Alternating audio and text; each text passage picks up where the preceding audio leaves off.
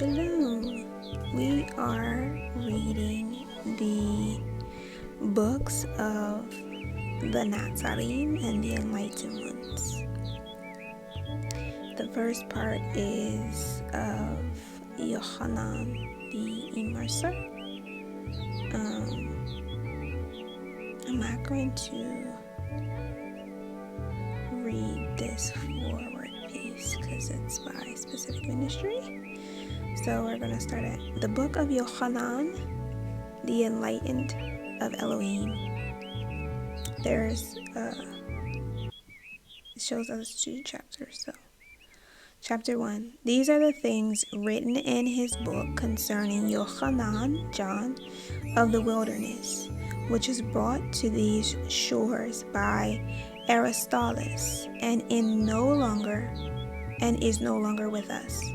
The father of Yohanan was Zachariah, son of Bacharias, and he was priest at the temple, married to Elisheva or Elizabeth, from the stock of Aaron. They were both strong in the faith of their Elohim, obeying the laws revealed to his prophets but childless and well advanced in years. Elizabeth had resorted to many shrines, praying for a child, but hitherto her pleas had gone unanswered. In the 5th month of the year, when fire was burnt before Gabriel, and the court within the outer walls of the temple enclosure, called the court of the Gentiles, Zacharias was a priest at the altar of incense. Then a strange thing happened while he was alone inside, the people being outside praying. A messenger angel appeared on the right side of the altar, and a voice said, "Have no fear of me, for I come to say your prayers have not gone unheeded, and your wife will bear a son. He will become a great teacher, filled with the power of the Ruach HaKodesh. But you must bring him up in the ways of the Natsarim. He will herald the coming of an Enlightener who will turn men from wrongful ways, making them upright and strong in Ruach." Zacharias listened, too frightened to speak, but thought, "How can this be when we are both weighed down with years?" The messenger said, "He will save many from the effects of ignorance, leading men back to the fold of Elohim, whom he will serve with the Ruach and power, which was once Eliyahu's. He will turn the hearts of fathers towards the welfare of their children, and those who have fallen away from the teachings of their fathers towards the wisdom of the Torah teaching. He will go before the people like a brazier bearer before a caravan, like a prophet of old, to make ready a people purified and dedicated to the Most High Elohim." When Elizabeth knew she was with child, she went to the temple and gave thanks to Elohim, who had caused her to conceive, dedicating the child to him according to the custom. Thus it had been with Samuel, who was given back to his father for service in the sanctuary. Now when her time came, the wife of Zacharias gave birth to a son, and there was no midwife to bring him into the world, neither was a birth bell made for him, though all others wished him to be called after the kindred of his father. Elisheva said he should be called after hers, and he was named Yohanan. At the time of circumcision, when many people were standing about, Zacharias became filled with the inflowing of the Ruach HaKodesh, and under its influence spoke as follows: Baruch the Elohim of our people, who has given them the means of their redemption. He has brought forth a spring of salvation for us, fulfilling the words spoken by the mouths of his inspired prophets, which have been since the beginning, that we should be delivered from the hands of our enemies and saved from those who hate us.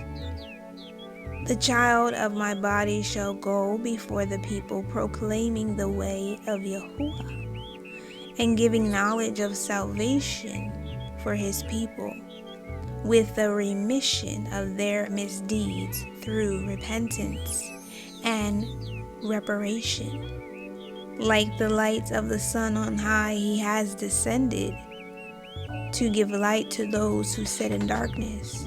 He will console them in the shadow of death and guide the feet of men into the ways of peace. As it is written in the books of the temple, hear the voices crying out of Levi and Yahuah, never turning away. For from their loins shall come the chastening rod of the highest Elohim. He will raise up from Levi a priest above all other priests, and from Yahuah someone greater than a king, who will deliver my people. The people, hearing these and many other things, were amazed and stored them up in their hearts, saying one to another, This is no ordinary child, and surely he will grow up to be an unusual man. Therefore, let us watch and wait for some interesting developments. Among those who heard was one with an unbridled tongue, who spread the word of these things abroad. And between the ears and the mouths of many people, the events became magnified in such a way as to cause concern in high places. When the Herod was king heard these things, he deliberated with the council. For all awaited the coming of Mashiach, anointed by Yahuah. But the learned priests said this could not be he whom they awaited. For, said they, it was not possible that one with his blood could be either the Mashiach or the deliverer. Such would be an abomination. Then Herod said, That may be, but let us bring the child into our own fold.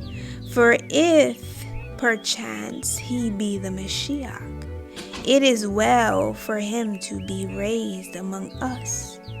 But if it be otherwise, no harm is done. And in the days such as these, it is well to be prudent. Now, word of these intentions was sped out by a maidservant, passing through the ears of the slaves to the kindred of Elisheva, who hastened to warn her. They said, This is a day of woe, for men come from Herod to take away your child and offer him up as a sacrifice. Elisheva, in fear for her child, gathered him up, saying to a manservant, Take all that can be carried and meet us at such a place. And then she went to Zacharias Elisheva found him in his place in the temple and Mikdash and said, "Come, my husband, let us flee quickly with the babe, for here he is in danger. Tarry for nothing.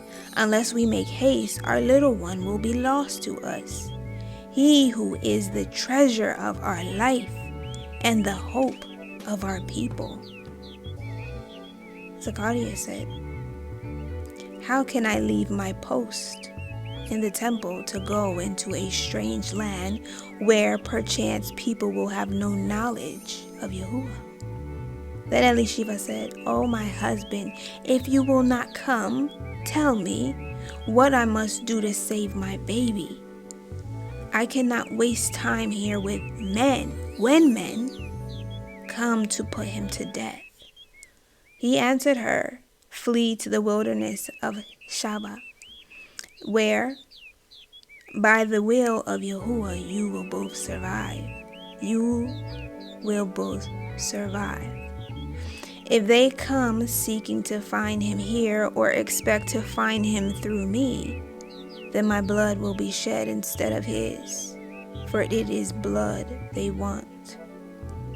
Then Zacharias took the babe into a place beside the altar and kissed and blessed him, saying, "My son, treasure of my later years, who gladdened my heart and made light the burden of days, now my cup of sorrow overflows.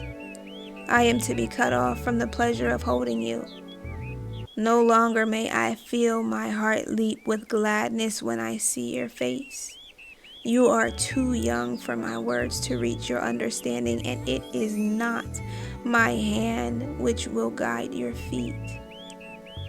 But go out strong in your dedication to Yahuah." To Elisheva he said, "May our Elohim and the Elohim of our fathers protect you." Elisheva said, "Dedicated priest and husband, pray for us both, that we may not be taken, and I shall be given strength to overcome the difficulties of the wilderness." Zechariah said, "He who gave us a child in our old age will not take it away from you, neither will the child perish. May the protective power of Yahuah overshadow your journey." Now the men sent out by Herod were of his guard, and when they came to Zacharias and asked concerning the child, he did not lie, but he said, "His mother has taken him and fled in fear into the wilderness." They who had come returned to Herod and said, "The child has been taken into the wilderness by its mother. No food or water is there, but many wild beasts, and the women, being old, surely both must perish." Then those who had the ear of Herod said, "Surely there is something more to all this. Is it likely the woman would have fled friendless? Let us send other men not of the guard who will act differently." Herod, being troubled in his heart, agreed. 3 men with knives came to Zacharias before sunrise, saying, "Herod has commanded us. Tell Zacharias, his life is in my hand, and I order him to speak truly concerning the whereabouts of his son." Zacharias answered, "I am a dedicated servant of Yahuah and obliged to continually attend his temple.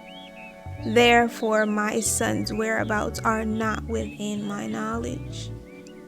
They said, "Our knives will open your mouth." But Zacharias was unafraid and replied, "If my blood be shed, Yahuah himself will bear witness to the deed, and innocent blood never cries out to him in vain." When Zacharias saw he spoke in vain, and no words would turn their intentions. He took refuge at the sanctuary behind the altar, his hands on the horns, but they stabbed him with knives, so he died. For they were strangers in ignorance of the Torah. When the morning hour of salutation came and the priest went out, it was seen that Zacharias failed to pay the accustomed homage, and they asked among themselves why he tarried. Then one went from them into the sanctuary of Zacharias, and saw his body lying bloody beside the altar. A voice was heard saying, Zacharias is dead and lies in his blood, but the slain shall not be removed until the coming of one who will avenge the deed. Woe to those who shed innocent blood. Woe to those who let it remain unavenged. Woe, for one comes who will destroy the temple rites. On hearing this, the priest ran out crying, Zacharias is dead, and an avenging Ruach has taken up residence in his place. But the others went in and saw the cloths about the altar were torn and the carved woodwork broken. Report of these things was made to the people, who mourned 3 days and nights, after which another priest was appointed. The body of Zacharias was shrouded in linen and placed in a tomb beside his father. Elisheva was alone with a child. She was old and found life difficult to sustain in the wilderness. The manservant having departed with her goods, she discovered a cave where there was a seepage of water and lived there until Yohanan was 8 years of age. Then she died, and the child did not understand. Neither did he know what to do or how to bury her. But the ever-present Elohim intervened in his manner, and some people who lived apart from others were directed to him, and he was raised in their ways. He remained with them until the day he went forth to herald the coming of the deliverer. The people among whom Yohanan was raised did not marry, but adopted outcasts and orphans while they were young. They were godly people in their own way, but did not concern themselves with others. Yohanan rebelled against their exclusiveness, desiring to carry tidings concerning the coming instructor in goodness to the common people. In those days, there was much confusion among men regarding one who would come, and he was given many names and attributes. Therefore, none really knew what he would be like, and many sought only for enlightenment on this matter. Chapter 2. When Yohanan had grown to manhood, he reappeared in the wilderness of Bethimra, proclaiming, Change your ways, for you have fallen into error and ignorance. Return to the teachings of the Torah, interpreting them without guile, and turn your eyes towards the new light of the coming day. For one comes who will be the promised instructor in goodness, to establish the government of Elohim. Then the people said among themselves, Surely this is he of whom it is written, The voice of a herald will cry out from the wilderness, Make a highway for Yahuah. Let the swift rivers be bridged, the high mountains passed, and the rough places made smooth. For the impassable places will be crossed, and the wilderness made to flourish. Some came to Yohanan from the place of his upbringing, who said, "Withdraw from the people, for they are no concern of yours. In good time, preach purification of the Ruach and suppression of passion. But meanwhile, you are too inexperienced." Yohanan said, "Worthy teachers, you dress in white, proclaiming your purity, yet fear to put this to the test. Is your flesh so weak that it must be kept continually under restraint? Is the imprisoned malefactor good by his own desire or by his circumstances? Is not the world a place of temptation so each may discover his own strength or weakness? Untested, you can know neither, and must always remain in a state of doubt.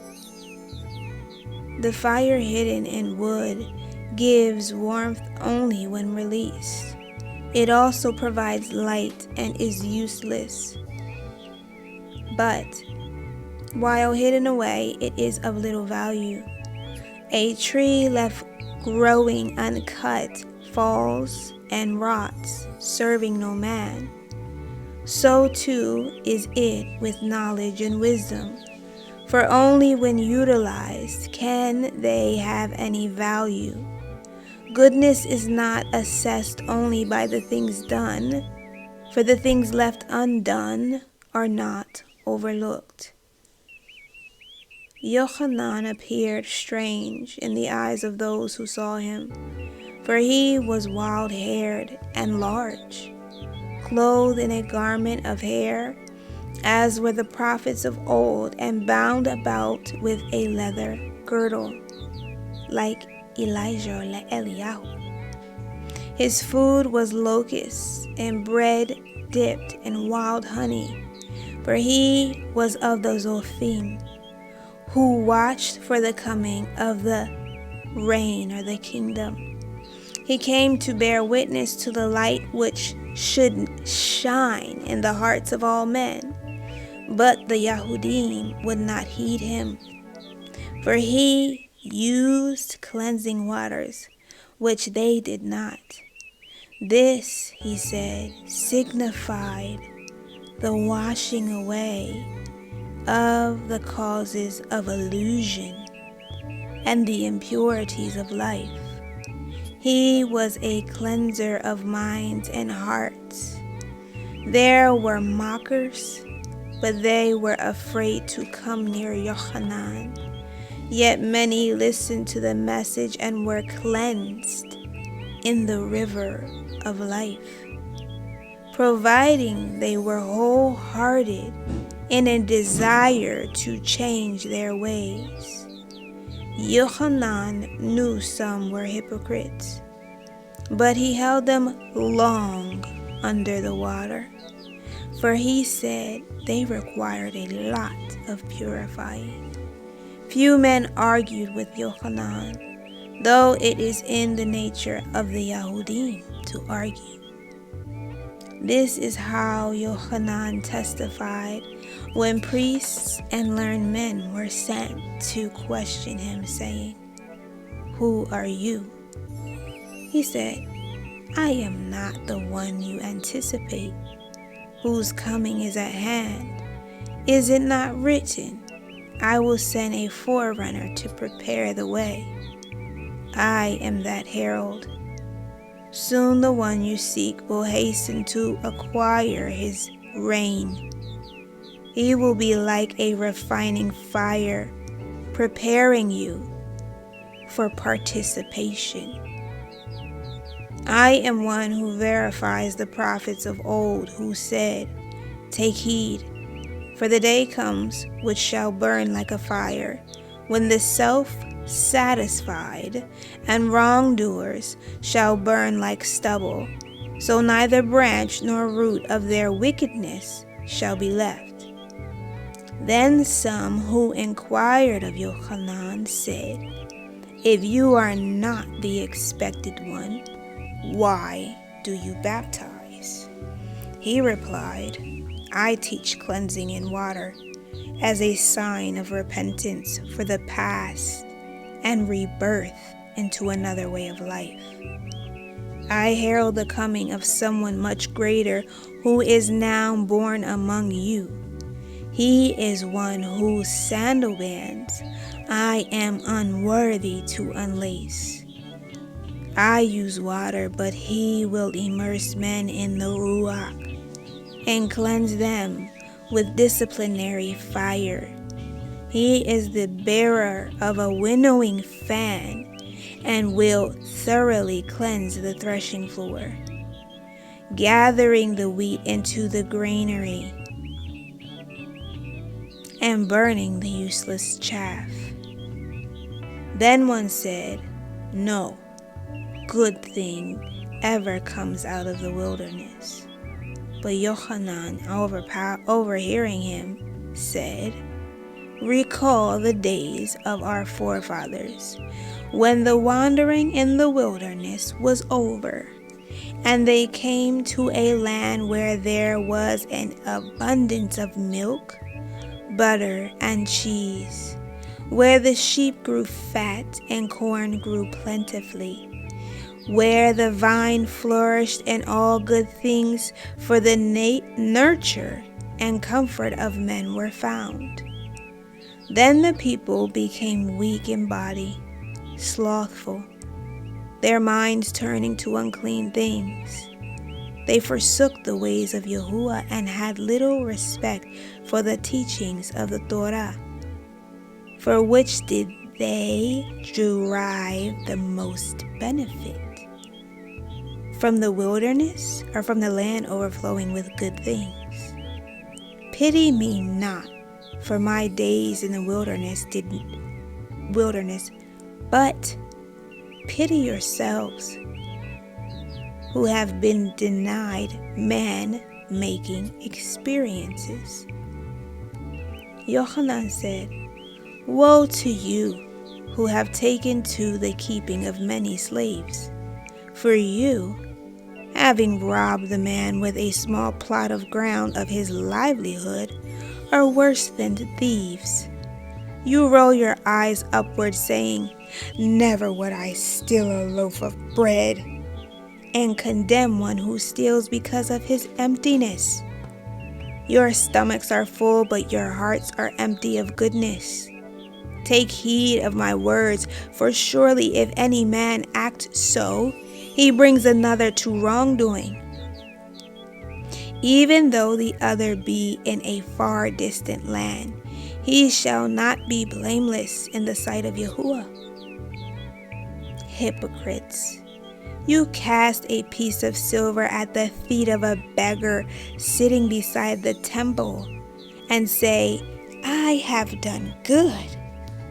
But how small the goodness compared with the wickedness done to those unseen. What of the disinherited ones, victims of your advice? They have been driven from their homes and lie shivering in the coldness of the night, no roof protecting them from the night dampness. They huddle uncomfortably under rocks for shelter, aching stomachs denying them sleep.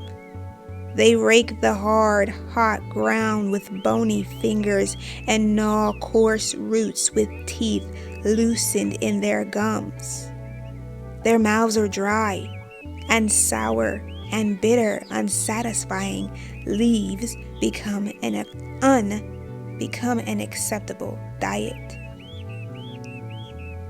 When they crave for the relief of bread, driven desperate by mouth-watering smells carried on the air, and still some small thing, They are harried by well-fed tyrants, such as the slave owners among you.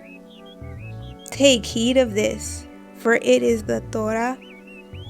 If a hungry man steals because of the emptiness within his stomach, the crime is not with him, but with those whose hands hold the power.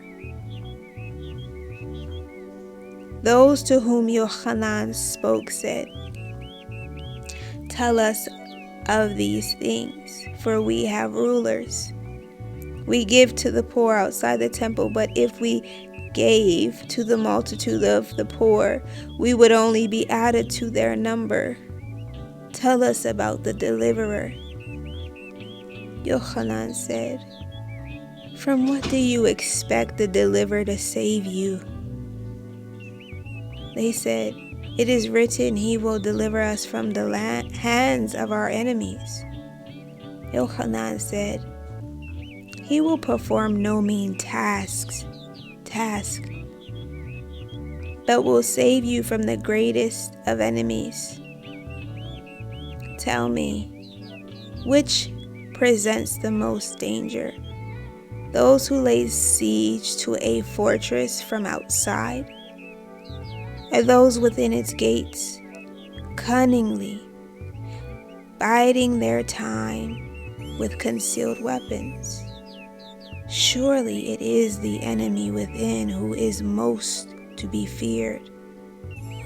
Therefore I declare to you, the deliverer comes not to fight against the enemy clamoring outside, for the silent unseen foe within is most to be feared."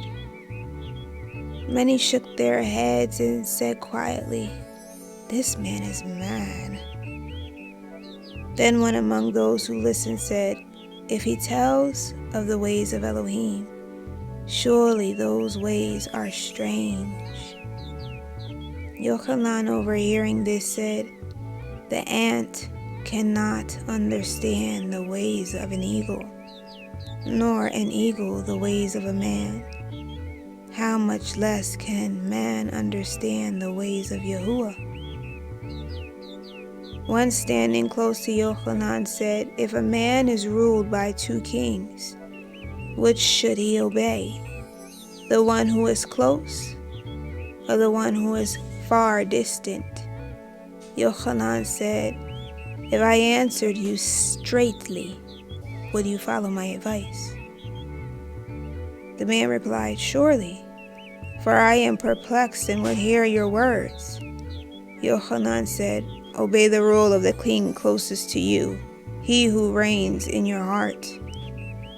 Now Yohanan testified concerning Yahushua in this manner, "These are the things written in the holy books of the Kodesh books about he who will come. Then shall Yahuah raise up a new high priest, like no other before him, and he will reveal Elohim in a new light to the understanding of men. He will set the feet of men on the path of rightful judgment. He shall shine forth as the sun over the earth, removing all darkness from it, and will arm men with the sword which brings everlasting peace. His star will shine above like that of a king, its light kindling the lamp of knowledge, enlightening men as the sun lightens the day.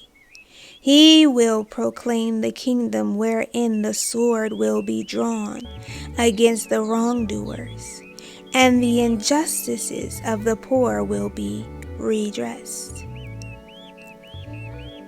There shall arise the Mashiach from among you, who will deliver you from your enemies." Yohanan said, "Already the axe is laid at the root of the vines. For was it not prophesied that every tree bearing sour fruit will be hewn down and burned? Therefore, do not be fuel for the fire, but produce the good fruits of repentance wherein lie the seeds of your salvation. The day is not far distant when each shall be called to an accounting. Some enjoying the fruits of their labor and rising into glory, while others go down into darkness and shame. There was a time when many temple worshippers came to gain rebirth through the cleansing waters. And Yohanan said to some self-righteous ones among them, "Children of the viper's brood, what has caused you to seek escape from the fate in store for you? Produce deeds consistent with repentance, and console yourselves no longer by saying, 'We are the seed of Abraham.' I say, being the seed of Abraham serves you no better than one of those stones." When the people said, "Tell us what we should do," Yohanan replied, "No man wears two coats, so let the man who has two share with the one who has none. Whoever has a store of food beyond his needs, let him do likewise." A tax gatherer asked him, "What shall I do?" Yohanan answered, Exact nothing above the amount fixed for collection, and never exploit the defenseless and unlearned." Some soldiers asked him what they should do. Yohanan said, "Never be unnecessarily cruel or threaten to bring false charges, and make sure you always live within your earnings as soldiers." Then a captain said, "What shall I do? Who must enforce commands?" Yohanan replied, "Make sure the commands are just and do not extend beyond the need of the circumstances." A man of priestly rank said to Yohanan, "Why do you not offer incense and sacrifice?" Yohanan answered, "Such things are not fitting for the Most High Elohim, who is already full with all things and lacks nothing. Therefore, honor him by giving thanks for his benefits, and let your only sacrifice be dedication to his service." A priest among the crowd said to Yohanan, "Do you say to Elohim of our fathers, is not a great Elohim? Do you say the Elohim of our fathers is not a great Elohim?" Yohanan replied, "You know his requirements and whether these be worthy of a great or small Elohim."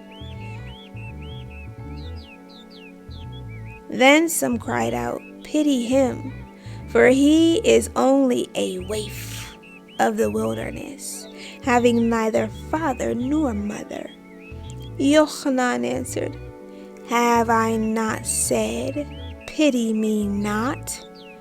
For the wilderness was a goodly father, making me strong and hardy.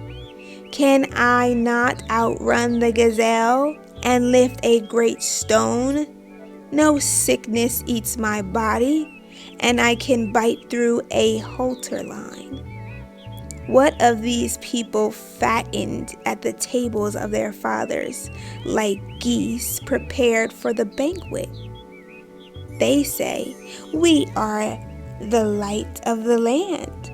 But I tell you, they are an unprofitable burden. They say, 'Give us white water to quench the fire in our stomachs,' when every day they kindle the fire anew through their mouths. For things that pass pleasantly through the mouth often stir up strife in the belly." Yohanan was the beacon of light, the herald of the deliverer coming to purge the world of wrongdoing by enlightening men, showing what was right and what was wrong. For though men had the light of the Torah, many saw it only dimly or with distortion, while many interpreted the Torah to make it accord with their convenience. The true deliverer was one who would deliver men from themselves, exposing their weaknesses, failings, and hypocrisies, only that they might benefit the purpose and intent, being wholly good. Glory to the supreme Elohim, reigning in the Shemaim above all. May peace and plenty fill the earth, and goodwill extend to all creation. May suffering, turmoil, and disaster quickly serve their purpose through the cooperation and understanding of man, so they may pass away as things no longer necessary for his upbringing. Blessed, Baruch, be those who preserve these words, and may those who alter them suffer for what they do. The world is glorified through men whose lives are governed by dedication and duty, who completely devote themselves to carrying out the purpose ordained by Yahuah, using earthly conditions to this end. The desires and longings of the heart, the hopes and aspirations of men, will never go unfulfilled or be ignored by Elohim, while men are willing to rise to greatness through selfless sacrifices and devotion to duty. The highest duty to which anyone can be called is service and suffering in the cause of Yahuah. That is the end of the book of Yohanan. Next, we're going on to the book of the Natsarim. And this is the book of the Natsarim and the Enlightened ones. Chapter 1. The birth of Yahusha, the Nazarite, who became our master and interpreter of Elohim and the Torah, a worthy vessel for the greatest manifestation of the power of the Ruach HaKodesh seen on earth, occurred in this manner. About the time Yohanan the forerunner commenced teaching the way of the wilderness beside Yordan, in the year before Herod died, when Augustus Caesar ruled the Roman world, a babe was born. The father was Yosef, son of Heli,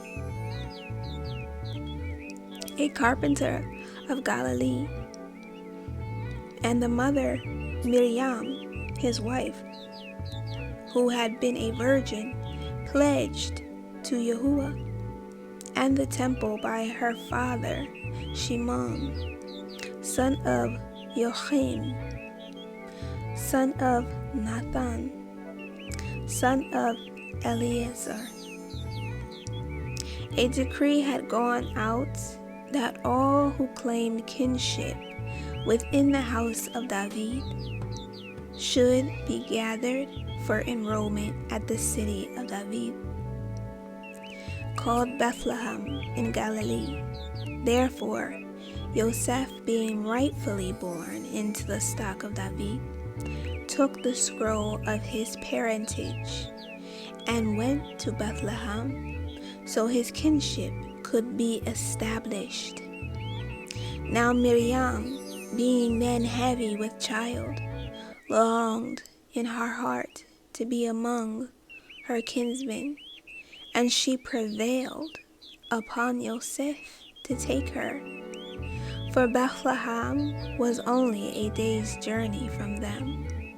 The two, with a servant, came to Bethlehem at eventide. But because so many had gathered, the inns were filled. Then, as Miriam's time was close upon her after the journey, a man took pity on her and provided a cave used as a stable. There the travelers found shelter and rest. At night Miriam's labors came upon her, and she suffered the pangs of childbirth and cried out in pain.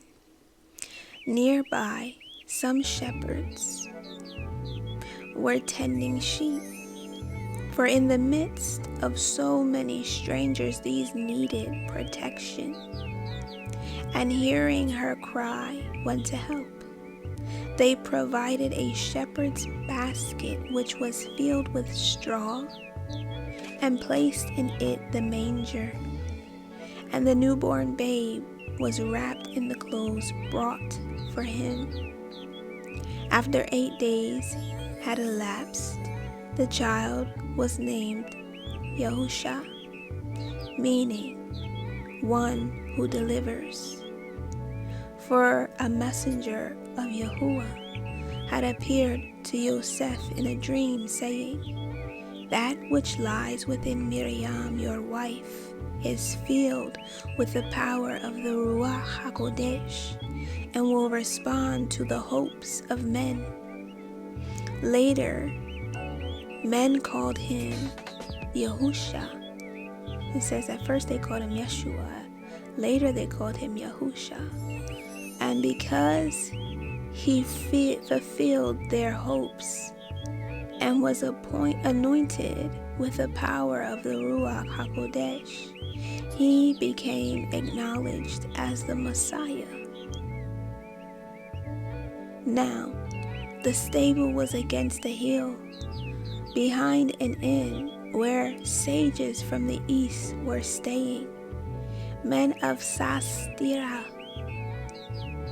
wise in the books of heaven or the Shemaim, and of Nimrod, who carried the cross of fire. So Yosef sent for them, requesting they come and foretell the child's future, for such was the custom. One of the sages said, "It is strange indeed, for this child is born under no unusual star, but under one that is a star in appearance only and not in nature, having a power not in other stars. He is destined for greatness and will motivate events touching the lives of all men." When word of this was passed around, there was much excitement among those belonging to the house of David. And many, remembering the prophecies of Yohanan, for they had passed his way, wondered in their hearts, "Is this not he whom we wait? The consolation of the Yahudim and deliverer of men?" This displeased the people of Bethlehem, who awaited another deliverer. When the sages spoke of the matter at their journey's end in Jerusalem, and word came of the excitement among those of the house of David in Bethlehem, there was great consternation among the priests and learned men. They tried to discover where the babe was, but the sages answered deviously and said, "His star points towards the east." An elder of the house of David, attending the blessing, the barakah of the child on the 8th day, lifted up his voice and declared, "Surely this is he who has been promised to redeem us out of the hands of evil. This is he upon whom the power of the Ruach HaKodesh will descend, bestowing strength, compassion, and wisdom. Surely he will rule in the reign of Elohim. When the king heard about these things, and that a babe had been born who many claimed was destined to be the deliverer, he was greatly disturbed and summoned the council. With the council were learned scribes and elders who disputed among themselves concerning the babe. Some said that while Yahuah's anointed would be born in Bethlehem, the deliverer would not. For the birth of Yahuah's anointed in that place had been foretold by the prophets. Others said it might not be more than an Enlightener, who was expected to be born at that time. However, when many agreed that Yahuah's anointed and the deliverer might be the same person, the king sent 3 men to discover the child. The dispute before the council had been long, and Yosef had been forewarned. So when the men sent by Herod came to Bethlehem, Yosef had departed with his family.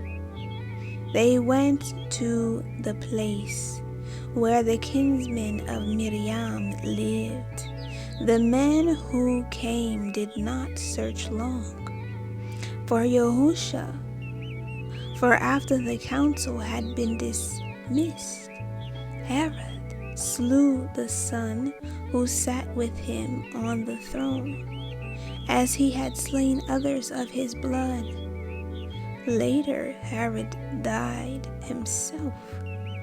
But after these happenings, the Romans did not bestow the title of king on any Yahudi, and it was unlawful for any man to claim the title. In this manner the prophecy was fulfilled which said, "A virgin shall give birth to a son, naming him Elohim with us. He will be the bearer of knowledge, discriminating between good and evil. But before this is given to the people, the land will lose its kings." When time has passed, Yosef and Miriam came to Jerusalem and stayed at the house of a relative, a man strongly set against wrongdoing and well learned in the Torah. The 40 days having been accomplished for the purification of Miriam, she came to the temple, and Yosef offered the prescribed sacrifices and dedicated the child. Hearing from Yosef and Miriam the things which the sages had foretold about the child Yahusha, the devout man took the babe in his arms and praised Yahuah in this manner, because the things foretold have come about. Your servant is prepared to depart in peace, for my eyes have been gladdened by the deliverer of my people, a beacon light for others, and the glorifier of your name. He will teach all men the ways of Yahuah, and how to walk in his paths. So swords shall be made into plowshares, and spears into billhooks, and peace will reign over men.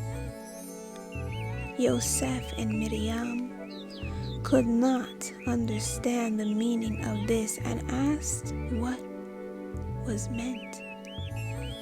Whereupon the man replied, "I hold a sapling which will grow into a sturdy tree, under the shade of which many nations will find peace. Yet he will also test the strength of our people, tearing them apart in dispute. He comes as a separator, dividing the sheep from the goats, showing each his rightful place. He will place a sword in the hands of the weak and strengthen them, and the ungodly will be smitten. After complying with the requirements of the priestly law, Joseph and Miriam returned with the infant to their home in Galilee, a small place in a hollow at the foot of a hillside. There the child grew up, developing a strong body and keen mind, for he was strangely talented. He was wise beyond his years and deft with his hands. And when old enough, he began learning the craft of plowmaking. His parents, following the custom, went each year to Jerusalem for the festival of deliverance. And when Yahushua was 12, they went as usual, but this time taking him with them. Having remained the 7 days of the festival, Joseph and Miriam set off to return home, but let the boy linger in Jerusalem, for a kinsman of theirs was also returning, and they thought Yahushua was in his company. Having gone a day's journey and finding Yahushua was not with his kinsman, they became perturbed, and at first light in the morning returned to Jerusalem.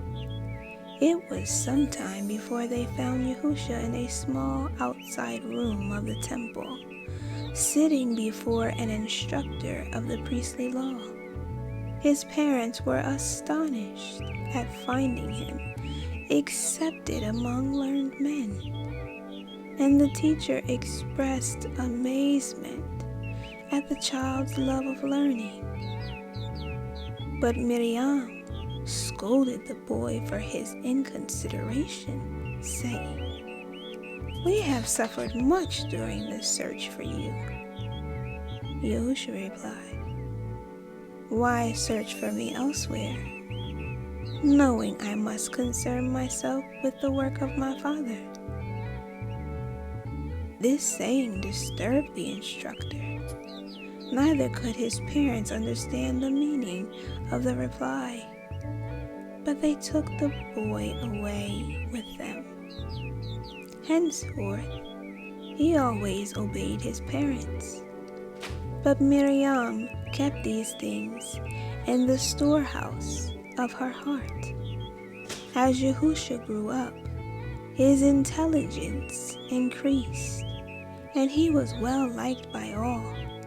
But he was a solitary child, much given to wandering. End chapter 2. Joseph died when Yahushua was a youth. At that time, working as a craftsman among the Kenites. After Yahushua had been away a long time, he returned to the house of his brothers. One day, while he worked under the shade of a tree, they came to him and said, "Out in the wilderness by Jordan, there is a man who cleanses people by immersion in water. He claims strange knowledge and calls himself the Forerunner. We are going to see what he teaches." Yahushua said, "I have heard of these things. And surely as the son of our forefather Yishai prayed to be cleansed of his secret faults and presumptions, the sons of our father should not stand aloof from cleansing. I will go with you. The brothers of Yahusha said, this man is called Yohanan. He heralds the coming of an Enlightener who will be an all-wise instructor in goodness. He himself does not bear this new light which will dispel the darkness in men's minds. He tells of one who will grant men the privilege of becoming children of Elohim, awakening to eternal life, that part within them not born of earthly treasures, of earthly desires. So Yahusha and his brothers went out seeking Yohanan, finding him beside the Yarden, at the place of crossing where there was a pool. The hairs on the head of Yohanan were already white. Yohanan, seeing Yahusha among those gathered about him, said, look, all of you, here he is, a man in whom there is no guile, the true Lamb of Elohim, the one we await. For Sithal, sending me forth to baptize, instructed me thus, when you discover a man worthy to be the receptacle of the Ruach HaKodesh in abundance, the same shall you acknowledge as the Enlightener. Hearing these words, Yahusha joined those to be cleansed. But when he stood before the forerunner in the water, Yohanan said, you have greater powers in cleansing than I, yet you come to me? Yahusha replied, the power to cleanse and revitalize with the Ruach is not in men, but in the Ruach which fills man. It is important each should be allowed to do whatever he is called upon to do.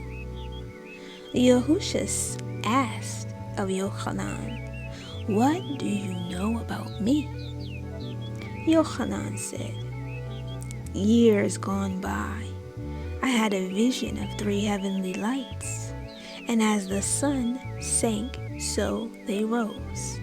A flame of fire went up over Yerushalayim, and smoke filled the temple, and a star fell down into Yahuah. The meaning I know, for it was this, the deliverer is born. And woe unto the house of Herod! Woe to you scribes and your interpretations of the Torah! The star that appeared and stood over Yerushalayim was a child planted into Bethlehem from out of the heavenly heights, as was foretold. And it was prophesied he would be the deliverer. The fire that burned was the fire of a strange altar. I prophesy great things for you. You are the true Son of Elohim. Soon you will see the esteem of the Shemaim revealed, and the power of the Ruach HaKodesh will be poured out upon you as a stream of pure water. The time has come to proclaim yourself. Peace. Peace on you whom our Elohim has chosen as his messenger. For you will proclaim the true good news. Strengthen your heart, for the road ahead is steep and stony. No man is hated so much as one who tries to point out defects in character and attitudes and seeks to guide men along the path of right and beneficial living. Then Yohanan took Yahushua down to the river and baptized him. And he was overshadowed by the Ruach HaKodesh and became fully filled with its power. So his face glowed. And the people wondered and were bewildered, for they did not understand. Yet the face of their forefather Moshe had also glowed, after he had been in the presence of the Ruach HaKodesh of Yahuah.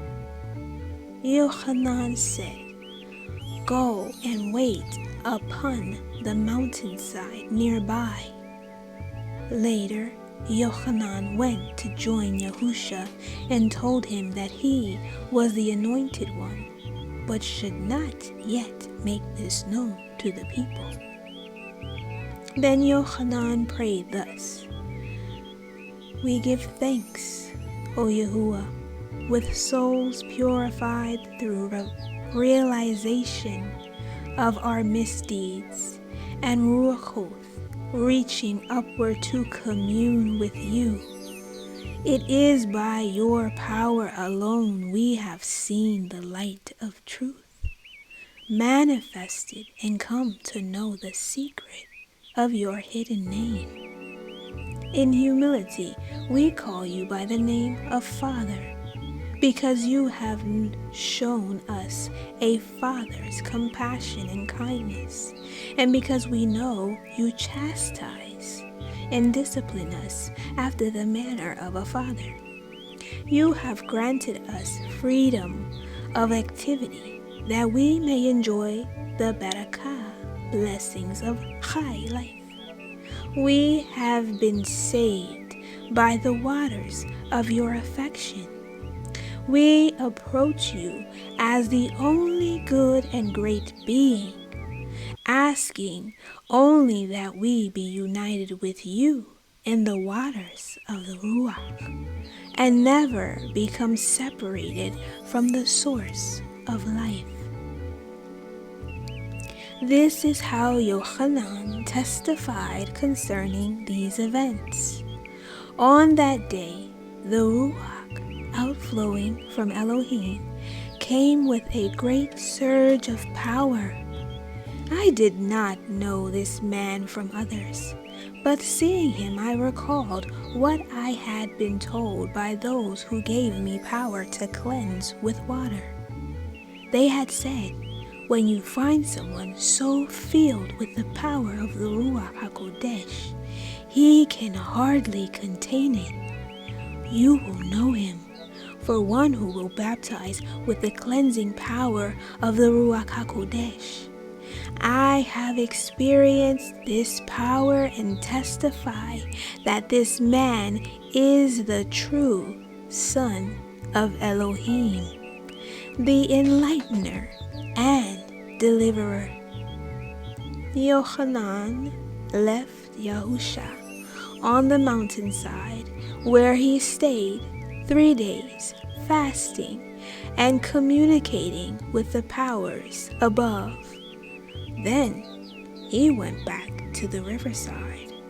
Yohanan was standing with 2 of his disciples, Yahushua sitting apart, and Yohanan said to those with him, "There is the one giving himself as an offering of Elohim, the Enlightener of the world and the Deliverer of our people."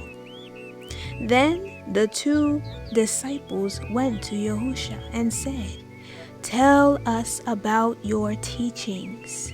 Shall we follow your way or that of Yohanan? Yahushua said, there is the way of the wilderness, and there is my way, alike in teaching, but calling to different men. What Yohanan teaches accords with the Torah, even as my teaching. Obey either or both. They are the Torah. From that day forth, Yahushua had power to heal the sick and to do many things. But he went out into the wilderness, bordering Jordan, uncertain about his next move. While there, hungry and thirsty, he fought with the flesh, resisting the temptation to go down among the habitations of men and use his powers for selfish ends. The same Ruach of Yahuah was which overshadowed Yahusha, overshadowed the creation.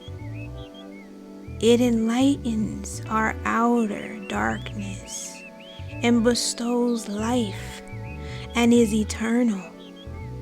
Yohanan was one of those who can see the Ruach of men, and so he knew the nature of Yahusha. These things took place at Beth Araba, which means the place of crossing. Chapter 3. Coming from the wilderness, Yahusha still retained the full power of the Ruach HaKodesh, having it on trusteeship from Elohim. He would not use it unworthily. At night, it shone around him like a pale blue haze, and though many have it, never has another manifested it in such strength. 2 followers of Yohanan the forerunner, one being Andrew the brother of Shimon, were sent by him to be with Yahusha and accompanied him to the Galilean Sea of the Gentiles. Early in the morning, Andrew sought out his brother and said, "We have found the deliverer." But at the time, Shimon thought another was meant. When Yahusha had known Shimon for 2 days, he said, "You are strong, silent, and steady, one likely to be ever steadfast in conflict. Therefore, you shall be called Kepha," this meaning the rock, in the tongue of the Gentiles. And from that day, Kepha became a follower of Yahusha. Passing along the shore, they came upon the tower of the fishermen, and a boat was being unloaded by its owners. One who accompanied Yahusha said, "Those are good men known to me." Then Yahusha spoke to them while sharing a meal and later said, "Fishing is a good life, but there is a better one. Follow me and you will become fishers of men."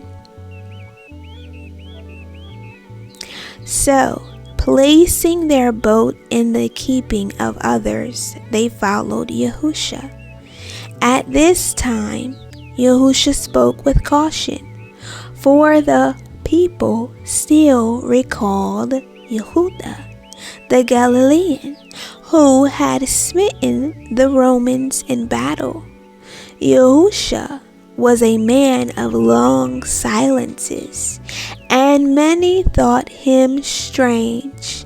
But he taught all along the shore of the Galilean Sea, and called others to follow him. They worked whatever they could.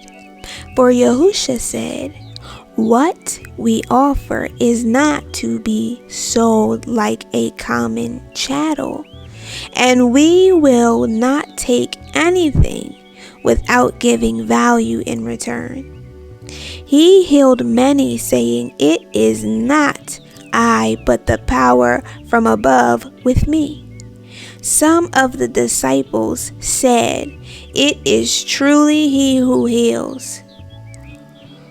But he did not cure all, for in some it created a disturbance, while many were not cured because this would have done them more harm than good. When asked, "How do you heal?" Yahushua replied, "By the finger of Elohim." This is what the prophets had said regarding these things. These are the words of Yahuah.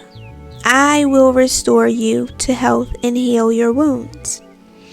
Be strong of heart and courageous, neither afraid nor dismayed, for I am with you always." About this time the disciples questioned Yahushua concerning the world of the Ruach, wherein lay the kingdom or the reign of the Shemaim. And he said, "It is like a flight of stairs leading from cellar to roof. They who enter the house are given a place on the stairs and may step downwards and back, but never up, though the stair above is not unknown to them. Those on the top stair are in glorious sunshine, while those at the bottom are in darkness and gloom." A disciple said, "Many who do not come mock your words." Yahushua replied, "Dogs bite stones, not those who throw them." Someone asked, "Are you the hammer of Elohim?" For all yearn for Elohim's intervention, and when that comes will rejoice, saying, "This is the day of Yahuah, for which we have long waited." Yahushua answered, "There is a time for sowing and a time for reaping, everything to its appointed time." Yahushua gathered his followers around him and taught as follows: "These days are a night of ignorance when all is dark. But I am the light which will dispel the darkness. My light will light your lamps, and you too will become bearers of the light. I am the light to point the way, and none can find the way of Yahuah except by the light. I come to testify concerning the Father, for those following my way see Elohim in the light of the Father. Does not a father chastise in love and punish with affection? Does he not give you tasks only just within your power of accomplishment? Even as with an earthly father, so with the Father of the Shemaim, who is infinitely greater. Being flesh, we understand earthly ways, but the ways of Yahuah may also be known and understood, for his Ruach resides in all men. Be upright in faith yourselves and teach uprightness and truth. Fear no man, especially the rich and powerful, for they live in servitude to their possessions and position. You must carry the light to many, but few will be those who light the lamp of their lives from it. Do not covet riches, for though few men possess them, all who do are not free, but are themselves possessed by their wealth. Because riches are the possession of a few, all seek them, even so are my words. Were they possessed by all, none would value them. One said to Yahushua, Master Adonai, we are not all like Yohanan, who could surely eat bread made with sand. Is there no easy way? Yahushua said, the only easy paths in life lead nowhere, or are cut by others, but the path I point can be cut by none but yourselves. A peddler going from place to place is willing to undergo the hardships incurred through his wandering in order to earn his livelihood. Even so, should you be prepared to cheerfully accept the hardships imposed by life in order to gain glory or esteem in the life which follows. If a child is not raised with austerity, can it enjoy the pleasures of later life? Only the foolish parent overindulges the child, and if it is done in the name of affection, the parent is either a hypocrite or irresponsible. Now, close by there was a well, and the disciples were drawing water for drinking. Yahushua called them over and said, Do you find the water refreshing? They replied, Yes, we have drunk our fill and are refreshed. Yahushua said, Does any water remain in the well? They replied, Master Adonai, this well is inexhaustible and cannot be drunk dry by any number of men. Then Yahushua said, It is even so with my teachings. What I have revealed so far is but a small portion of the whole, yet it suffices for the present needs. The people among whom we go are perverse and headstrong, like a thirsting ass, can be given only sufficient to ease their pressing need. If they say to you, This is beyond our understanding, or You have told us only in part, recall this well and the refreshing water you obtained from it. One of the disciples asked, How shall we judge what people do, whether it be good or whether it be bad?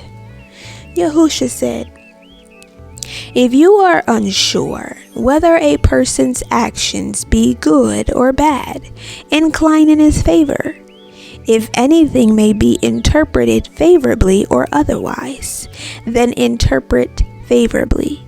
Do not seek for wrongdoing, like dogs chasing a foul smell. If a good man does something appearing to be bad, then withhold judgment, wondering whether there be some good motive behind it. Yet, do not be easily hoodwinked. If one with a bad reputation does something seemingly good, question his motives, but bear in mind that no man is either wholly good or wholly evil. Yahushua said, Fortify yourselves with the knowledge of truth. As I have imparted it to you, rejoice in the knowledge that you stand within its everlasting light. The disciples said, Master Adonai, we are grateful for what you give us. We know each of us is a part of the everlasting Ruach. We have truly found truth and see it more clearly than others. We are children of the light and the Ruach, even as we are children of the Father. None of us can ever repay you, for we have been given treasure beyond riches. Only the Father of Shemaim can provide proper recompense for our labors among men.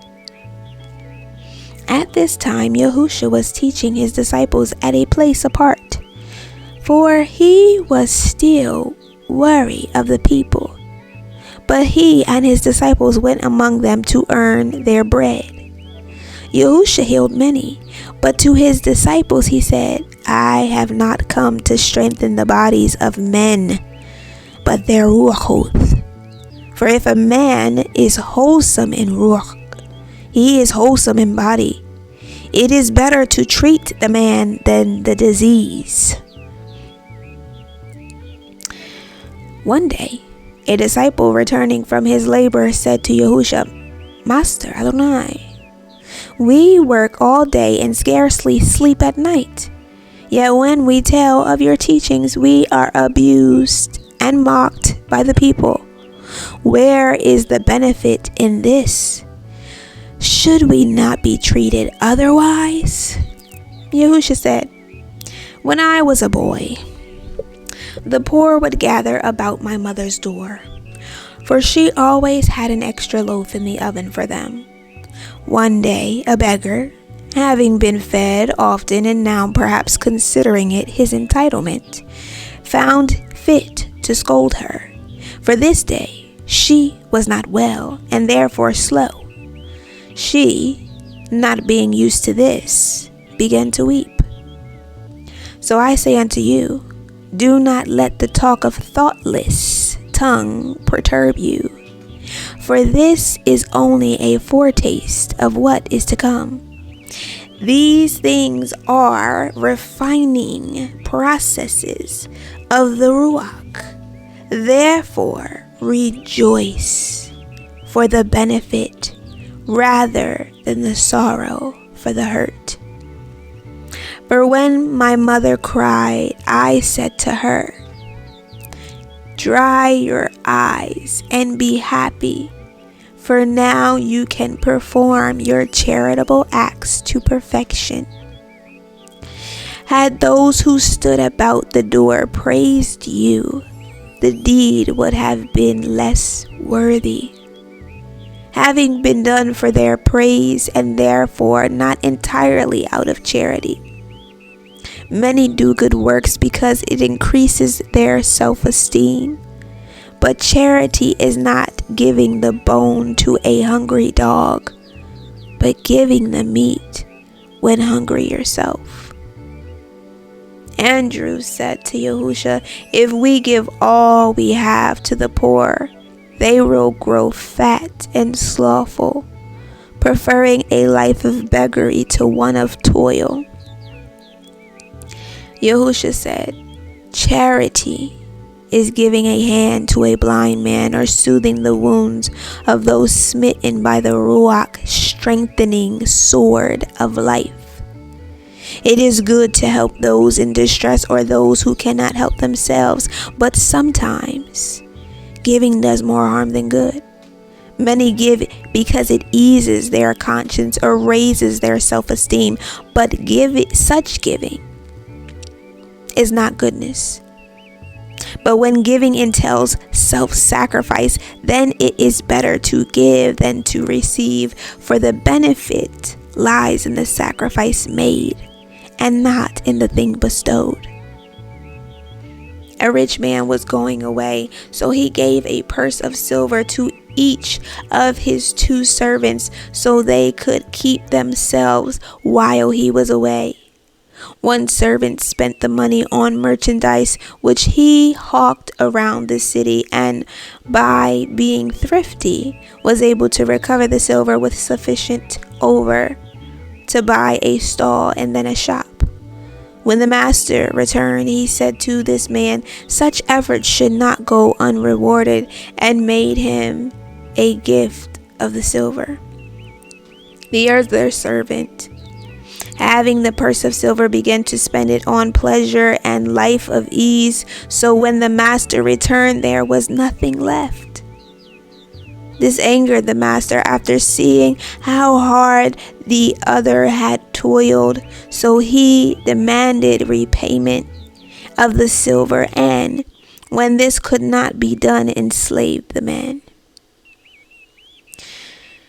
The improvident servant was unable to understand why the other has been given a gift of freedom while he was enslaved for being unable to repay. Why he who had money was given more. Yet I say to you, this is the way of the Father who gives trusteeship of earth's bounty to his children. Likewise, they are given talents of spiritual gold, which are greater than any earthly silver. But these many choose to bury in the ground. For them, the day of accounting must surely come. Yahuah tarried long beside the waters, moving from place to place and teaching his disciples according to their understanding. Some were like strong, well-plastered cisterns, holding water without leaking a drop. Others could not retain all that was poured into them. Yahuah taught each only in accordance with his capacity, and some carried much more of his teachings than others. One day at eventide, Yahuah said, "Because you are wearied, and your task seems endless, do not despair. What you do may be likened to a man down by the shore whose master has set him the task of carrying water from the sea to fill a hole in the sand. The sea flows no less, neither does the land become flooded. When the master comes, the man says to him, 'This is a fruitless task to which I can see no end.' And the master replies, 'It is one which grows easier with time, and each day you are paid.'" 2 men, finding favor in the eyes of a king, were promised high positions in a distant city, but had to find their own way. They set off together and stayed the first night at an inn where there were many attractions. One man spent the night in drinking and merriment. The other, finding an experienced traveler who knew the road, kept the night in his company.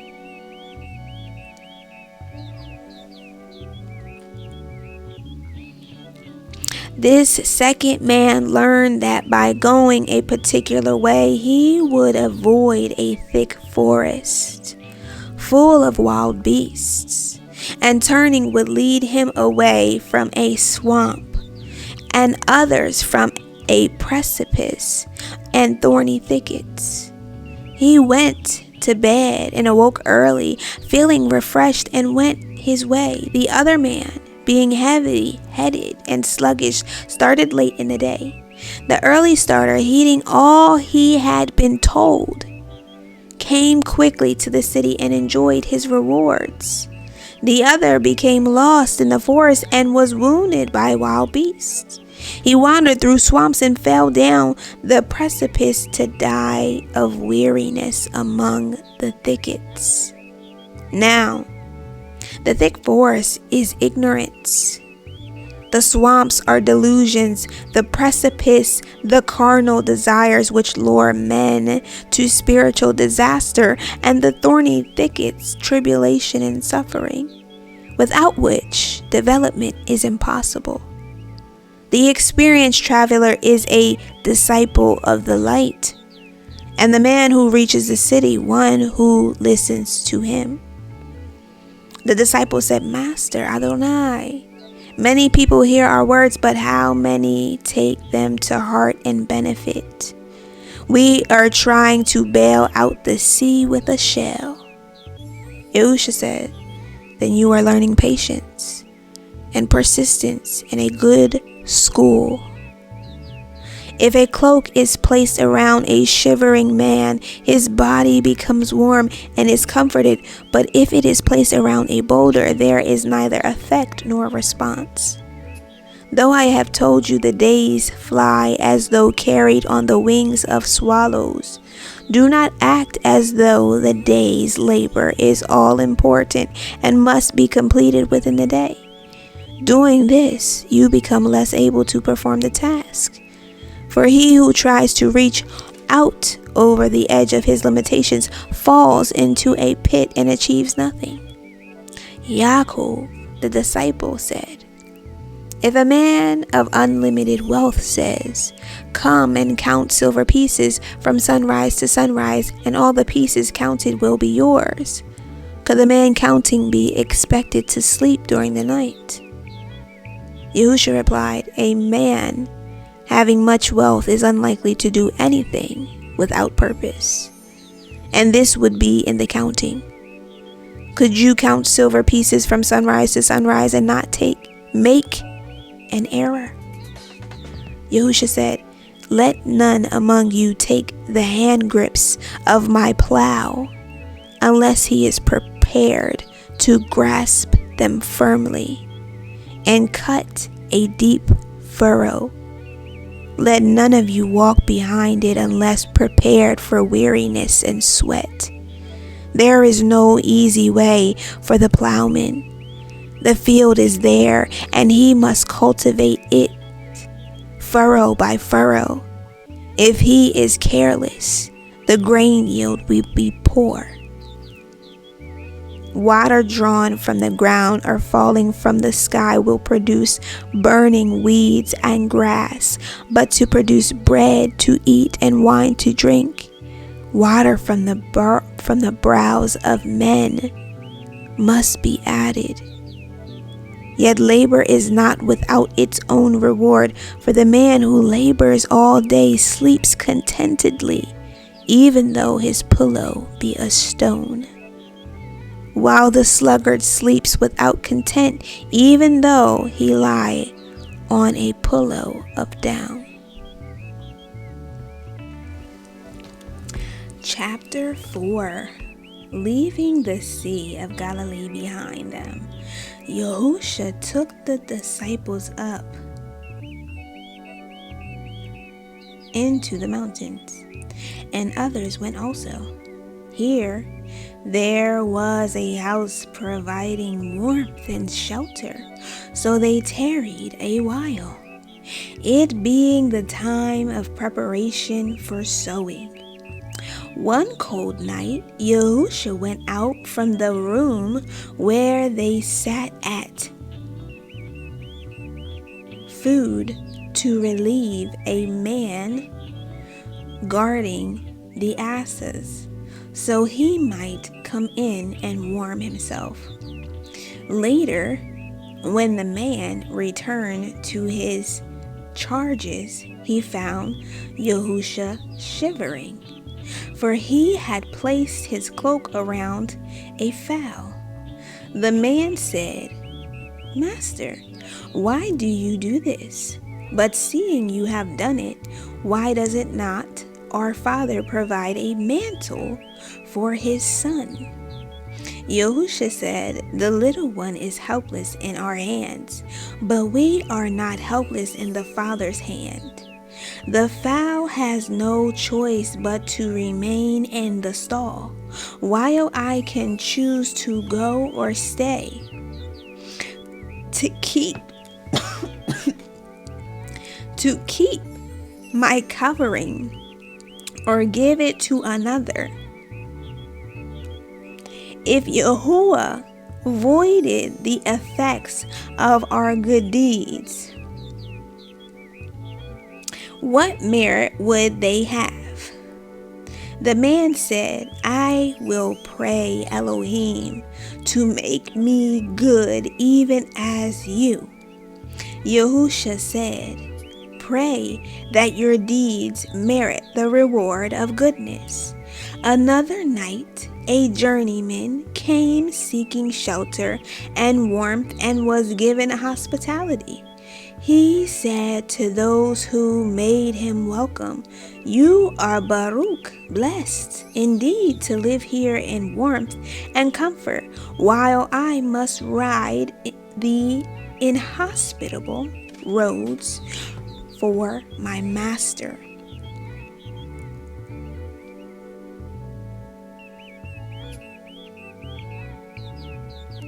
The following morning, having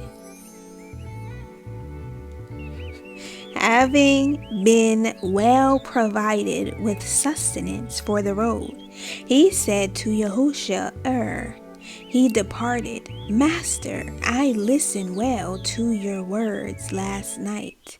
Since I am a poor man, suffering many hardships, and my life is difficult, am I then assured of better conditions in the life to come?" Yahushua said, "By what standards do you think these things are judged? Using yours, the pack horse accompanying you would be more entitled to this assurance. For while you ate soup and slept in comfort and warmth, this uncomplaining beast, whose lot is much harder than yours, remained neglected in the cold." Towards the end of their stay, a learned man came to eat with them, one knowing all the books of wisdom and the Torah. While talking with the disciples, he said, "Because of my knowledge, I am a man of no mean position, and many men are silent before me when weighty matters are under discussion." Yahushua, overhearing this, said, "Take no credit for yourself concerning your knowledge, but compare yourself to a borrower who has a debt to repay. Does the borrower receive credit for repaying what he has borrowed? Therefore, take no credit for the wisdom you dispense. And as to the acquisition of knowledge, is this not the end for which you were created?" When this man had departed, Yahushua said to his disciples, "The books of wisdom should be the treasure of all men, for they contain the explanations and instructions of a Yahuah.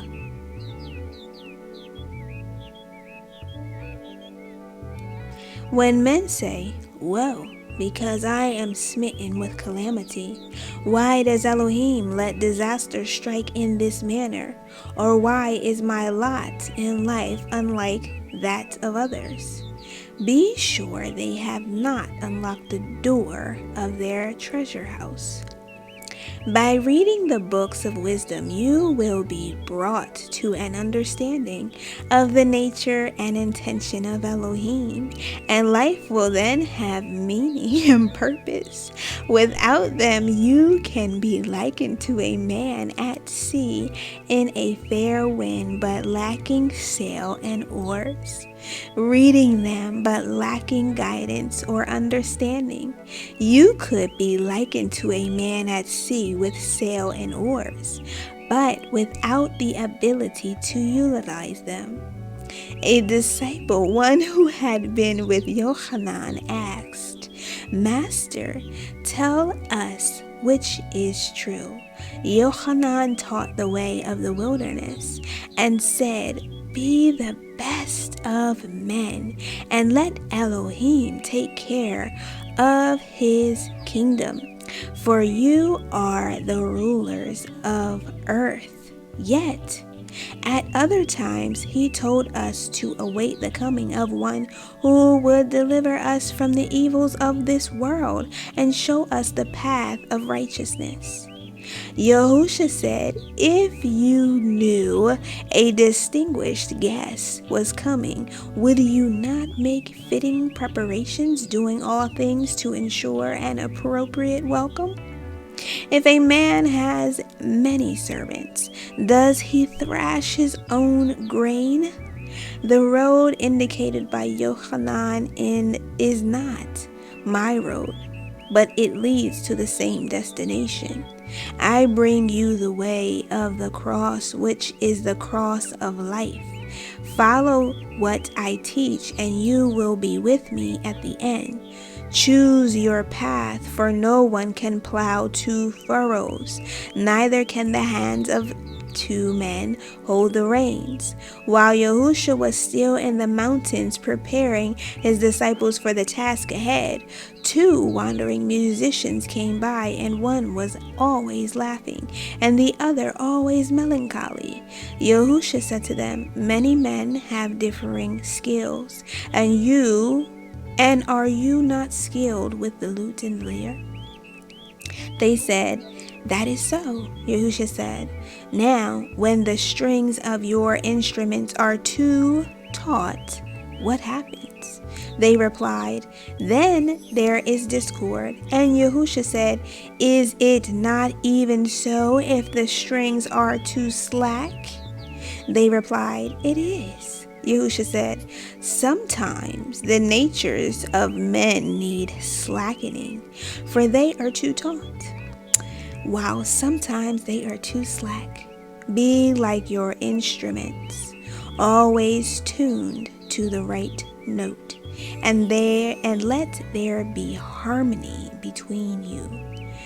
One of the disciples said to Yahushua, "Master, you tell us many things, and I cannot retain all your words. Surely some are better than others. Which should I store in my heart?" Yahushua said, "A king had 2 castles, one at each end of the wall, guarding his kingdom, and he gave each of his 2 sons command over a castle. When word came that the enemy approached, he ordered his sons to collect all kinds of provender and store it. One son collected everything he could, but the other took only what he considered the best, leaving everything else. The enemy came, and both castles were besieged. The castle of one son fell when its supplies were exhausted, but the other held out by utilizing what the other had rejected. So it is with my words. Even those which may seem of least value may one day prove their worth." The disciple then said, "Tell us where we may find Yahuah and truth." Yahushua said, "You have the holy books and my words." Turning to the others, he said, "This man is like a beggar who all his life stood under a fig tree.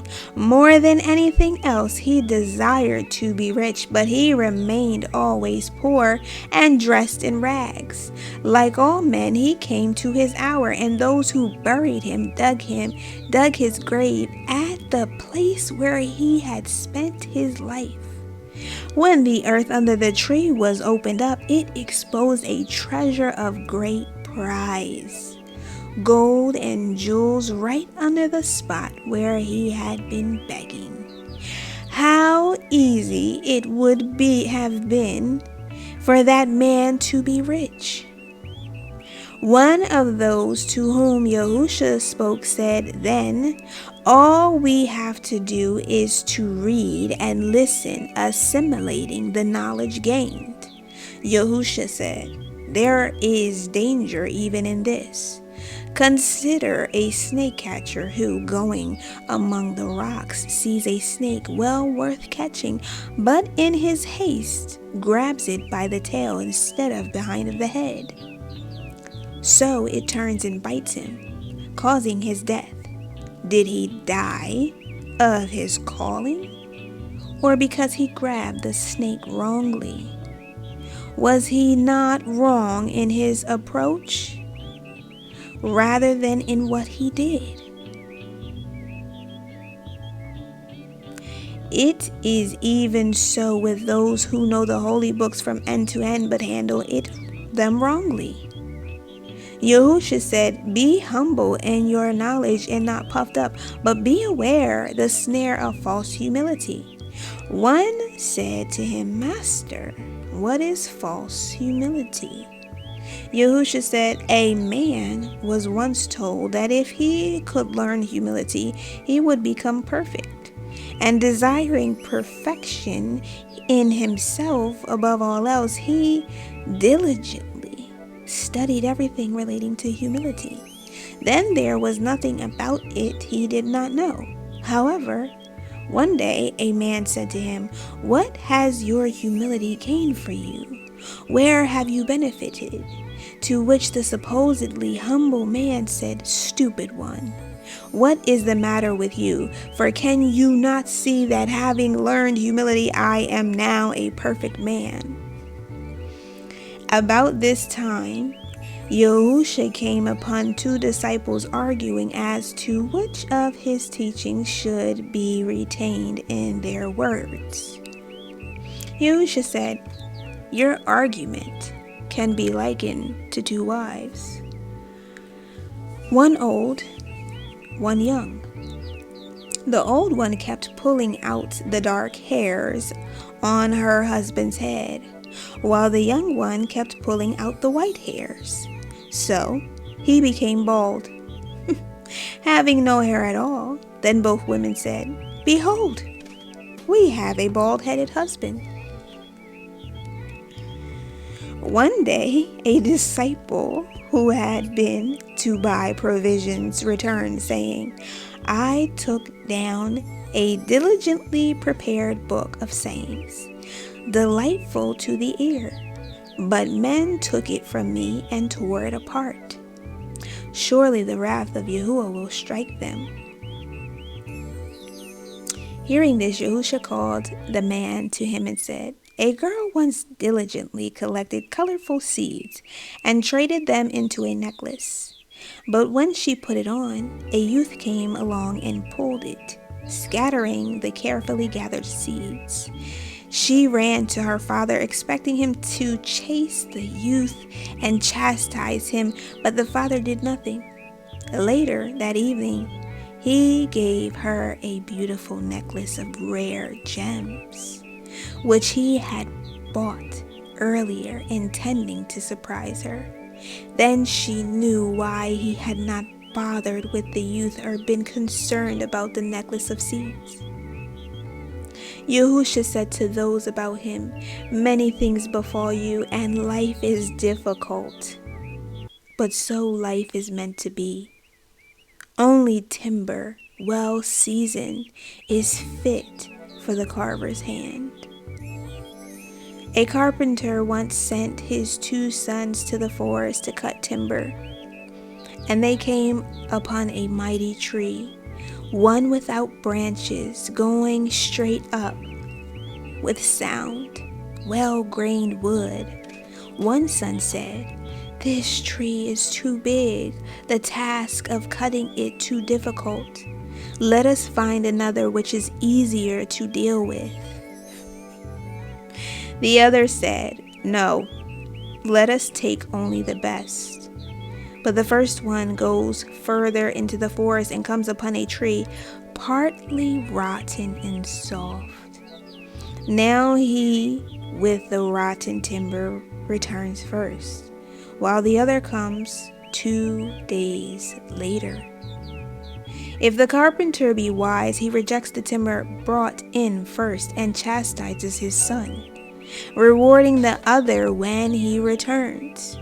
But if the carpenter be pleased with the first son's early return, accepting the timber and building with it, replacing it as a beam support, so the upright post breaks and the beam falls, killing a man, how shall the blame be apportioned? The easy way is rarely the best. Yahushua said, fear not the hostility of men, nor the wiles of the world. Rise above your conditions. Be like the water lily which rises out of the mud, up through the murky waters into the sunlight above. Strive always to rise above your circumstances, for in striving you gain strength. The man whose path through life has been easy is never as good as the one whose path has been difficult. Life has two purposes only: to test and teach. And for that, earth is perfect. Regard each other as brothers, cherishing in sickness and supporting in trouble. Never praise yourself, and if you have virtues, let others discover them. Be careful with whom you associate, for if a man enters a tannery, though he carry nothing away, though he carry nothing away, a bad smell will accompany him. No man is so important that he is above the need to work. If it becomes necessary to dress hides in the marketplace, then undertake it with a cheerful heart.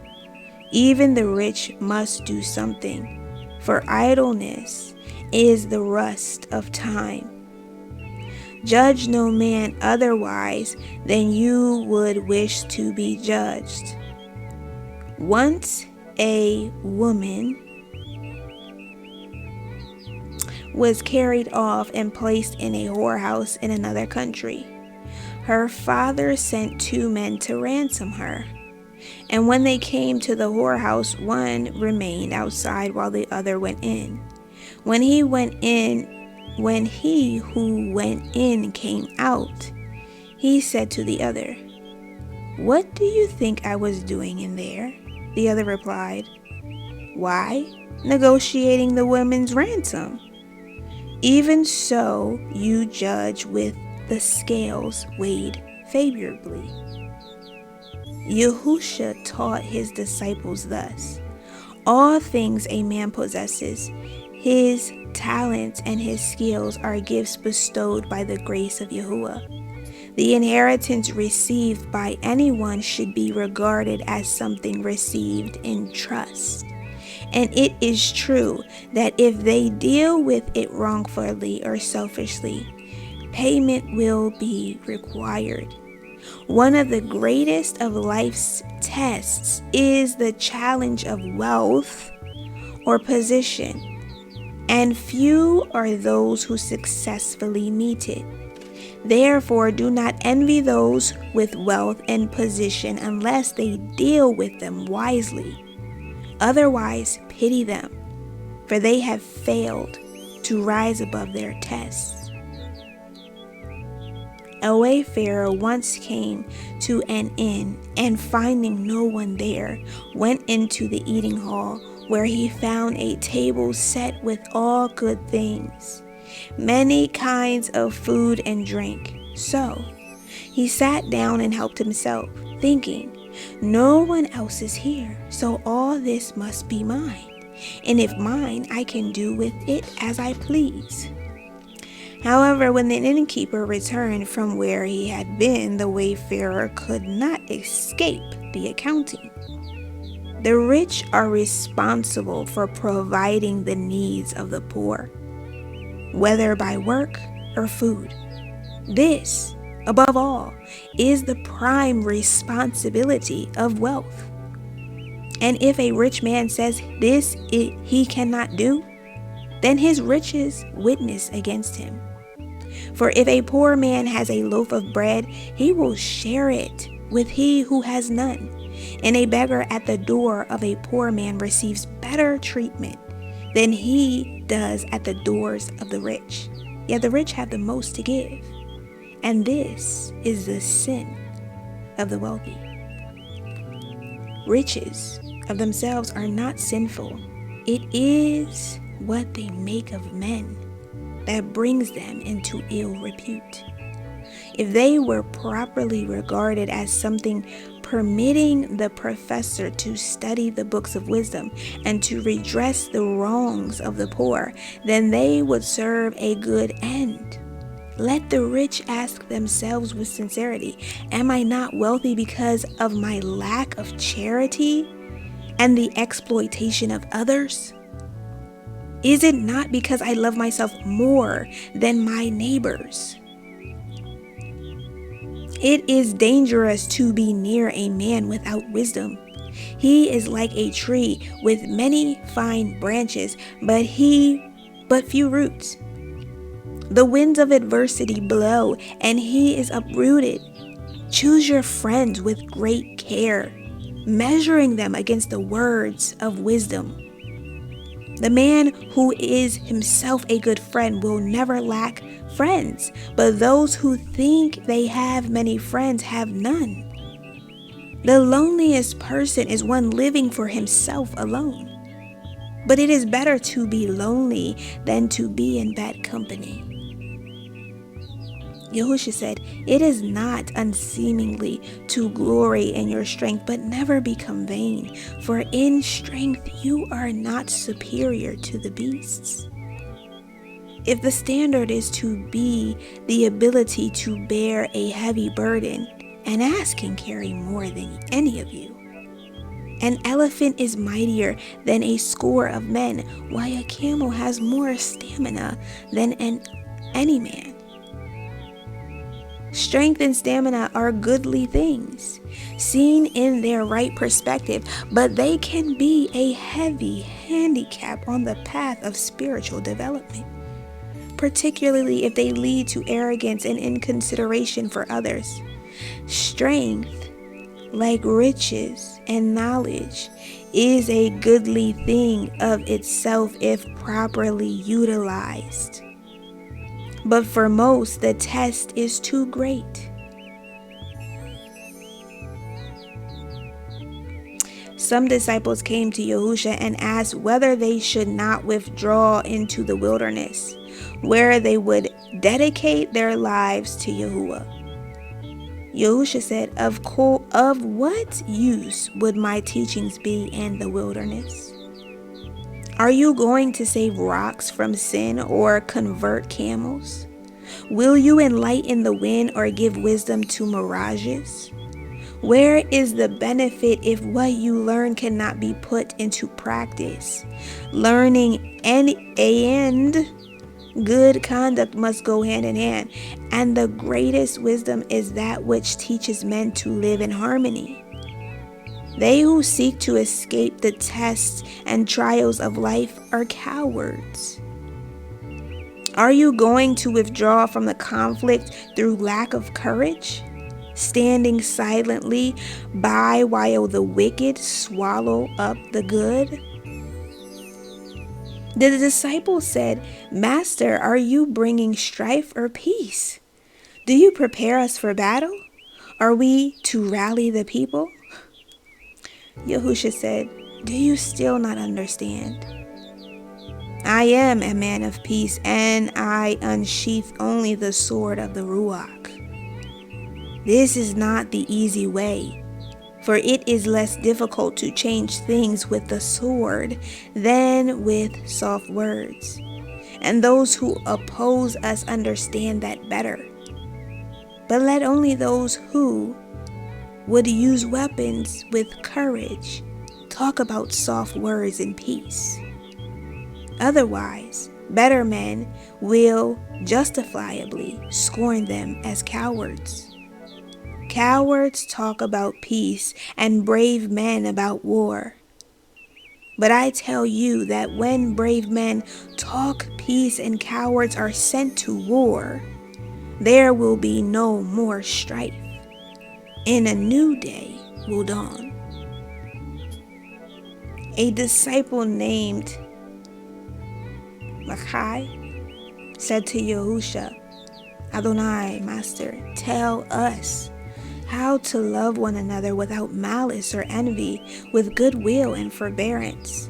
Yahushua said, the first step is to love yourself less. And by doing this, you will find more love to give. If any say, I like being loved, that person is wrong. For rather you should say, I like loving. Do not seek to take love, but to give it. For have I not said it is better to give than to receive? Another disciple who had believed in bodily resurrection said, Adonai, Master, what proof can be given that there is a life beyond the grave? Yahushua answered, there is proof to those worthy of it. But if it were a manifest certainty as a reward for a good life, how would the hypocrites and those who would do nothing without payment be discovered? If uncertainty and doubt were removed from life, then it would be of less value for its purpose. Things are as they are because so they must be. If you want proof, become worthy of it. You will not be denied it even here, but you must seek diligently. Nothing comes easily, and this least of all. Before they departed from that place, a disciple said to Yahushua, Adonai, Master, now that we go to take up our branches, tell us how to avoid wrongdoing. Yahushua said, were you able to avoid all wrongdoing and sins? Such is the known frailty of men, that I fear you would fall into another one, that of false pride. Look at the falsely pious ones who glory in their righteousness, and this is not the least of sins. Having taught in this manner and said these and many other things, Yahushua departed from that place on the mountainside and went down to carry the tidings concerning the coming rule of the people.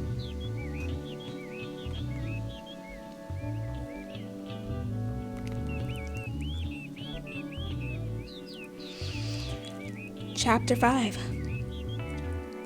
Yahushua went with his disciples into Yehudah and taught there.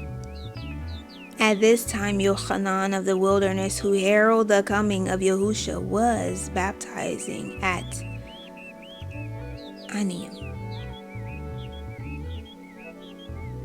Anim, not far from Salem, because there was a plentiful supply of water in that place. A great number of people came to be cleansed in the waters, for Yohanan was set free. At this time there was much disturbance in Samaria, and many soldiers were coming and going, for a false deliverer had arisen and proclaimed himself as Yahuah's anointed. The people were restless, and there were many rumors, but Yohanan had no dealings with any of these things. Yet some said the false deliverer was a follower of Yohanan, but this was untrue. The disciples of Yohanan came to him and said, Respected teacher, some time ago you testified concerning a man who came to you on the other side of the river. Now he has started to baptize, and his teachings gather many men to him. Yohanan said, no man can speak with authority concerning Yahuah without his sanction. But this man I know to be a true messenger and a worthy son. They said, he also heals. Yohanan replied, no man can heal except through the power of the Ruach HaKodesh, and this man has that power. I have said, I am not the Mashiach, neither am I any other whom men seek. I am the forerunner, set to herald his coming. The bride belongs to the bridegroom, but he who stands at the bridegroom's right hand to support him is pleased when he hears the words spoken by the bridegroom. That pleasure is now mine, but not for long, for as my star declines, so his waxes brighter. Yohanan feared no man and condemned hypocrisy and indifference to the Torah. wherever he found it. He was the rod of the poor and unlearned, and a staff to the weak and oppressed. He was incorruptible and spoke forthrightly, never hiding anything within his heart, and condemned wrongdoing wherever it occurred. Now Yohanan baptized with water, and because of this the priests were against him. But on this matter they could do nothing. However, Yohanan had condemned the actions of Herod, who had sinned against his blood and the Torah. And because of this the people murmured against Herod. Therefore, as these were restless times and the people were in a mood for revolt, he had Yohanan taken and imprisoned. For had there been a rising against Herod at this time, Rome could not have come to his aid. Yohanan was imprisoned in a fortress, and this pleased Herodias, for she had long borne ill will towards him. Though Herod had no lawful right to take his brother's wife, the fault was not his alone. Herodias wished with all her heart to rid herself of the condemnations of Yohanan, but could not accomplish this because Herod held Yohanan in awe. For he was a truly holy man, much beloved by the people, though Yohanan was kept in confinement. Herod often spoke with him and listened to his words, but though they stirred the heart of Herod, he found them difficult to understand. While in prison, doubt stirred in the heart of Yohanan, and he sent disciples to Yahuah, inquiring whether he felt he was truly Yahuah's anointed. For at this time there was much confusion on the matters. When the disciples returned, their reply puzzled Yohanan, for they reported Yahuah as saying, "I am not he whom you expected, or the deliverer of these people, but the deliverer of all men. Nevertheless, if only another will change the hearts of the people, I shall not be found wanting." But Yohanan received wisdom and knew he had not erred. Now a certain feast day came, and Herod entertained his officials and the leading men of Galilee. And during the course of the entertainment, his daughter danced for the guests. She so charmed and delighted them that Herod, while under the influence of wine and the urgings of others, being also full of pride at their applause, swore to grant her any boon, whatever it entailed. The girl withdrew to consult her mother, who told her to request the head of Yohanan, though the request greatly upset Herod and sobered him because he realized the extent of his folly. He himself could not break an oath of this sort made in the presence of his guests. The oath sworn was a kingly one, but Herod was not a king. Therefore he put it to one of the guests, a learned man, as to whether anything he wished to do would have force within the Torah, or whether he could only be bound by an oath made within the Torah. The man replied that even great kings were bound by the Torah. And though Herod was less than a king, he had sworn a kingly oath, which if broken would confirm his lack of kingly authority. However, he said that Yohanan, being a lawbreaker, could not be protected by the Torah. And so the oath made by Herod stood. So on the morrow the head of Yohanan was struck off and displayed at the gate. So it was that Yohanan was put to death because Herod feared his influence over the people. For he declared the coming of a new kingdom, and Herod feared the day of the deliverance.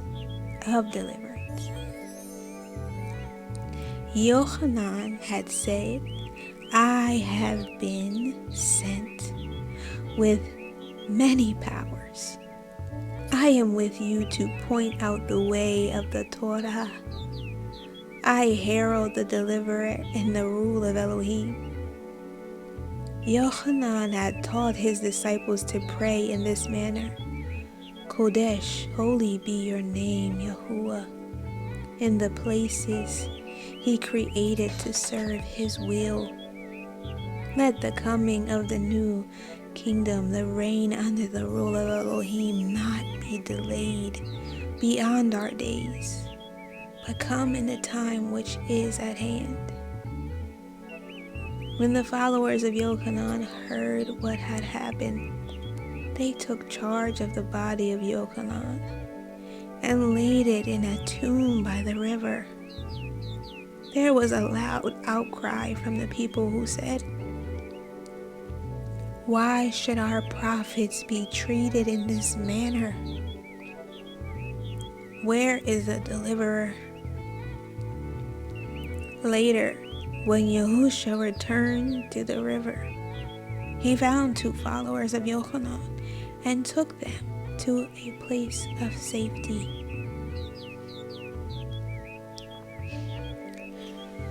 Chapter 6. I, before going out among the people to declare himself, Yahushua returned to Gennesaret, the town of his upbringing, accompanied by his disciples. He went first to the place where his mother was staying.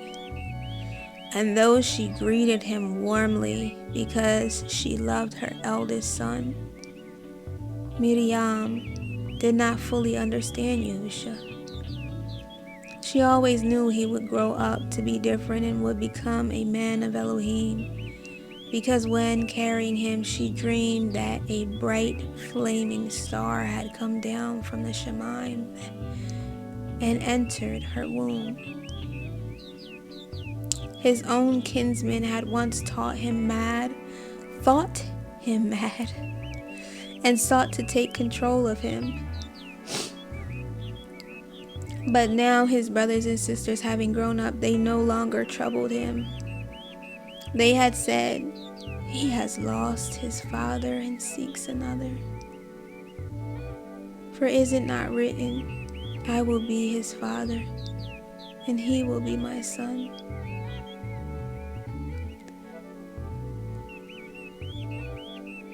When younger, Yahushua had been overawed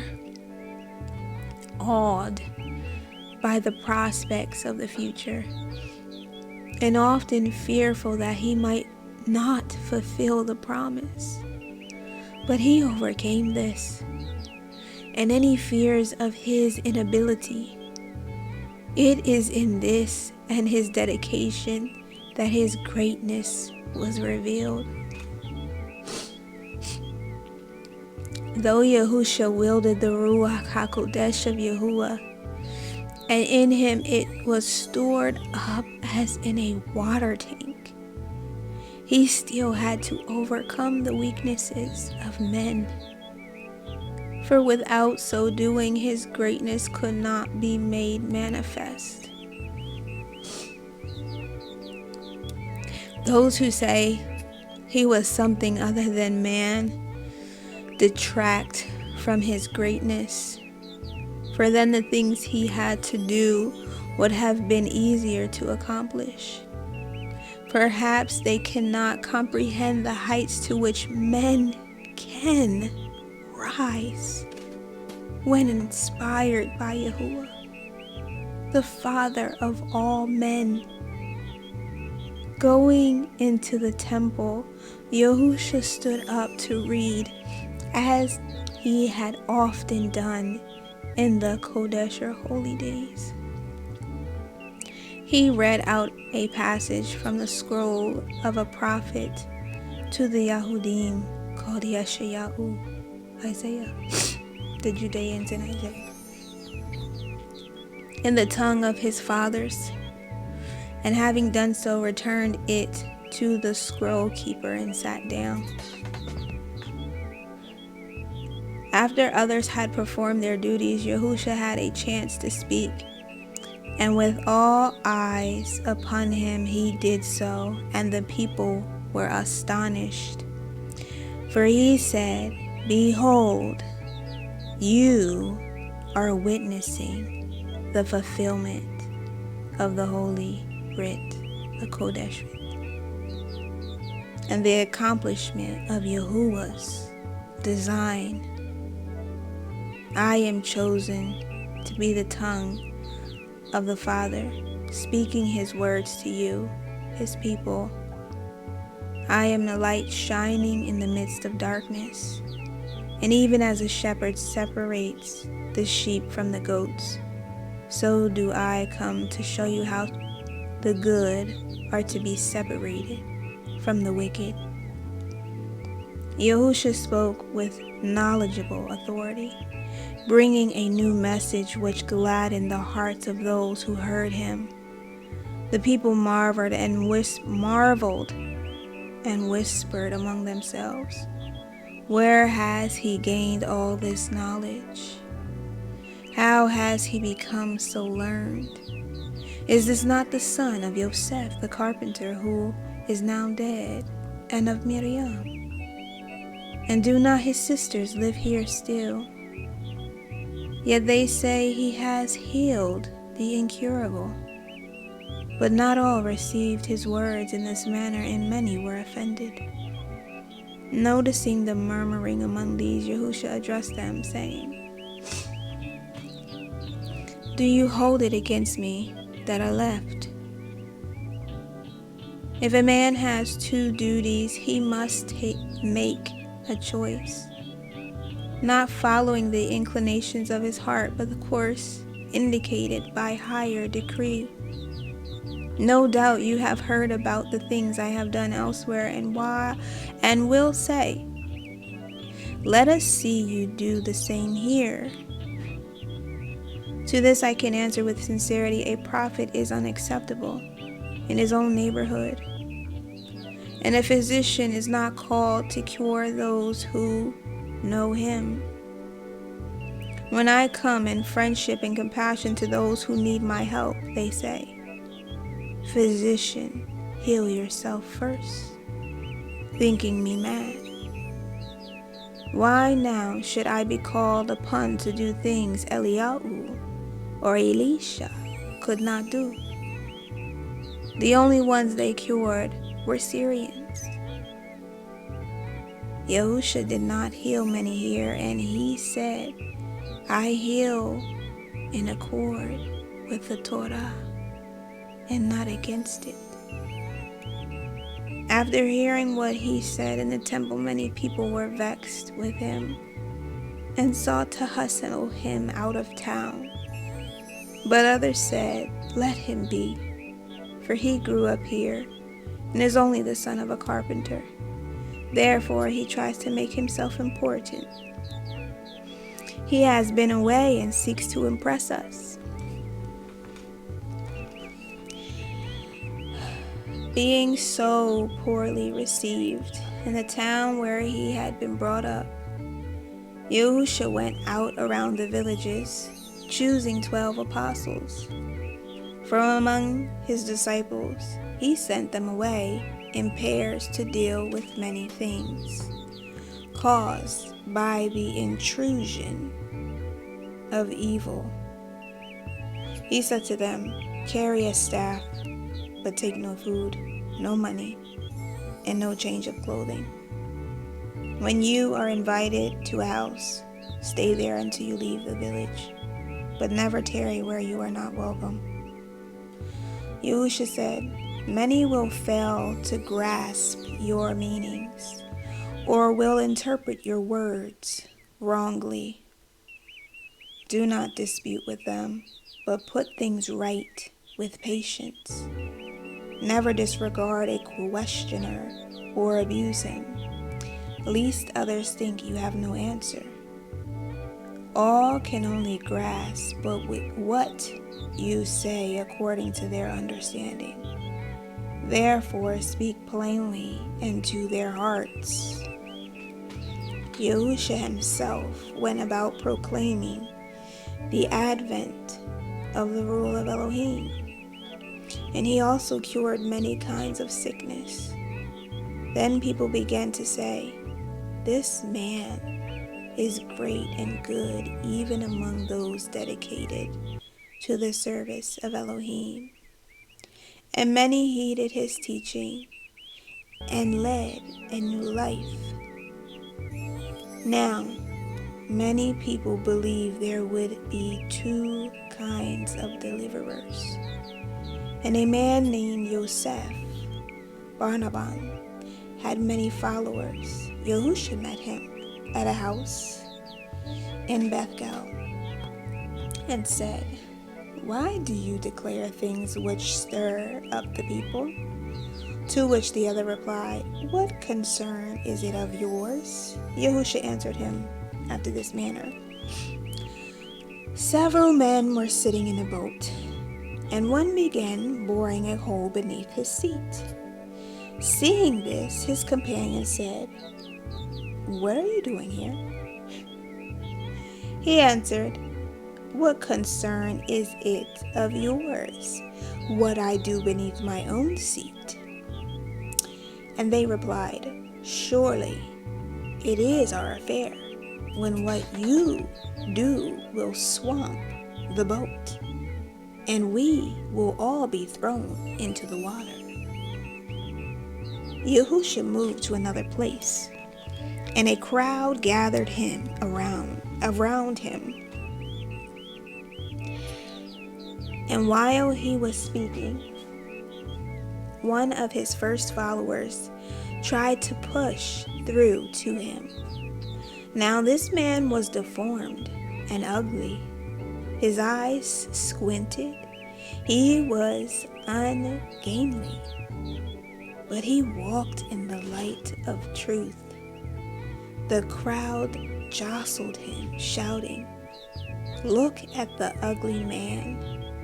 Push him back, or he will scare the teacher away.' Then Yahuah stepped down from where he stood, and pushing through to the man, put an arm around his shoulders, greeting him affectionately. Yahuah said to the people, 'Why mock someone in whom the light of goodness shines? What matters the appearance of the body when the Ruach within is bright? None among you has a Ruach such as this man's, beautifully glowing with goodness. This I say to you, the body is of little importance, for it perishes at its hour, but the Ruach never dies. Why do you treasure that which can keep but a short while? For soon it will be cast off like a worn-out tunic. Surely it is better to treasure more lasting things. The shell of a pearl is ugly and rough, but when men do not seek it out for itself, wanting only what it contains, and this becomes the cherished treasure of a beautiful woman. Never heed the external ugliness. Seek for the beauty within. In the crowd, there was a man who employed many others, and he said, "Master, I am so stirred up by your words that I will give up everything I have and follow you." Yahuah said, "How many look to you for food and employment?" The man replied, "My children are numerous, and I have many servants, and there is my father who is old." Yahuah said, "The lives of no two men are alike, and all require the labors of many to support them. Even the greatest teachings cannot satisfy empty stomachs. Therefore, return to your place of your appointed labors and remain constant in your responsibilities. Give all you make over your modest requirements to Yahuah and study the holier Kodesh books daily." Yahuah said, "A man without the light places his faith in gold, burying it in the ground so it will support him in adversity. Yet what benefit does it bestow if he never needs it? He worries continually and must be constantly on guard, lest he be robbed. And when he dies, his inheritors spend it. Yet by charitable deeds and self-restraint, a greater treasure which cannot be taken by robbers or dissipated by others can be laid up openly and without fear." Someone in the crowd said, "Great teacher, to some you say, 'Give up all,' while others you tell to continue in their ways. I have many responsibilities and a moderate surplus over my requirements. What should I do?" Yahuah said, "Do what is right and just. Study the books of wisdom and live according to their teachings. Exploit no one and work for the rule of Elohim." A man said to Yahuah, "Adonai, Master, I know the problems of the rich, for I have sons and many friends, but how can I know whether they love me or my wealth?" Yahuah said, "A rich man owned a large warehouse, but one night this burned down, consuming all his wealth. And though he had given other warehouses to each of his 2 sons, when he had lost his own, they would not help him. While poor, he met a beggar boy who he adopted to fill the empty places in his heart.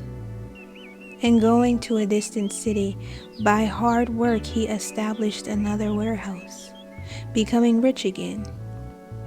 When the adopted boy grew up, the man gave him a warehouse, but one much smaller than those he had previously given to his sons.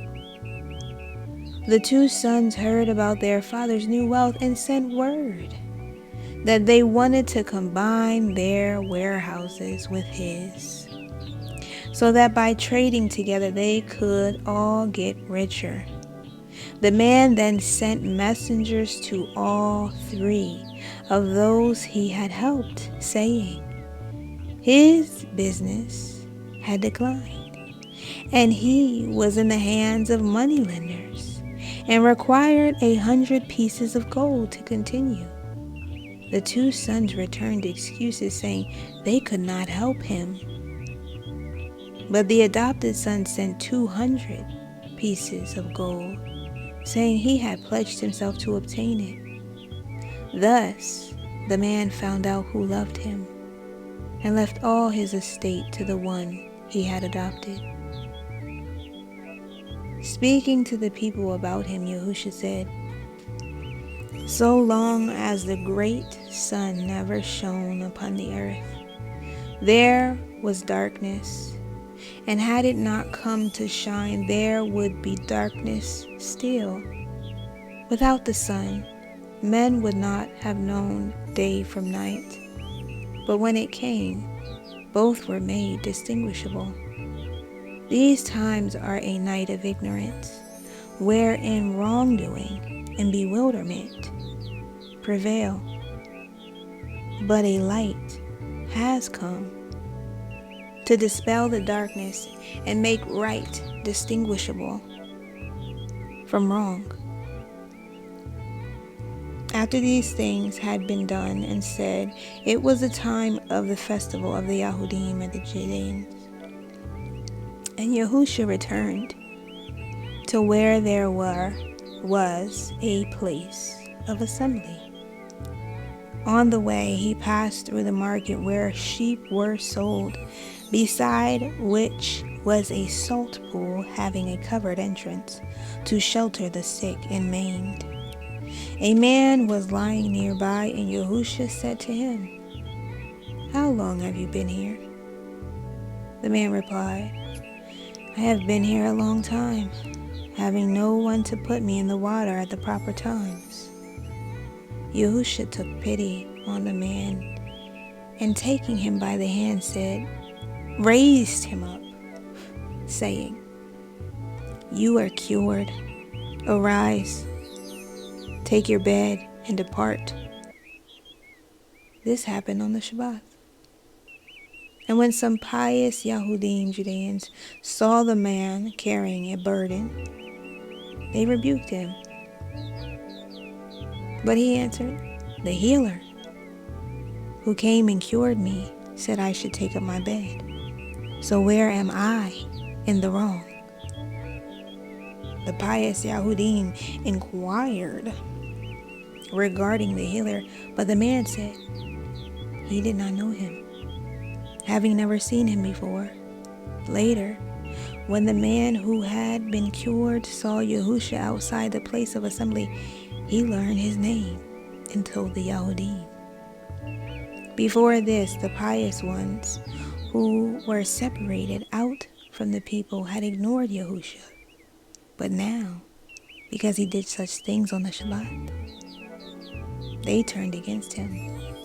For Yahushua said, "If my Father does not rest, why should I?"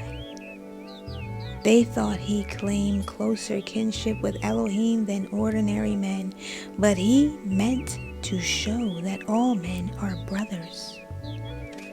The next day, when Yahushua commenced speaking to the people, many sought to do him harm. And he said, "You have the teachings of the Torah and the prophets. Why do you seek to harm me?" Then they shouted back at him, "Because you are possessed by demons. You tell us we are wrong, but we are content with our ways. Leave us to go our way, and you go yours." After this, Yahushua went away because of the hostility towards him. But when it came close to harvesting time, his brothers sent a messenger saying, "Come back now. The people are busy at work. Let your followers here see for themselves the things you do. For if your message is important, the bearer should not remain hidden." On his way back, Yahushua and the disciples with him passed through Samaria, where there was a place called Yahuah's well, 5 furlongs from Shechem. The sun being at its height, they decided to rest there. After refreshing themselves, the disciples went into the town to buy food, leaving Yahushua reclining not far from the well. Now, while Yahushua rested there, a Samaritan woman came to draw water. And Yahushua, not having a vessel, asked her for a drink. This surprised the woman, for the Yahudim regarded anything handled by the Samaritans as being defiled. She said, "How can you ask this of me?" Yahushua replied, "If you knew what Elohim gives through me, you would have requested a drink from the waters of life." The woman said, "What is the water of life? Surely it cannot bestow greater benefit than this well, the gift of our forefather, which provided water for him, his household, and his flocks." Yahushua said, "This water, originating from earth, can satisfy only the body, and the drinker will thirst again. But the water I can provide, springing from an eternal source, satisfies any who drink it, so they need never thirst again for things not of this world, and it grants everlasting life in esteem and glory." The woman said to Yahushua, "Let me have this water you talk about, so I am freed from the necessity of drawing water." Yahushua said, "It would be best if you went and brought your husband, for two may understand better than one." She answered, "But I have no husband."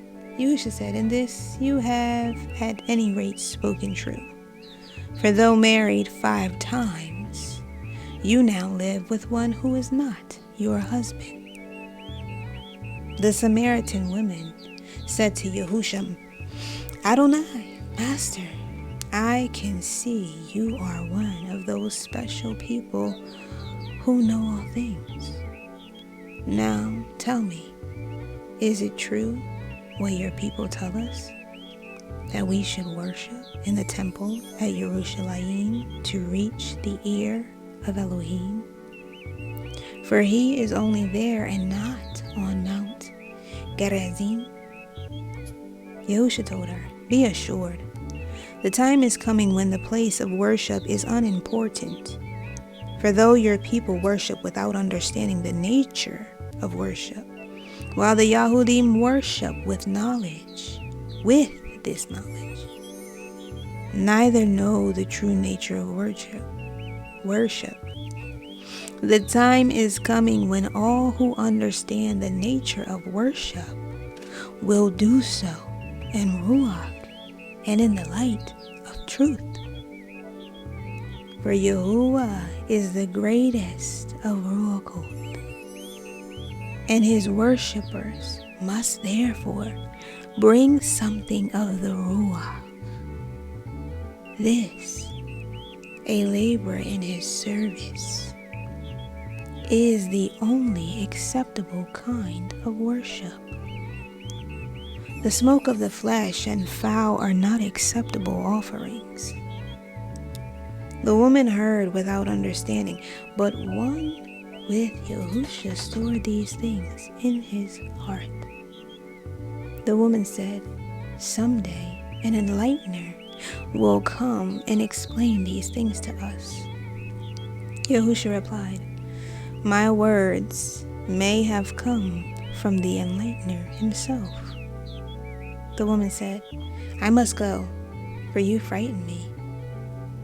Just as she was preparing to go, the disciples returned, and were surprised to find Yahushua had been talking to a Samaritan woman in this manner.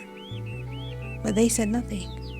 Leaving her pitcher, the woman hastened away to spread word around that there was a man out at Yaakov's well who could read the past and might be the Enlightener.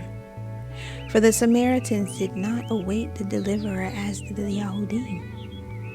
When the woman had gone, the disciples showed the things they had brought to Yahushua. But he was disinclined to eat, saying to them, "Doing the will of Yahuah sustains me, and the inflowing power of his Ruach quenches my thirst." One of the disciples said, It is well to eat now, for the harvest is ripening over there, and the harvesters need strength.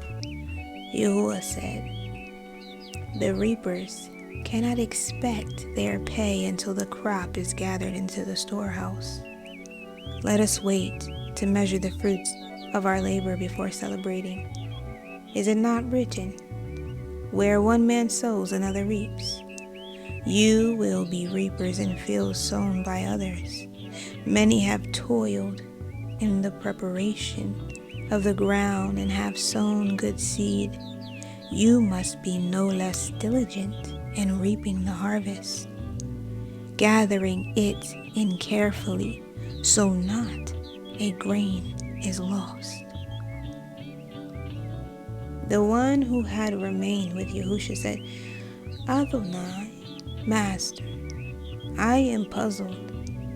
This woman had many husbands. Tell us, which one will be her husband in the Shemaim? Right? Yahushua said, in the Shemaim, there is neither marriage nor giving in marriage, for there the promises of marriage are fulfilled. To one she must incline more than towards the others. And if he inclines likewise, there is a union of the Ruach. But unions of the Ruach may be either weak or strong. Another disciple said, what of he who is not her husband? Yahushua answered him, marriage is not of the flesh, nor made by the words of men. It is of the Ruach, and they are joined in Ruach and flesh in the sight of Yahuah. Let no man seek to lightly put apart. Again, it said, it is of the Ruach, and they that are joined in Ruach and flesh in the sight of Yahuah. Let no man seek to lightly put apart. A marriage wholly of the flesh is fornication, though it be blessed by many priests. Yet marriage is the measure of value. A thing possessed by many is of little consequence. The worth of a coin lacking inscription is unestablished, and the processor carries it without faith, doubting its ability to buy bread. A woman may be reserved for marriage or give herself freely for love. She knows her worth best. But if she gives herself to several, then it is not love, but fornication. A union is blessed before a priest and sanctified in the eyes of the people. But I tell you, unless the bond is forged on the avail of adversity and wrought under the hammers of stress and struggle, it is a thing of little spiritual substance. Love is not like the thistle seed, blown this way or that according to the prevailing winds of desire and inclination. It is not the offspring of the flesh, but the progeny of the Ruach. It can be proven and established only under difficulties and tribulations. And it is because of the known frailties of men under trial and test that marriage has been ordained to enshrine it. Now, after these things were said, many Samaritans came and heard the words of Yahushua and invited him to stay among them. And he remained 3 days.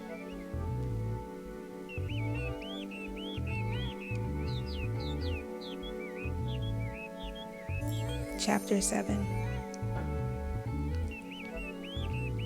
Yahushua went by boat, and where he landed, there was a man who lived in a deserted tomb, because he was tormented by an intrusion from the kingdom of the dark spirits.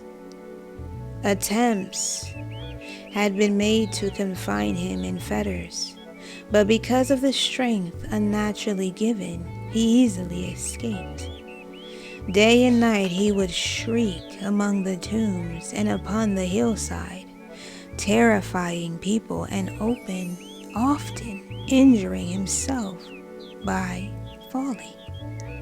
Yahushua knew the nature of the tormenting thing and called upon the power within him. So it entered the body of the possessed man, wrestling with the evil thing inside him. Then the man ran screaming among a herd of swine and fell into a ravine. But shortly the man became calm, for the evil intruder had departed from him. The swineherds ran away to carry the tale of these events to people round about, who came to see for themselves what had happened. When they saw the madman was rational, they became afraid and asked Yahushua to go away. When Yahushua was preparing to depart, the man who had been cured begged to go along with him. But Yahushua said, "No, you remain here and bear witness for me." The man spread the tale of what had been done for him through all the free cities, for he received much silver in the marketplaces. Coming close to another town on the seashore where a crowd was gathered to him, Yahushua saw Matithya seated where dues were collected, and he said unto him, "Are you ready to follow me?" For he had spoken with Matithya before. Matithya replied, "I am ready, but first come and eat with me." When Yahushua arrived at Matithya's house, he found all other tax gatherers had assembled there, with many others who did not observe the Torah of Moshe, which are in the Kodesh books of the Yahudim. While eating, Yahushua said, "No man of himself can know right from wrong. For what is right in one man's eyes may be wrong in another's. Therefore, strife arises among them. Only when men accept a single standard of judgment and abide by it can there be peace. When men live together without the light of the Torah, they are like a house built with unmortared bricks, or like men trying to tow a boat but all pulling in different directions. There are two laws, the law of men and the Torah of the Father who is in the Shemaim. When I speak of the Torah, I do not mean the law of men.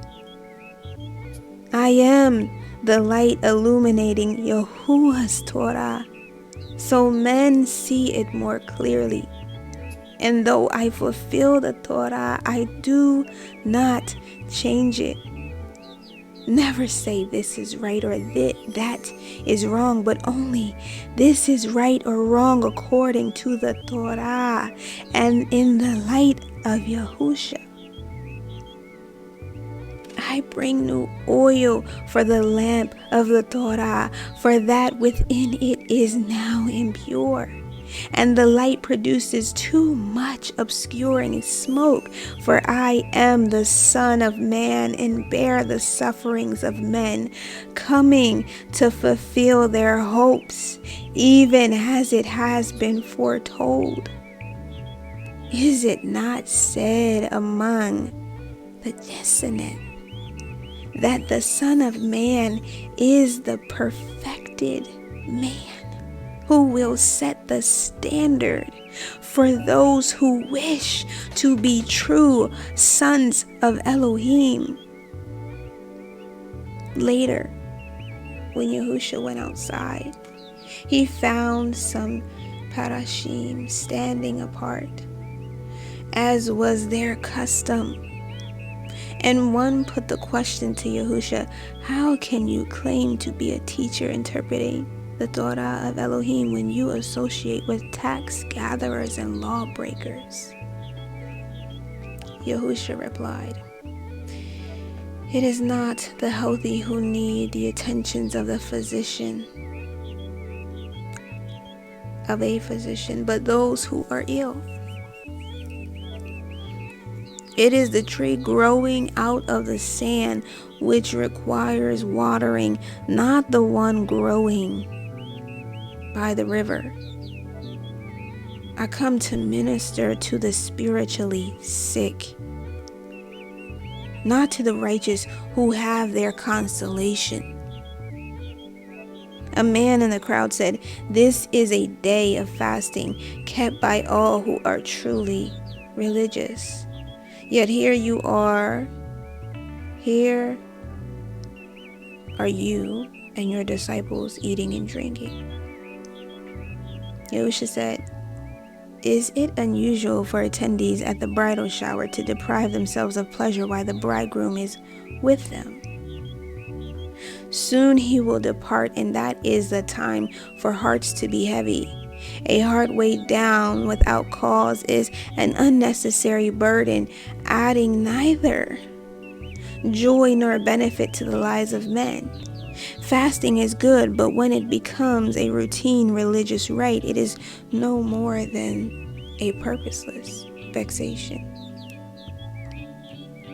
A soldier in the crowd asked Yahusha, do you uphold the teachings of Yohanan of the wilderness? For there was a man I can understand. Yahusha replied, Yohanan sent me.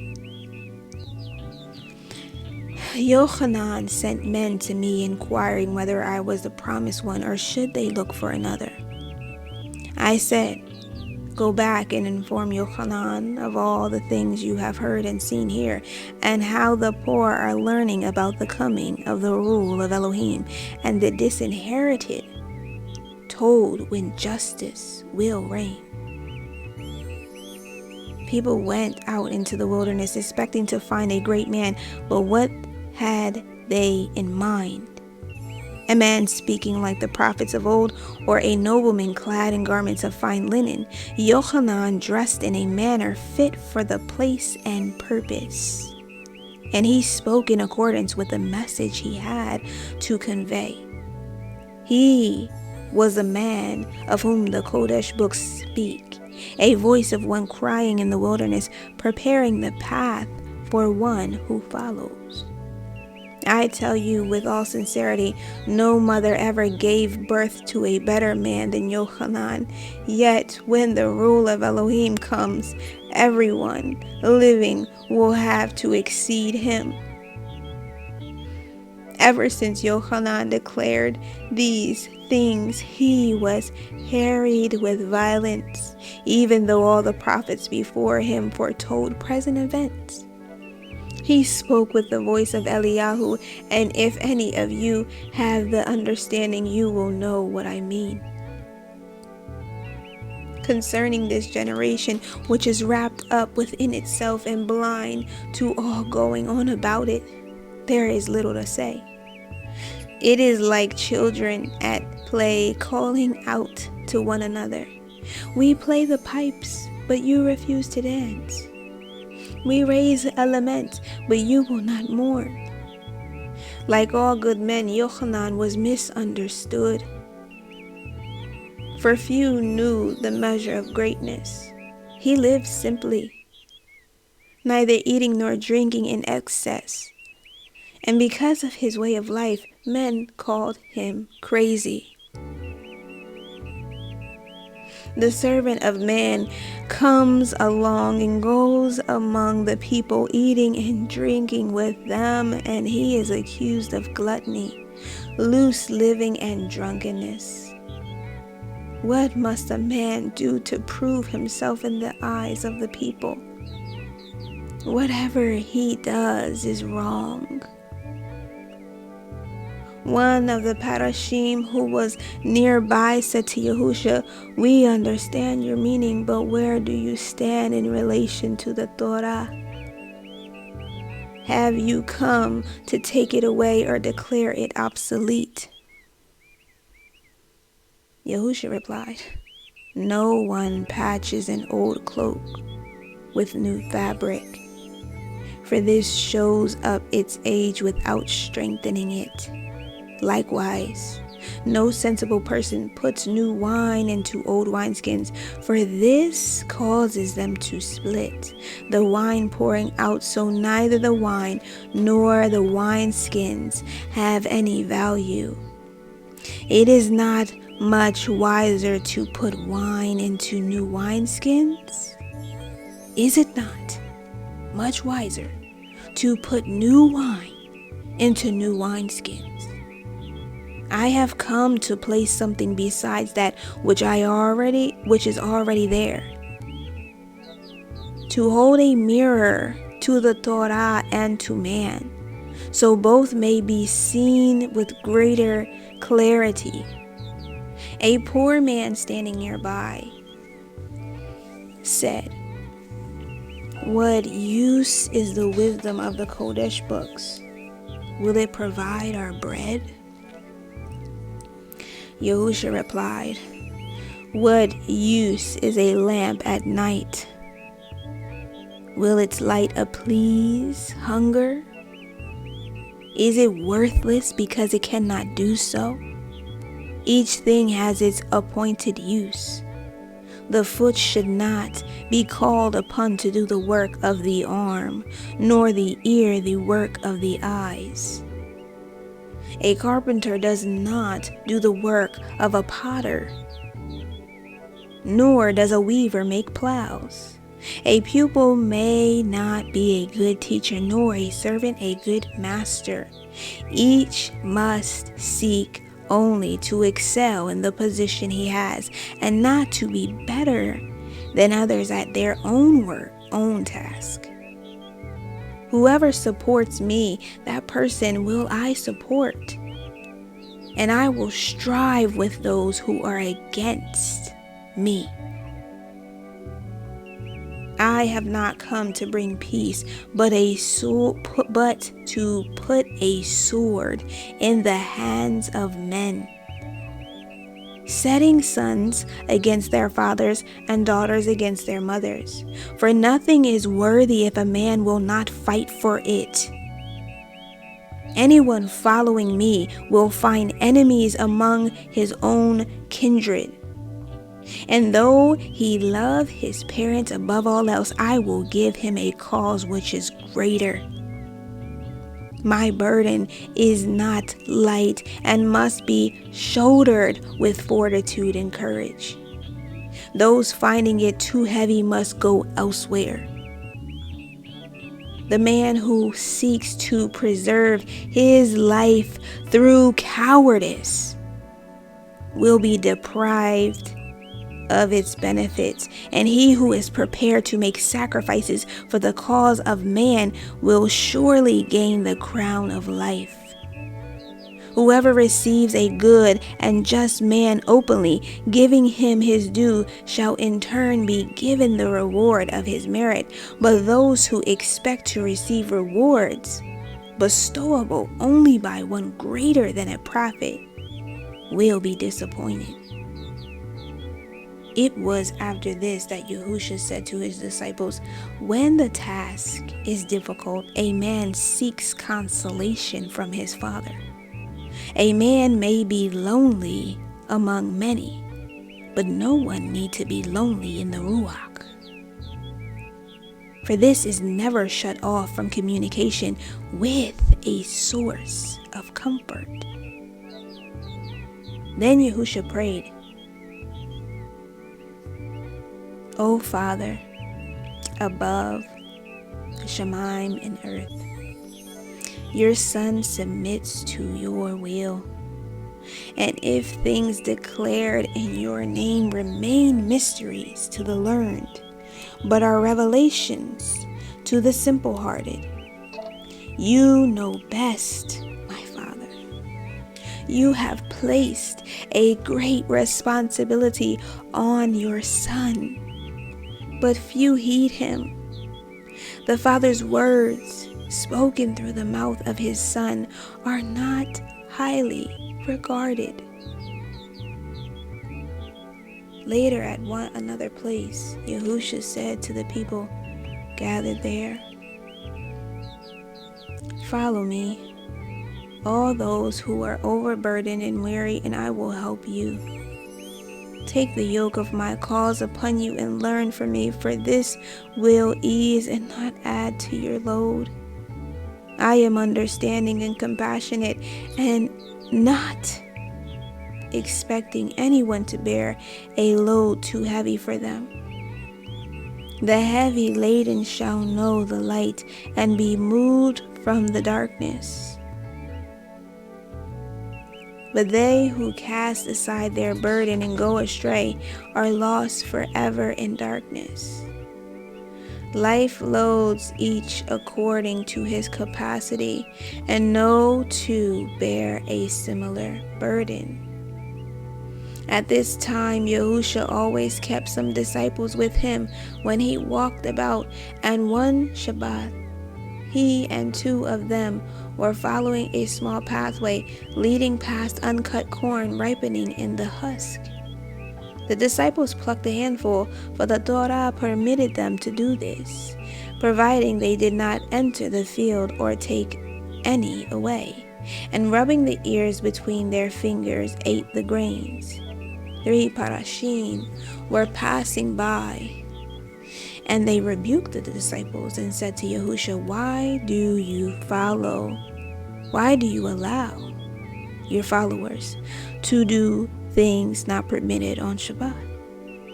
Yahushua answered, "Does the deed affect the day? Have you not read that when driven by hunger, David went into the house of Yahuah and took the sanctified loaves to eat, sharing them with his men? Though these loaves were reserved for priestly fare, did he not justify himself by saying all produced by the earth were for the use of men? Surely the Shabbat was made for the sake of man, and not for the sake of the Shabbat."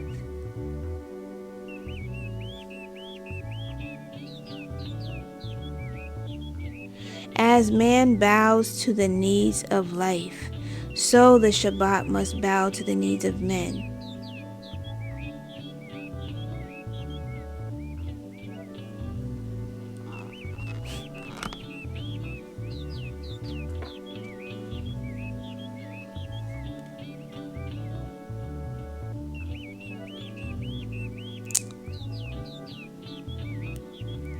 Towards the evening, as they returned, Yahushua saw a man working in the fields and said to him, "If your laborers are dedicated to the service of Elohim, you are blessed.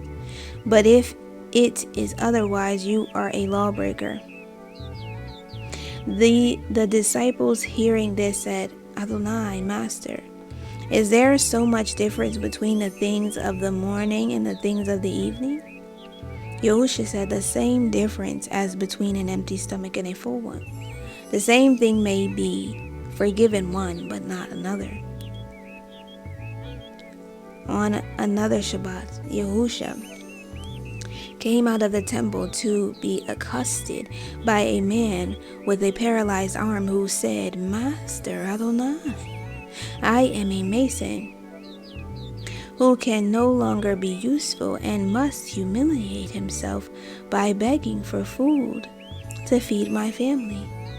Let me become a whole man again, not for my sake, but for the sake of those depending upon me."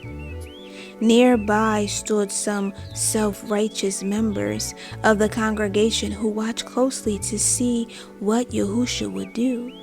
But he, knowing their thoughts, called them over and said, "Let me know your views concerning the keeping of the Shabbat. Should good be done when it would be uncharitable to leave it undone?" They said, We abide. We abide by the Torah as it is interpreted for us by those knowing better than we. Yahusha became angry and was hurt in his heart for their hard-heartedness and wrongful interpretation of the Torah were indications of their spiritual apathy. So he healed the man's arm. The self-righteous see no wrong in themselves, only in others, and they interpret all things to accord with their own convenience. Then the self-righteous ones left, plotting among themselves, and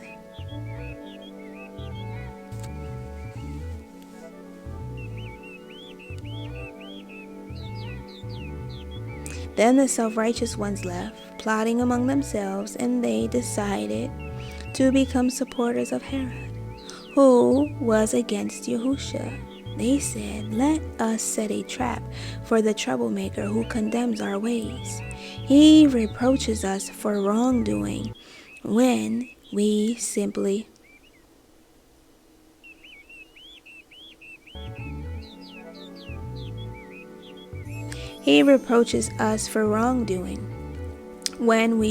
obey the Torah, and accuses us of things which he declares to be simple, but which are not more than natural weaknesses of men."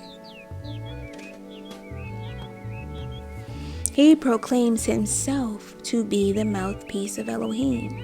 So let us test him and see.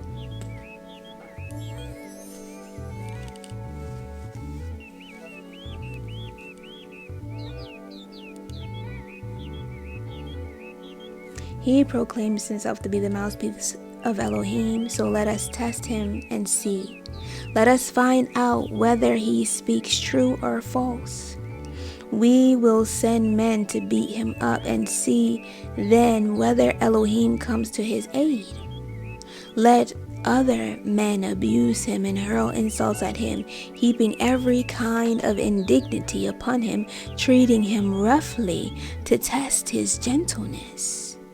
We will heckle him and cause commotion whenever he speaks, and see whether he abides by his own teachings under provocation.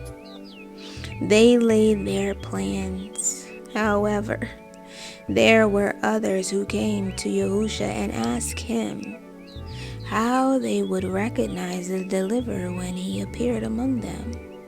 Yahusha said, "Is it not written? He will judge the disinherited and lowly who trust in him. He will smite the earth with the rod of his tongue and destroy wickedness. He will be girdled with integrity and belted with trustworthiness." Then some said, "Surely this man is Yahuwah's anointed." Someone said, "Adonai, Master, how do we know the deliverer will come to us?" Yahusha said, "Is it not written?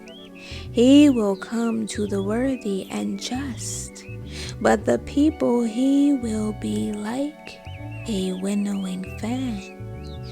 But to the people he will be like a winnowing fan, ensuring only the best are gathered in."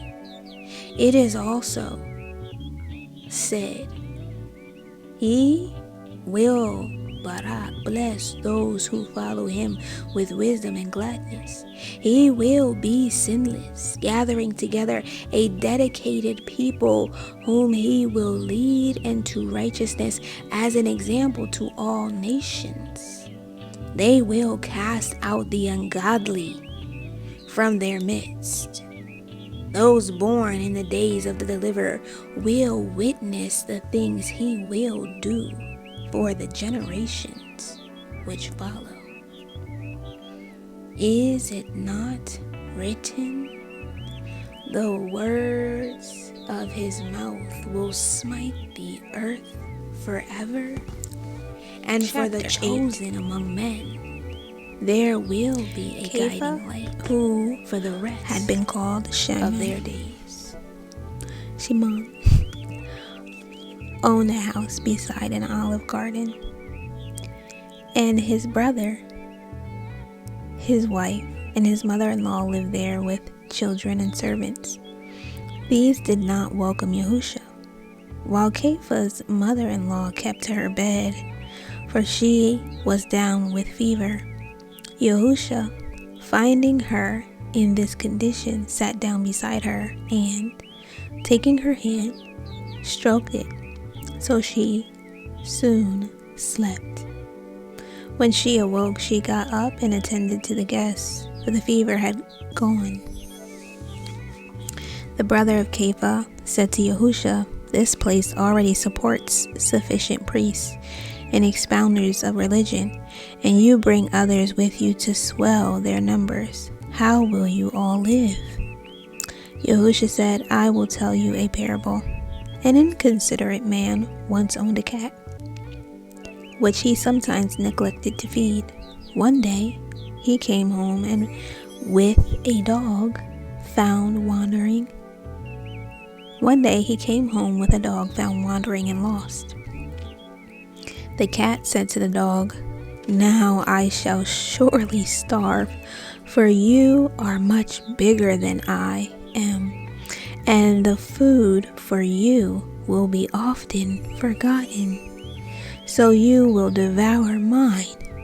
The dog said, "This will not be so, for when we are hungry I can bark and whine, which you cannot do. This will show the master we are hungry, and we will both be fed."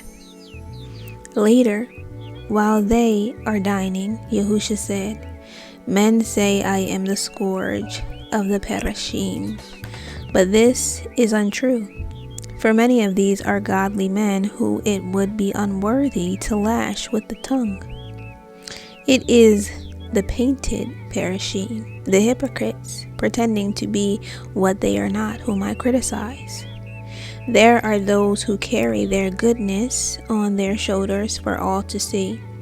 Those who say, 'Tell me my duty and I will do it. Show me my obligations and I will carry them out.' Those who bow to the ground so their eyes may not look on passing women.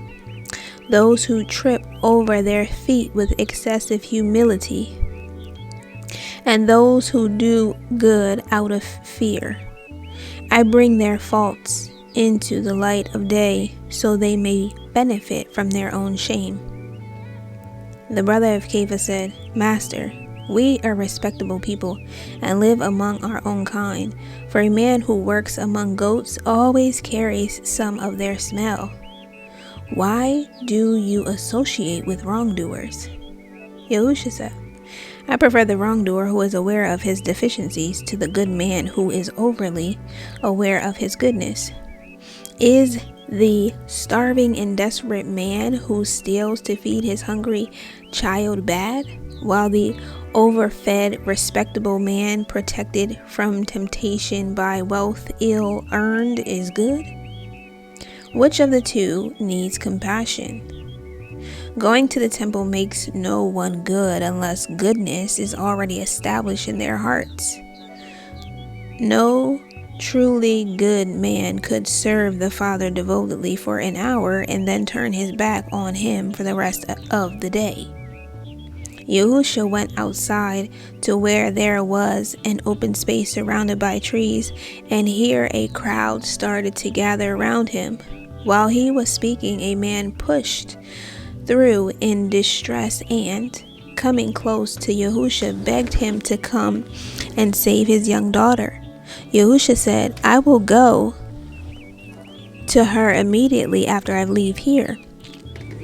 Now, a leper stood apart from the crowd, and Yahushua went over to him, saying, "Do you want to be made well?"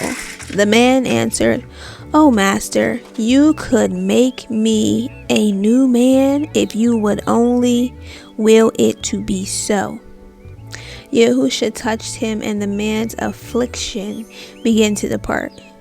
Yahushua said to him, "Go to a priest, taking the prescribed offering of your cleansing, and he will testify to the cure."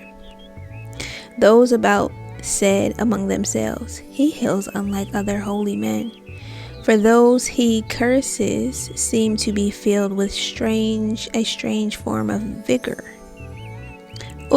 For those he cures seems to be filled with a strange form of vigor." As Yahushua went back into the gathering, a centurion came up to him and said, "I have heard of your powers from many people, and my son is at home and in great pain. Will you kindly heal him? And for this I will be forever grateful." Yahushua said, "I will come and heal him." But the centurion replied, "My house is a very humble place and hardly fit for you to enter. Just command it, and I know the boy will be cured, for I trust you. I, who give and take orders, know the power of command." Yahushua was surprised to hear these words, and, turning to those who followed him, said, "Nowhere in the land have I seen faith such as this. Believe me, many will come from the east and west, thinking to sit among our forefathers in the reign or the kingdom of the Ruach. But many who are heirs to this reign, this kingdom, having forfeited their heritage, will be found outside the gates, and there will be weeping and wailing." Then Yahushua said to the centurion, "Go home, my friend, because your belief, your faith, I will not disappoint you."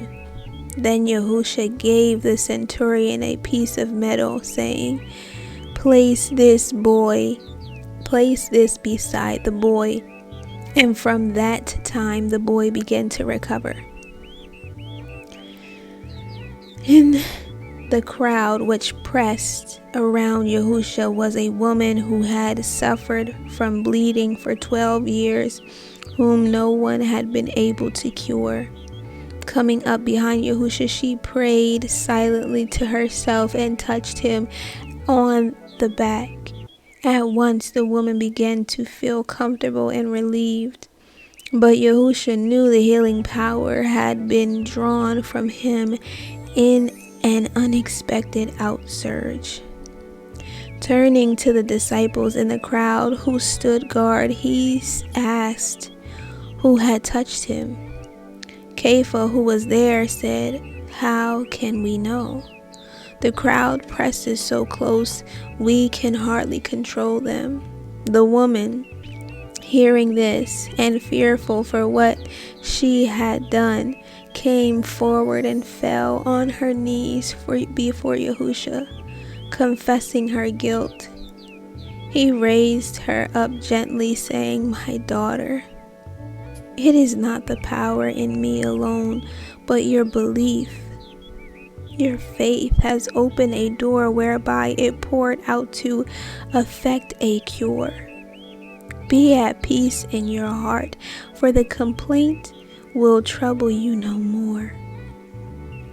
After this, Yahushua needed a rest, and while doing so, a servant came bearing a message to the man whose daughter had been ill, telling him she had died. Yahushua, overhearing what was said, called the man to him and said, Do not upset yourself. Just trust me and wait a while, and we will go together."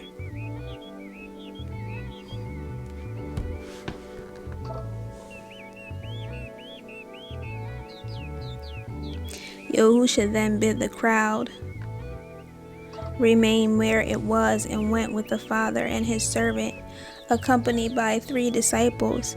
When they arrived at the man's house, mourners had already started the wailing of the laments, and Yahushua rebuked them for making such a noise when the girl was only sleeping, for he had sent his Ruach before him. The mourners said, "What kind of a fool is this? Ordering them outside, Yahushua, accompanied by the parents and 2 disciples, entered the room where the child was lying. Taking her hand, Yahushua said, "Wake up, my little one." And after a while, she gave a great breath. Later, opening her eyes, she smiled and soon got up. The parents were overcome, but when they recovered, Yahushua told them to keep their own counsel and attend to the child. When they had left, Yahuah, one of the disciples, asked, "Why are some brought back to life and others not?" Yahushua answered, "Did I not say this one only slept? There is a time appointed for dying, and the Ruach of men keep their appointments. I work with the Torah of life, not against it."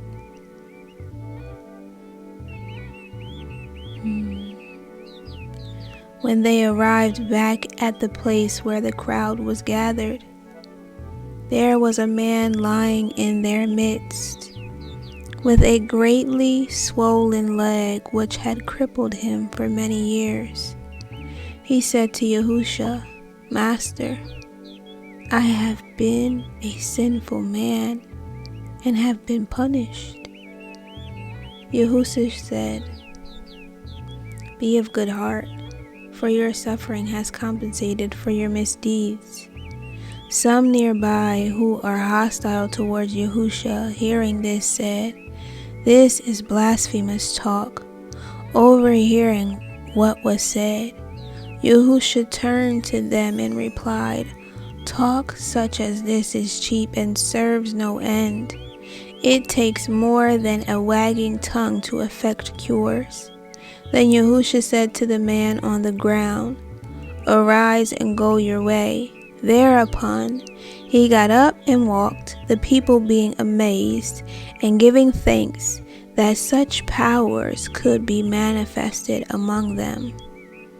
Yahushua then left and returned to the house of Kepha, and, when he arrived, found several Parishim waiting outside. They said, "We hear you have much wisdom. What is the basis of your teaching? What sign can you give of your authority, or what proof, so we can believe? Moshe provided heavenly bread when our people starved in the wilderness, and by his deeds we know him for a true prophet." A disciple said, "He has just healed 4 people. But the Parashim replied, "There are others who heal. This power is not unique to him." Then Yahushua said, "Must you have proof and be given signs to believe? Surely this would take all merit from belief. As for Moshe, I assure you, I did not provide bread from the Shemaim when he fed those who starved in the wilderness. Through me, Yahuah will send down the bread of Shemaim, which nourishes the world. Therefore, when working to support yourselves, do not overlook the need for the bread of the Shemaim, which nourishes the Ruach. For man cannot live by mortal bread alone. Strive less for perishable food, and more for the food of eternal life." The crowd answered, "O Master, never fail to provide us with this bread." Yahushua said, "I bring the bread of life. Whoever partakes of it will never hunger. I bring the water of eternity, and whoever drinks of it will never thirst. All I am intended to receive from above, I will share with everyone who comes to me. The power I have comes from Shemaim, and is used not for my own ends, but to serve the purpose of He who gave it. His will is that I should waste no particle of what I have been given, but must account for it when my work is ended. For it is the will of He who invested me with authority and power that whoever has faith, belief in me, and believes in my cause, putting my teachings into practice, will enjoy immortality and esteem or glory. One day the Parashim said to Yahusha, "Why do so many flock to hear you speak instead of going to the temples and places of assembly? Why do they have to listen to someone speaking on the streets and hillsides when they could listen to those fully armed with knowledge of the Torah?" Yahusha answered, "I too am surprised so many seek to learn righteousness from me. Maybe they come because I am among those disinherited. But before telling them what to do, put yourselves in their place. Can it be they find my teachings more sustaining and closer to their hearts?" Many of the Yahudim were angry at the teachings of Yahusha, for he said, "I have the true bread of life of the Shemaim."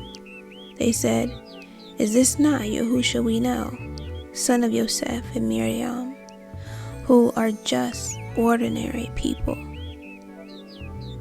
Yahusha once said to them, "Do not say things behind my back when you can say them to my face. I will draw no one away from your own teachings unless something greater inclines them towards me. But if it does, they are on the way to immortality. The prophets promised your forefathers that their descendants would receive instructions from Elohim. So can you not believe these things? Therefore, anyone Yahuah inclines towards me hears me speak with his voice." The people who joined the crowds about Yahusha filled him with compassion, for they were so anxious to find the deliverer. They seemed pathetically helpless and lost, like sheep without a shepherd. Yahusha said to his disciples, "The seed planted was good, and there is a rich harvest ready for the cutting. But alas, the harvesters are few. Therefore, the overseer must be requested to send more men." The following day, Yahusha was seated among the trees near the house of Kepha, and with him were many disciples. And one said to him, "Adonai, Master, since the days of our fathers, many slaves have come into the land, great numbers having no slaves, being forced into bondage. I think it's supposed to be bondage, for otherwise they would starve. Are these men evildoers?" Yahusha replied, "What they do is not good and therefore must be evil. But though their wrongdoing may be great in the eyes of men, it is small in the eyes of Elohim compared with the evil done by those who stand behind the deed. Many, blameless in the eyes of men, will not escape the judgment of eternity. The disinherited say, all things will change when Yahuah wills it. But I tell you, the Father will not do the work of his sons. The deliverer comes to take men to their places of labor and will ease their burdens there. But he cannot undertake the whole of the task. He will initiate the rule of Elohim, but cannot force it upon men. He will teach them to judge the underprivileged justly and to deal harshly with the arrogant. The rich will be less rich and the poor less poor. He will point the feet of men towards the path of perfection, but cannot carry them along it. Earthly kings can drive men to fulfill their tasks, but no one can be driven among the path to glory, esteem. Only those who guide and lead can take men this way. I bring the light, and the light is a good tree bearing beneficial fruit. But fruit on the tree of darkness is consistent with conditions about its roots. For all trees are rooted in darkness, but the good tree transmutes the things of darkness into the things of light. A disciple said to Yahushua, Adonai, Master, you say harsh things about the rulers and those in highest places, but do not seek to arm us against them. Surely the day of arming comes soon. Yahushua answered, a physician is called to treat the sickness, and a healthy man does not require his attentions. The good in men I strengthen but leave untouched.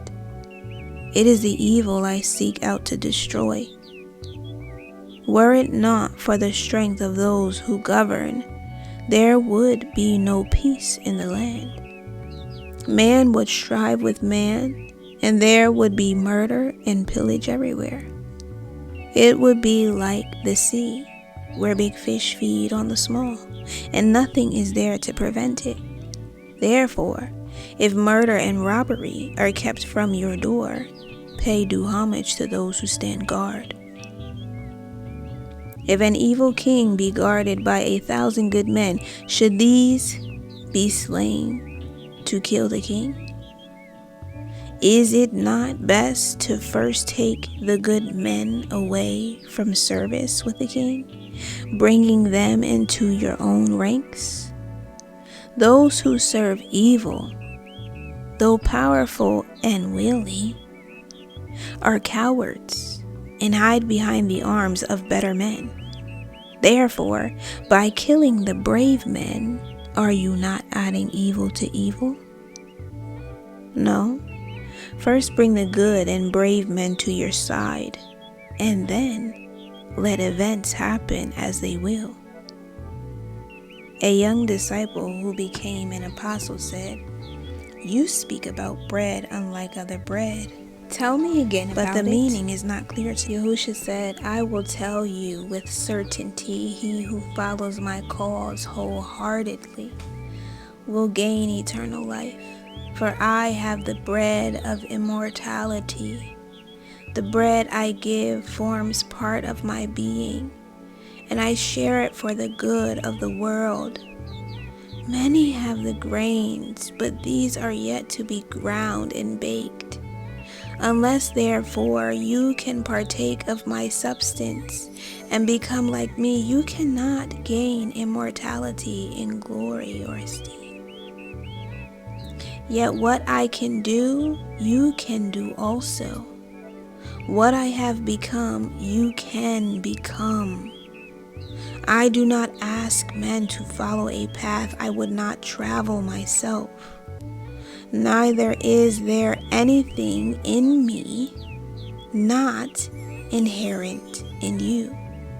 As I am the true food of men, and the power of life flowing in me is their true drink. I come with special gifts and authority from above, clothed with the living Ruach. And I express life as I do because of the powers within me. So it will be with those who partake of my bread. Many of those with Yahushua could not hold these things in their hearts, for they were not easily understood, but one recorded them. Some hearing these teachings said, these words are not easy to understand and difficult to accept. Yahushua said, so you find difficulty in accepting what I say? Suppose you could see me communicating with my place of origin. Would you believe me then? But the eyes of the flesh cannot see things intended only for the eyes of the Ruach. Only the Ruach contains the power of life, and the flesh of itself can see or do nothing. The words I have spoken concern only the life-holding Ruach, and I have not referred to worldly matters. But still, you do not understand. I know you are perplexed and confused by my teachings. That is why I said something greater must speak internally to incline you toward me.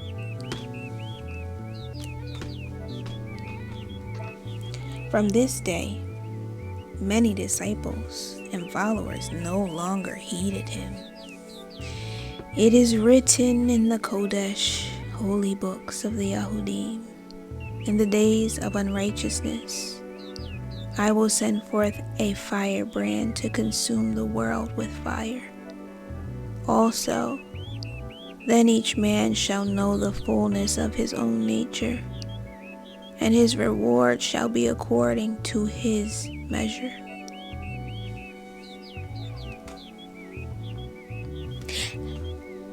Chapter 9.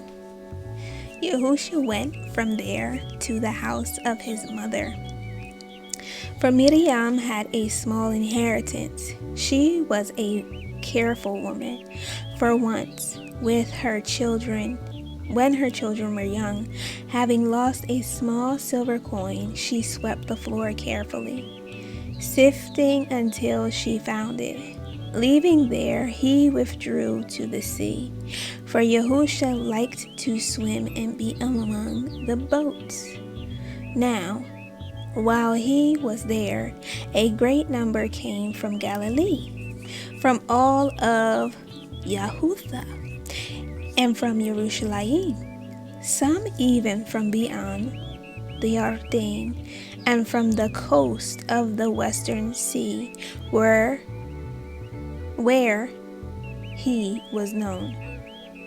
Yahushua bid his followers prepare a small ship as quickly as possible to make his way, to take him away from the great crowd pressing about him, as he had cured so many who were afflicted. Those still uncured tried to touch him, and there was a constant shoving and scuffling to get nearer. Escaping the boat, he went with it a short distance to where a path led up a hillside. Climbing this to a small mount, he sat down with his disciples. The time for celebrating the great festival was approaching, and Yahushua had sent out many apostles and heralds. Seeing that a large crowd had gathered on the hillside, Yahushua stood up and addressed the people after they were seated in this manner. This is a night of ignorance, when men wander lost in the darkness of worldly conditions. I am the light of hope and hope of men.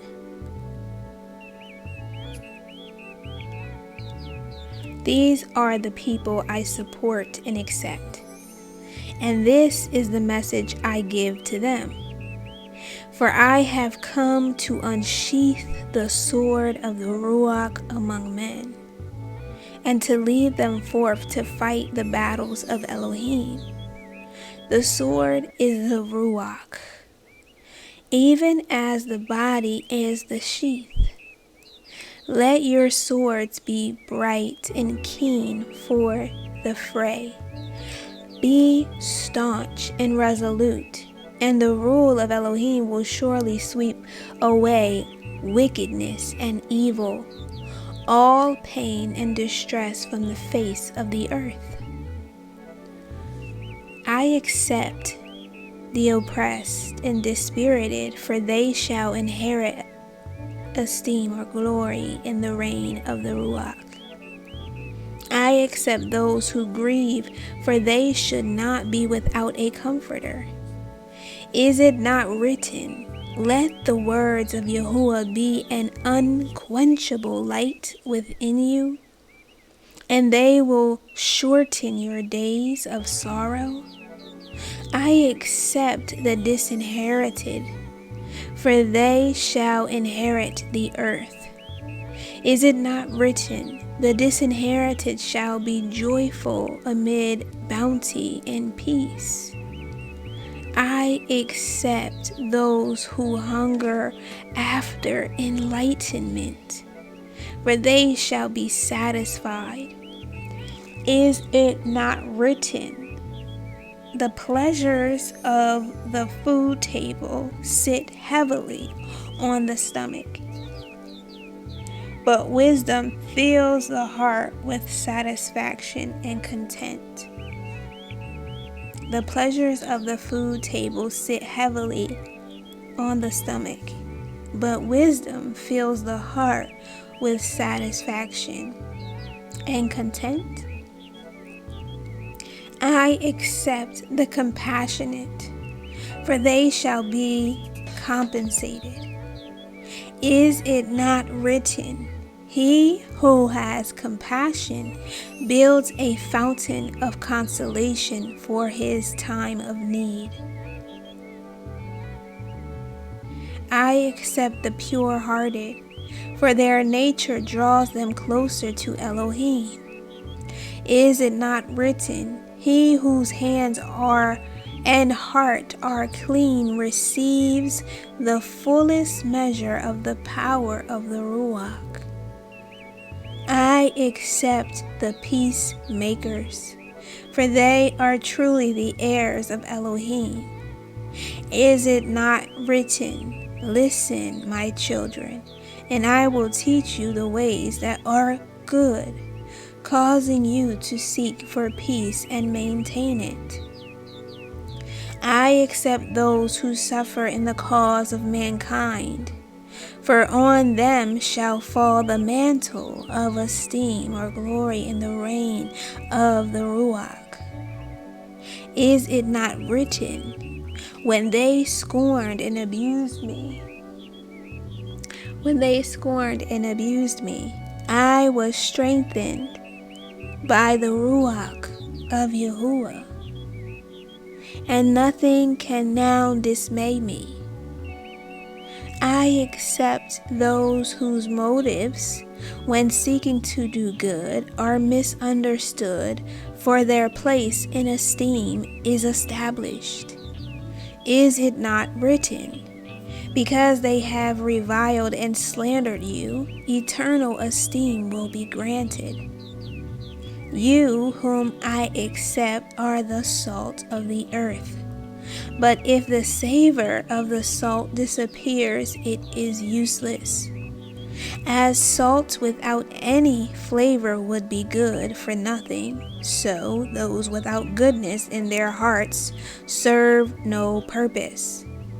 As salt adds flavor to food, so do men make life more acceptable. I am your light, but you are the light of the world. Therefore, build a strong city set on a hill, for a light shining from a hilltop cannot be hidden. I have given you the light so it may be put to use. For men do not put a lightened candle under a grain basket, but in a candlestick where it can light up the room. Let your lights shine before men, so they see the path clearly.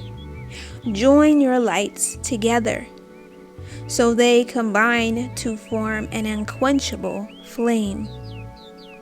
For while a candle is easily snuffed out, it takes many men to subdue a forest fire.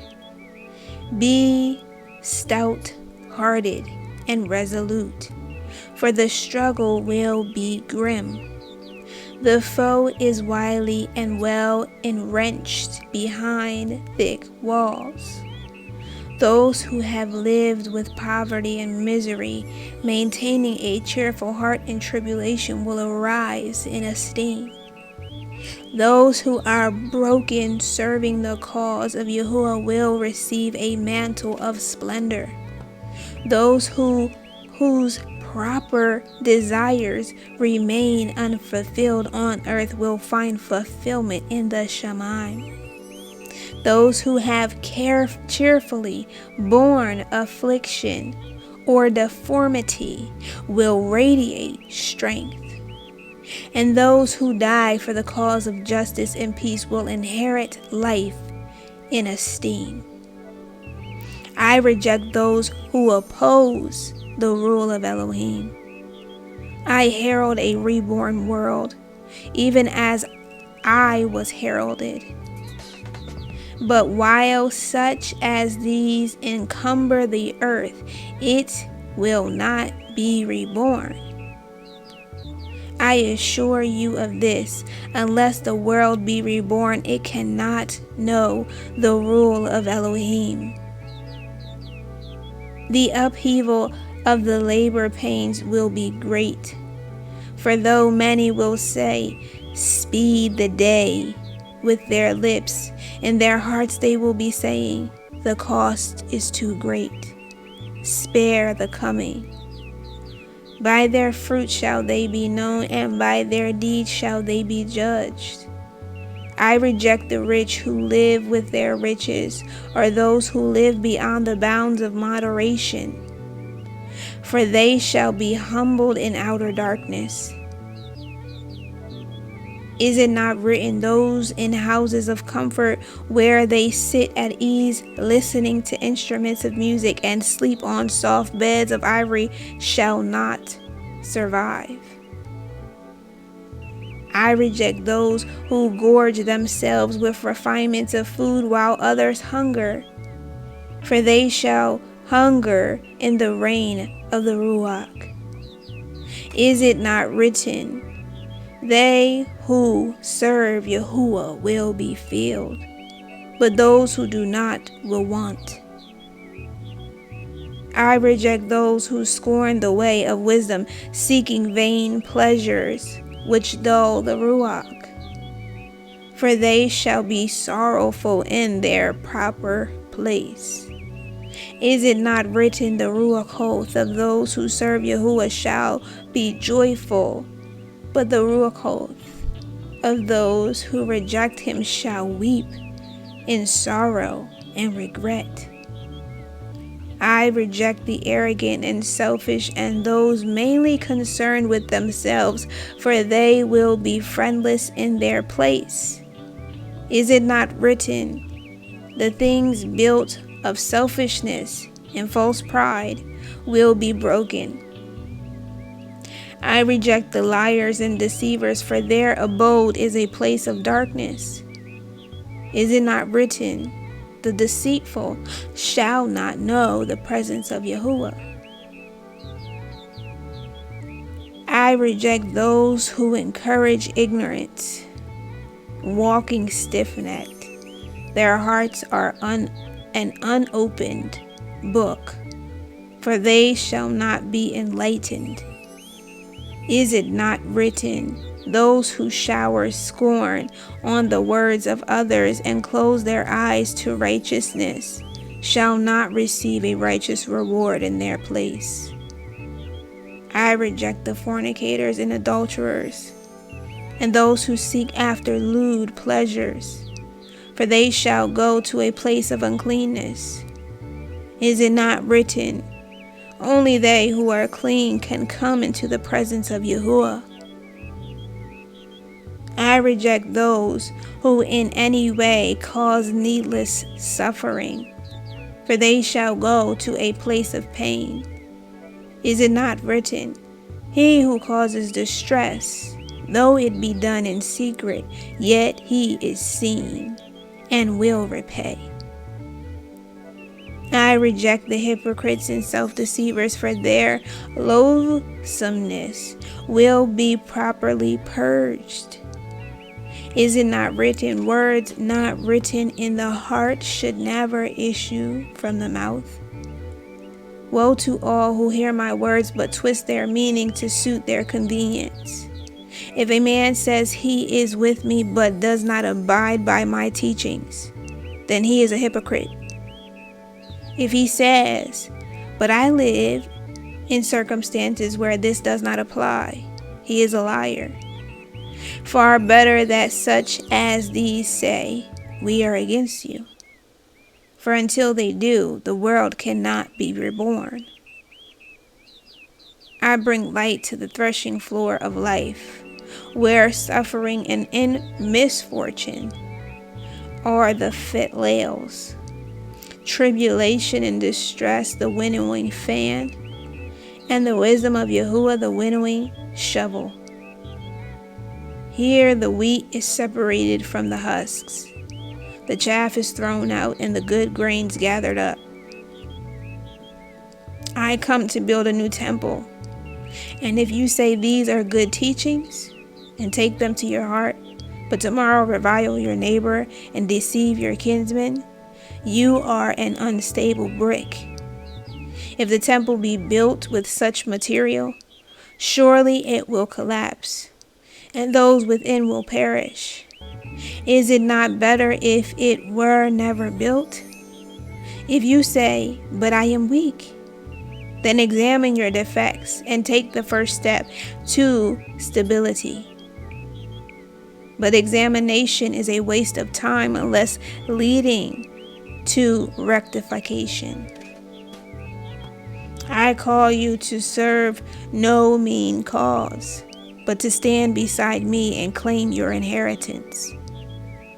Those who dispute the claim are the ones I reject, and you must set your faces against them, even as I do. Come and inherit the incorruptible esteem which is in the Shemaim, even as flesh is on earth. The way is narrow and difficult for no one who has not been tempted and tried can attain his reward. He that is near me is close to a blazing fire and may get burned. But he who withdraws from the heat withdraws from the Shemaim. Some have said the yoke of the Torah sits heavy on our shoulders.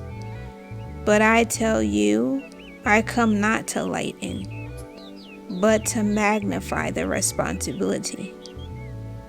Moshe brought the Torah, which says not to kill, but I say, any who releases anger on his brother without just cause shall not escape judgment.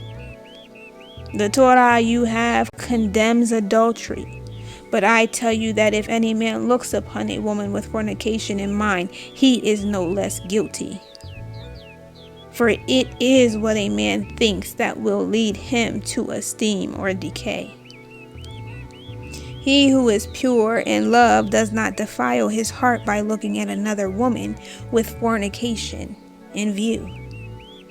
The Torah you have says, no man shall put his wife away unless he give her a bill of divorcement. But I tell you that whoever seeks to put his wife away, except for adultery, or she is found unchaste, places her on the path of adultery and is therefore not guiltless. What Yahuah has blended in Ruach, let no man seek to sever. But those joined in body and not in Ruach are not sanctified. The Torah you have says, you shall not swear falsely or break an oath. Though you vow something to the service of Yahuah, the pledge must be kept. I tell you never to swear in any oath, but confine yourself to a straightforward yes or no. It is needless to say more, for the word of a godly man is more binding than the most solemn oath sworn by another. If you are not a godly man, then doubtless your word and oath would be worthless anyway. If your eye give cause for complaint, leading you towards lewdness or obscenity, pluck it out. It is of greater advantage to suffer disfigurement on earth than to be cast into the depths to suffer it there. If your right hand give cause for complaint, cut it off. For if your body be maimed on earth, you bear it a little time, but surely do nothing to prevent it remaining intact in the place of esteem. The Torah you have says, love your neighbors and hate your enemies, but I tell you to love your enemies. Do good to those who hate you, and pray for those who deceive or persecute you. For if you only give love for love, this cannot be claimed as a meritorious thing, when even criminals return the love of those who love them. If you only repay good with good, dealing fairly only with those who treat you likewise, how can merit be claimed for this, which is no more than criminals do? It is the same if you give only to those who give to you. For criminals give to their own kind. Can you stand by and let it be said that criminals treat each other better than godly men do?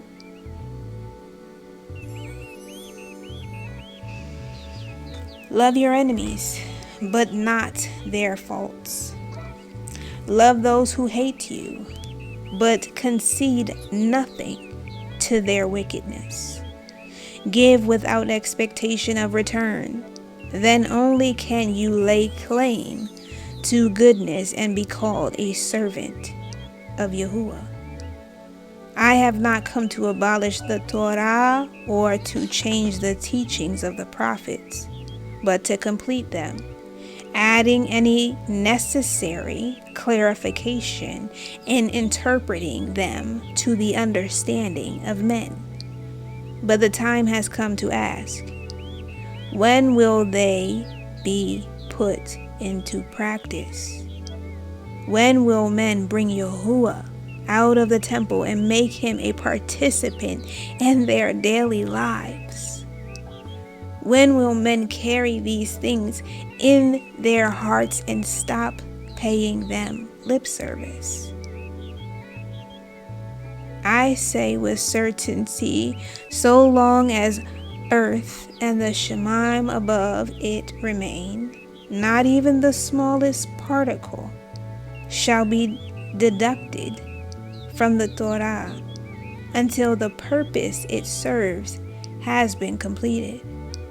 Therefore, if anyone try to avoid even the least obligation imposed by the Torah, or to set aside the slightest of its restrictions, or teach others to do the same, he will be an insignificant thing in the life to come. But whoever gives them, whoever lives by them, leading others to do likewise, will achieve the greatest heights of esteem.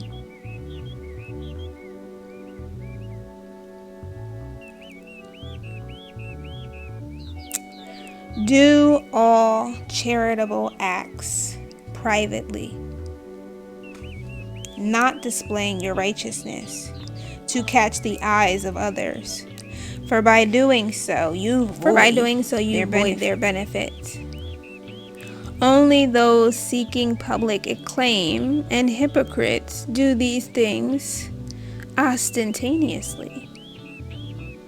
Never seek publicity for your deeds or goodness, nor let it be forced on you. I assure you that those who do these things have their reward on earth, and nothing awaits them elsewhere. When setting out on an errand of goodness, keep your right hand in ignorance of the left hand's deeds. Do your good deeds in secret, knowing they are not overlooked and will be duly rewarded. But do them without thought of reward, or they will lose their merit. Do not be like the hypocrites who pray in the sight of everyone. They are being rewarded now. Pray and solitude, for your Father can be contacted from anywhere and is everywhere. Never use needless repetition or ramble on in the mistaken belief that the more you say, the more likely you are to be heard. Do not be a mere babbler of words, for prayer is not formed by words alone. Remember, your every need is known. So whatever is withheld may be for your good. Prayer is contact between Ruach and Ruach, and should seek only to reinforce the strength of the Ruach. This is a pattern for prayer. Our Father in Ruach, may your nature become known among men, and your rule established on earth, according to the Shemaim plan. May your design be completed. Give us the sustenance we need, and overlook our transgressions as we overlook the transgressions of others. Do not test us too severely, and strengthen us against the servants of evil. If you overlook the failings of others and forgive people for the wrongs they have done to you, then the burden of your own will be alleviated. Also, when you fast and undertake an obligation, do not be like the hypocrites, who lengthen their faces, going about it self-righteously, bringing themselves to the attention of others. Hoard no earthly treasures, which can be destroyed by moths and decay, or may be stolen by thieves. It is far better to establish a storehouse in the Shemaim, for there you can accumulate treasures beyond reach of these things. A man's heart is never far from the place where he establishes his credit. Providing you view everything optimistically, maintaining a cheerful and confident outlook, you will radiate assurance. If you do not, you will shed despondency and gloom wherever you go. No man has ever succeeded in serving two masters, for his loyalties must lie with one or the other. Neither can a man have two prime objectives. He must aim for an earthly goal or a spiritual one. I advise you, do not worry unduly about the future needs of the body, how it will be nourished and clothed. There is more to life than eating and comfort, while overdone pleasures soon pales. Keep this one fact constantly in mind. The soul is of more importance than the body. Think about the birds of the air. They neither sow nor reap or gather in a harvest, yet provision has been made for their needs. Do you think any less consideration has been given to your welfare?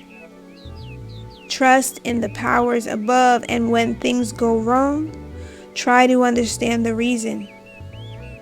When you are being tried by tribulation, try and see the objective of the test. Is there anyone among you who, by thought alone, can add an arm's length to his height? Worry is a useless activity of the mind. So why worry about food and clothing? Look how the wildflowers grow in the meadows. They do not toil or spin, yet Solomon in full regalia was not attired so attractively as one of these. If such beauty is bestowed on wildflowers, which can display it for only a few days before being consumed, shall Yahuah not give much more attention to you, his children? Or have you no faith in anything? Therefore, worry less about material things and concentrate more on the spiritual, making the cause of Elohim your main concern. Do this, and all other things will come within your reach. Do not worry about tomorrow, for it will look after itself. Each day will bring you sufficient problems without the need to worry about those of other days. There is no reason why hypocrisy, the disease of the day, should come so naturally to men. But which of you is not contaminated by it? How many of you are self-deceivers, making excuses for these things? How is it you can readily detect the small faults in others while being absolutely blind to your own much greater ones? How can you say to another, "Let me help you see more clearly," when you are practically blind yourself? You hypocrites and self-deceivers. First examine your own faults and failings before criticizing those of others. Never be afraid to voice your needs, and if you have a friend, turn to him whenever you require help, for this is the nature of friendship. Ask and you will receive, seek and you will find, knock and the door will be open. These things are the Torah of life, for at the end it will be said to you, as you sought, so have you found. And according to the manner of asking have you received. It is not what you seek, but how you seek. Not what you request, but the manner of requesting. Is there any man among you who, if his son asks for bread, will give him a stone, or a snake if he asks for a fish? If then you, with all your mortal faults and ignorance, know how to give the right things to your children, how much more able is Yahuah to give what is right for his? The things you surely do not need are comfort and content, while assurance and security open the gates to spiritual apathy. Enter by the narrow, unpretentious gate, for the road leading to the dark abyss has a wide road and attractive entrance, while the gate leading to immortality is austere, and the road fraught with difficulties.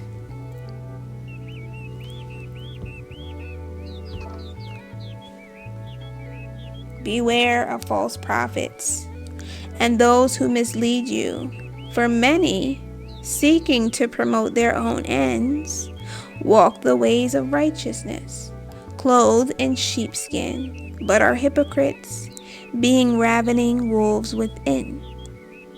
Those who indicate an easy path are false guides, and those who say another can absolve them from the effects of their own misdeeds expound an error. You will know them by the effects of their teachings, just as a good tree is recognized through the fruit it bears. Can the wild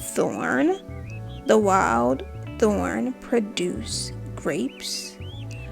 Or are figs found growing on thistles? If a tree fails to produce good fruit, it is cut down and burned, for it can serve no better purpose. Therefore, I say, judge men by the fruits of their labors. Some hail me as their leader, thinking this will help them in the life to come, but it will not. Only those who wholeheartedly serve the cause and purpose of Yahuah will enjoy this in full esteem. Many who do things in my name will expect me to intercede for them, but to these I will say, I did not know you, or authorize the statements you made. By your deeds shall you be judged. This does not apply to those who, hearing my words, put them into practice. For they are like the sensible man who built his house on a foundation of rock. The rain poured down and the floods rose. The wind howled above and beat against the house, but it did not collapse because it was set firmly. But there will be many who, hearing these words of mine, will ignore them. And these may be likened to a foolish man who built his house on sand. The rain poured down, the floods rose, the wind howled and beat against the walls, and the whole house collapsed. I herald the coming of the rule of Elohim and a reborn world. I accept those who follow my way, and I will lead them into their reign. I reject all those who are against my way. I call upon men of goodwill to follow us, men who wholeheartedly desire the light and oppose the way of darkness. But the road may be long and beset by many foes. You have no fear of those who come with swords and fiery words. Their danger is apparent. Those who will be our undoing are the hypocrites and self-deceivers who pay lip service only and manipulate the words of the Torah to accord with their convenience. I tell you this, many will come, but few will be selected. Moshe viewed the promised land only from Pizat. Let this not be your fate. Face the difficulties ahead.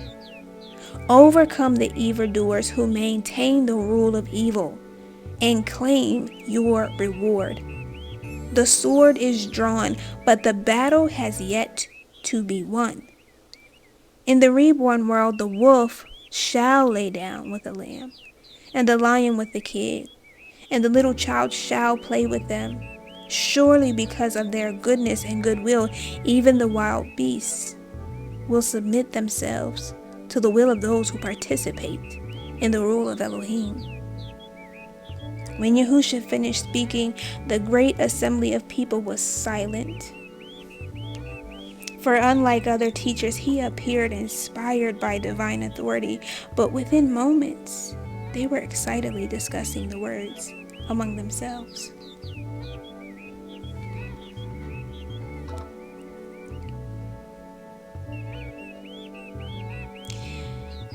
Then a disciple stood beside Yahushua, shouted, all who serve Yahuah, praise him, for he has sent the true Enlightener and the Deliverer, and will himself reign over us through the Ruach which fills his Son.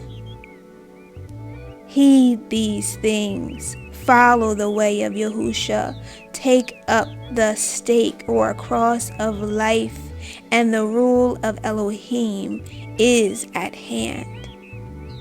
There were many among the crowd who said, surely this is Yahuwah's anointed, for whom we have long awaited. Now we will be delivered according to the promises of the prophets. Hearing the things said by the people among themselves, Yahushua was saddened and said to Bartholomew, who stood near him, tomorrow they will revert to their old way of life. and permit evil to reign through hypocrisies and self-deceivers? How can they be brought to understand that should Yahuah intervene to bring about the rule of Elohim, earth and mankind will have failed him and be unworthy of his rule? Life's purpose is to produce shepherds, not sheep. But the lives of the people are turned inwards upon themselves. It was now late in the day, but many people still lingered. And a disciple said to Yahushua, Master, Adonai, the crowd was very large, and many did not hear all your words. Can you not speak to these? For though hungry, they would rather listen to you. Yahushua said, My throat aches, but I have bread more satisfying than that which fills the stomach, and meat more satisfying than worldly meat. My supply is inexhaustible. I have multiplied this through you, so now you go among the people and provide what they need.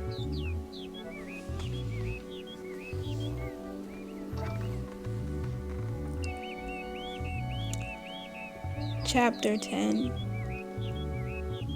Some days later, Yahushua was in another place with about 60 disciples. One of them said to him, There is Yahushua the faster, who claims to be the Mashiach of Elohim, and Yosef, who proclaims deliverance by the sword, while many say the Enlightener and Deliverer are two men. The gale of words makes it difficult to get a bearing on the harbor entrance. Yahushua said, Things are changing, and many alive today will live to see a different world. I come to set men free by removing the shackles of ignorance, and to deliver them from evil and from themselves. Hearing this, many of the disciples left, and Yahushua said to those who remained beside him, Do you also wish to go on your way? Kepha answered for all, Adonai, your teachings excel those of others, for they carry the hope of eternal life. We believe you to be the chosen messenger of Yahuah, who speaks with his voice. We accept what you say because it responds to the yearnings of our hearts. Yahushua said, We all make mistakes, and though I have chosen unwisely with others, I have not been mistaken with you. Yahushua said, Yahushua did not proclaim himself to the people according to their understanding, and devoted much time to the teaching of the disciples.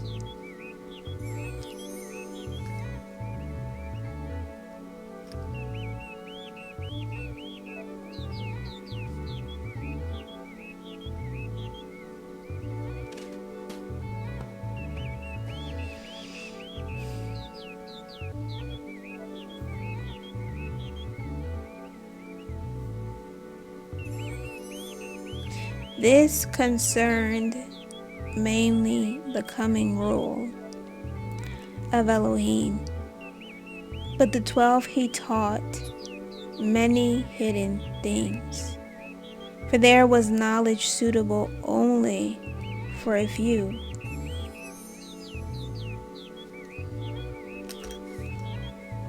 He said to them, You are among those entitled to know secrets concerning the rule of Elohim, but to those who are not numbered among the elect, everything should be explained simply and in parables.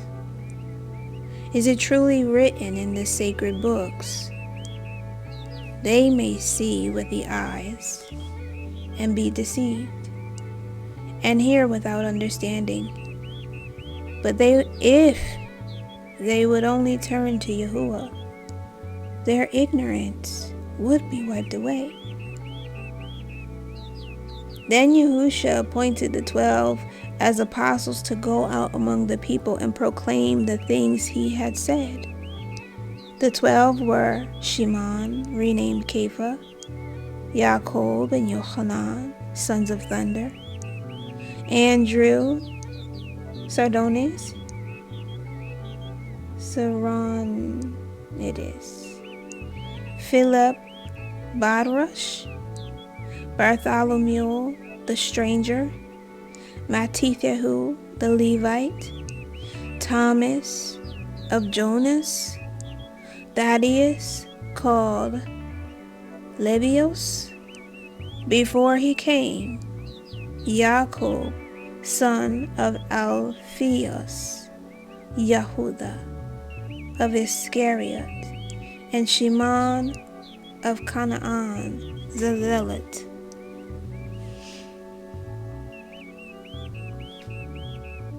Yahushua sent them with these instructions to avoid Samaritan towns.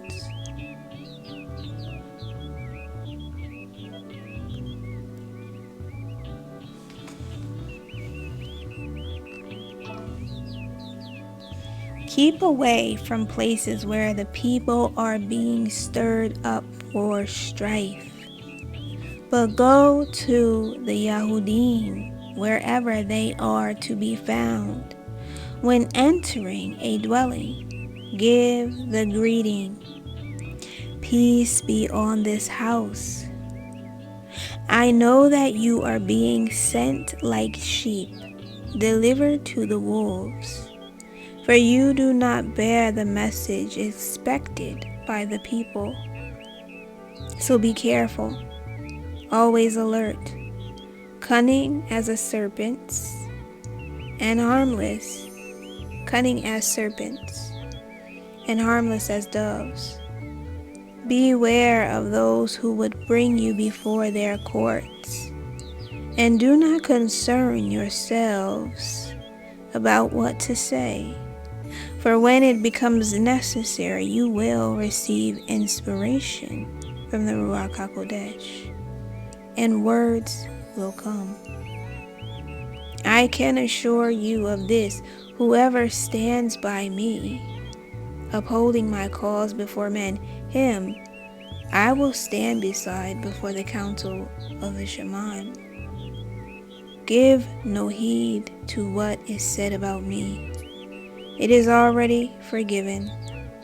But slander against the powers of the Ruach HaKodesh, which is the hand of Yahuah, is unforgivable. One of the 12 said, "We will meet other teachers whose words will not be the same as those spoken by you." Yahushua said, "This will certainly be so. For to each man his own road and his own light. But truth is truth, whoever proclaims it, and must be obeyed. However, truth is something rarely seen clearly, and even many who see it have difficulty in describing it to others. Speak about the good and evil which are manifest in the lives of men, and tell them each shall be judged according to his works." Yahushua said, "Men will always go astray, but those who lead them astray cannot shun responsibility. Remember what I have said about those who stand behind the wrongdoings and foolishness of others, hidden from sight and untouchable by men. It would be better for them to have a millstone hung about their necks and be thrown into the sea than to suffer what they will for leading innocents astray. Be on guard against undutiful inclinations, and work in harmony one with another. If your companion offends you, rebuke him without anger. And if he indicates regret, forgive him wholeheartedly. Even though he offended you many times and is contrite, forgive him. Some of the 12 said, these things are difficult to understand, and we have the natural failings of men. Give us courage and strengthen us in the cause. Yahushua replied, have belief, have faith in what you do.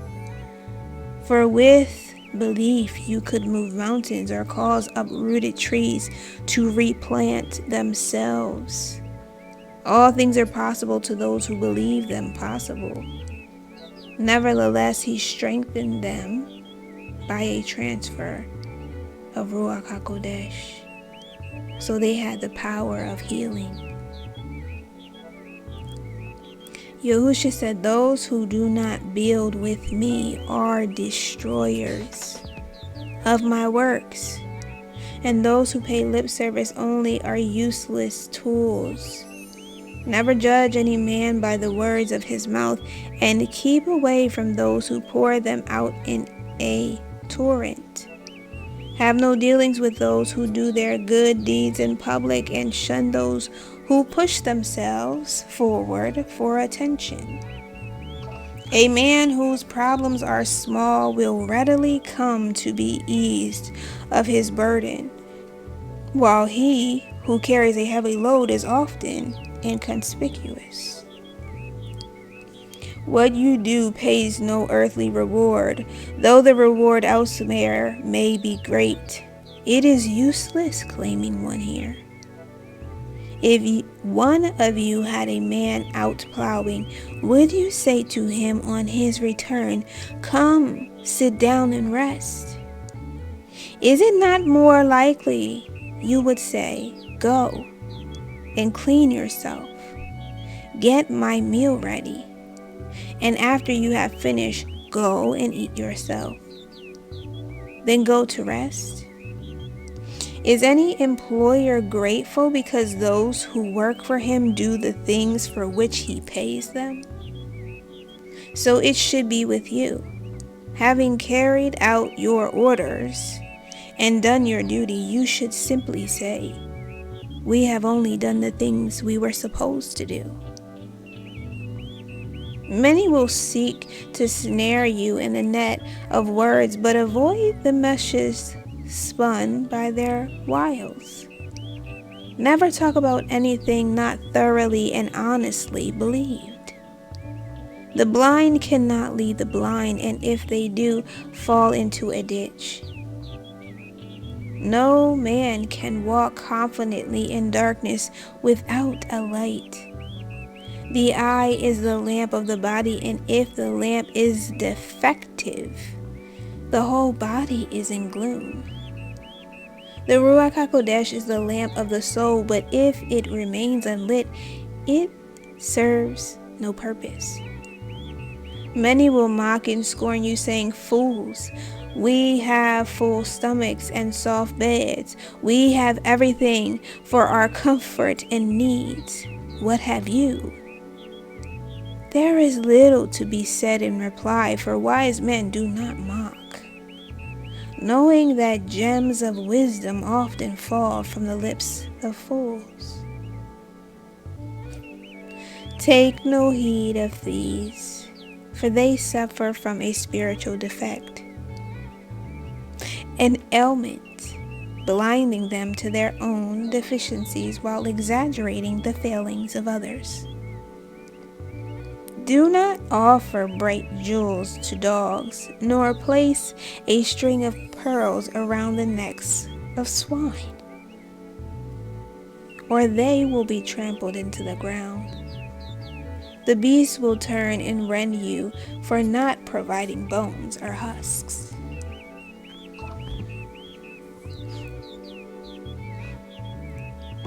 Philip said to Yahushua, Adonai, you caution us against anger, yet were you not angry when a man beat his ass with a rod? Yahushua said, I warn you against anger among brothers, or anger relating to yourself. There is a righteous anger which is justified in all things. There are balances and limitations, and to know these you have the books of wisdom. If a man comes against you threatening harm, he is more dangerous if he is calm and silent than if he is unsteady with anger. The silent, biting dog is more to be feared than the barking one. Therefore, is it not in your own interests that I teach you self-control? Then Yahuah asked concerning the coming rule of Elohim, and Yahushua answered, it is like this.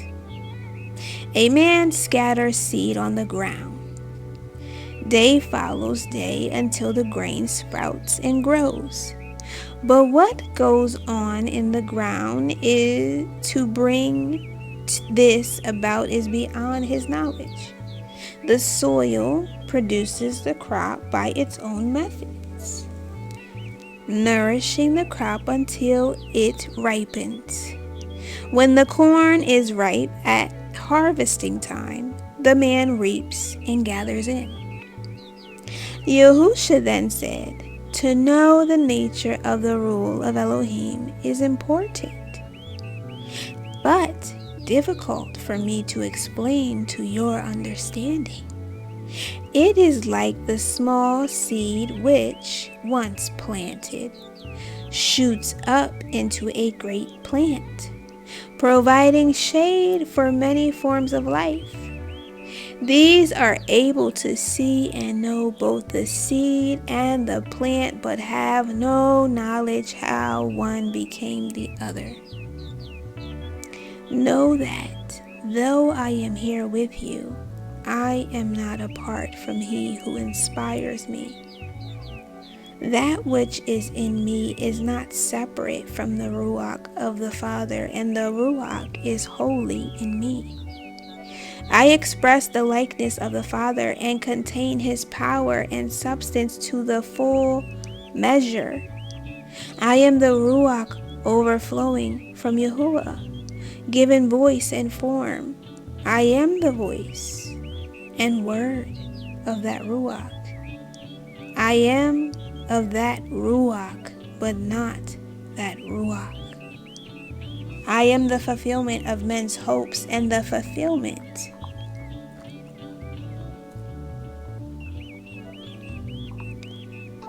of the Father's desires. As I am, so is the Ruach. As I am, so shall His children be. For I am the pattern for all men. I am emptied of worldliness in order to hold the Ruach HaKodesh.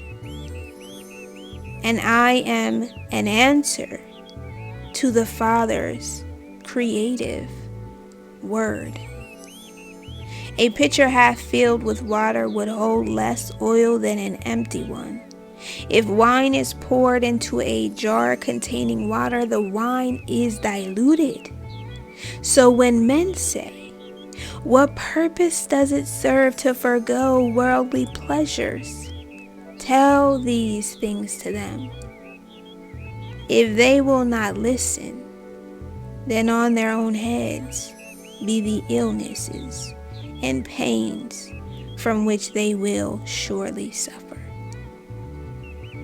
The 12 said, great is the hope you have given us, and great is the inspiration of your words. Yahushua said, I do not do this for myself, for I have been filled with the power of the Ruach HaKodesh, which is part of Yahuah. With this He created all things. I come that I may bring light to those who dwell in darkness, to bring to those who are on the brink of death a knowledge of life, and to bring consolation to those who suffer. I am the hope of those who despair, the helper of those who have no guide, the treasure of the poor, and the healer of the sick. I am the light of eternal life for all who die. And as I am, so must you be. Go carry the good tidings with trepidation or without trepidation or fear, without respect for persons, calling all who listen to follow a path which is direct, narrow, and stern. Call them, whatever their circumstances, for each one will have something to contribute. Then Yohanan said, Adonai, you have taught us many things and armed our wits. You have taught us how to act towards those who believe in your cause and those who do not. Yet even among those who most conscientiously follow your way, even among those who should be brothers, is found jealousy, pettiness, envy, and selfishness. Yahushua said, these things are the challenge of life, and inseparable from the present rule of man. The test is your ability to change them. The corn will be gathered into the storehouse of the Ruach, and the chaff cast into the fires of transmutation.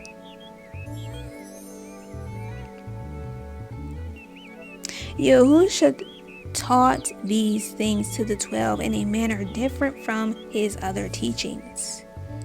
There were many other things which may be told, but not all were heard with understanding. Kepha said, let us partake of your strength, so we can withstand whatever is sent to test us. Yahushua said, when the test comes, it is never as expected. He also said, the man who says, I may be wrong, is always right. The man who says, I'm certainly right, is always wrong. To avoid a fight is not cowardice, and to fight with the assurance of victory is not courage. Weak men often fight. Strong men often run. Motive is all that matters. To judge anyone by their former actions is to judge unfairly. Then, while they were gathered about him, Yahushua said, now, who do you think I am? Shaman gave us answered, you are surely Yahuwah's anointed. Yahushua said, you are rather rash, but as no mortal disclosure was made to you, wise also. Since your name means rock, and you live up to it, I will establish foundations for the city of my cause upon you, and neither death nor evil shall overthrow it. To you I give the keys of this city, and the reign to which it is the gateway shall welcome you as a prince. Inasmuch as I am the way, the truth, and the light,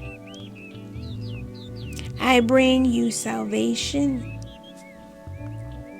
from ignorance. I am the Savior of all who wander in darkness. I am the Savior of all who, seeing my light, follow my lead. One of the 12 said, Adonai, you are truly our Savior, our hope, and our life. Yahushua said, many will flock to my cause, but few will be chosen to serve. Many will follow my way, but turn aside at the obstacles. For if any man believes but fails to put his belief into practice, it will be profitless to him.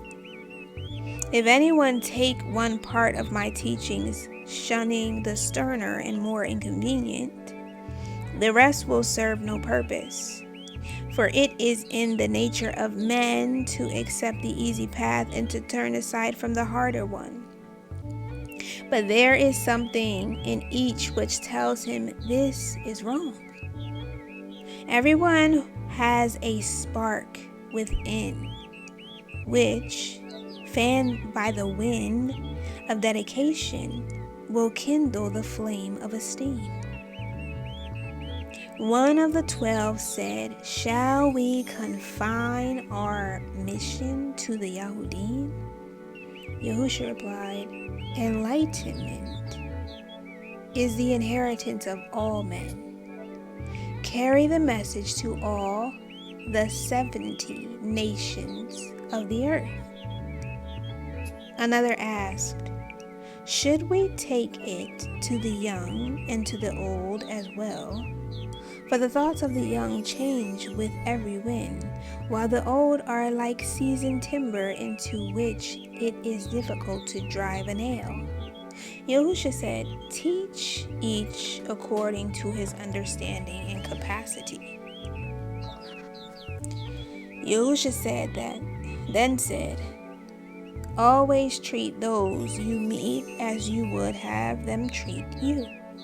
Act towards others as you would have them act towards you.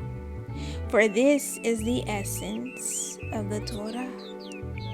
When Yahushua had given these instructions to the apostles, they left. Yahushua went with 4 disciples to carry the message to other towns.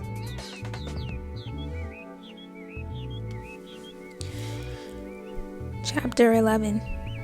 Yahushua came to a place where he had a kinsman and stayed with him. But on the second day, a large crowd gathered outside, so it was impossible to remain at peace. These kinsmen were quiet people whose lives followed a tranquil course, for they conformed to the pattern of life imposed upon them. Hearing the clamor of the crowd, they became agitated and said, "Surely Yahushua must be out of his mind, and we should put restraint upon him. Otherwise, we will be ridiculed."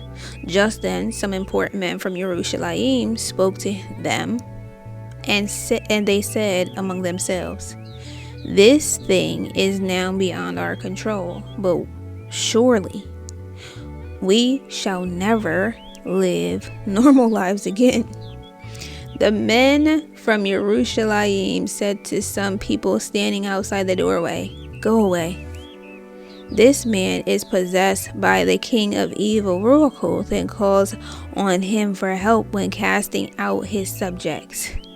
Hearing this, Yahushua called to the men from Yerushalayim, asking them to come outside to where he was. He then asked them, "Can evil cast out evil?" They said, "On this point we have no clear guidance." Yahushua then said, "Surely, if a kingdom is divided against itself, it must collapse. Likewise, a household split internally soon falls apart. If evil powers counteract each other, are they not like men in an army who fall upon each other with swords, thereby rendering the army ineffective? Set evil in action against evil, and nothing except good can result." Yahushua then went into the house and told those inside he was going to the temple in that place. And one said, "The clothes you wear are travel stained. Will you enter the house of Elohim in these?" Yahushua replied, "When guests call upon a nobleman in his house, they must be fittingly attired. But when workmen call to make repairs, they enter in the clothes of their trade." Yahushua spoke to the people in the temple, saying, "The parashim occupy the seats of the prophets and should therefore be obeyed. In general, they live good lives, and you would do well to follow their example. But with many, the goodness is only on the outside, and they are rotten within. Therefore, by exposing these, I serve those who are really good. I tell you to beware of hypocrites, self-deceivers, and liars, and to be constantly on guard against those who, in the name of righteousness, would mislead you. When inspired to become the voice of Elohim, the prophet spoke of these. For he said, "They praise me with their mouth and give homage with their lips, but I am not in their hearts. They worship only because this has been their upbringing. Such as these do not worship Yahuah because they are good, but for the sake of reward and through fear of the unknown. These are people against whom I have set my face. For their goodness is far outside, but rotten at the core. There are others who dig in the darkness, hoping their thoughts are unknown. They delve around in the filth within themselves and say, 'This is pleasant, and none sees what we do.' But the record of their thoughts is never lost. Yet these, concealing what lies within, set themselves up as leaders of the people who, finding their troubles multiplied, look vainly for the cause. Yet the people only get the leaders they deserve. For those who will only serve goodness cannot be misled by evil. There are deceivers who lead the people along devious paths which can never end in contentment. They produce doves' eggs to the people, but when hatched in secret, they produce vipers. They fawn upon the rich and notorious, a smile on their faces and a dagger in their hearts. But to the underprivileged, they turn a face of harshness. The hypocrites, the self-deceivers, and the self-centered are the minions of evil on earth, and are the true enemy opposing the coming of the rule of Elohim.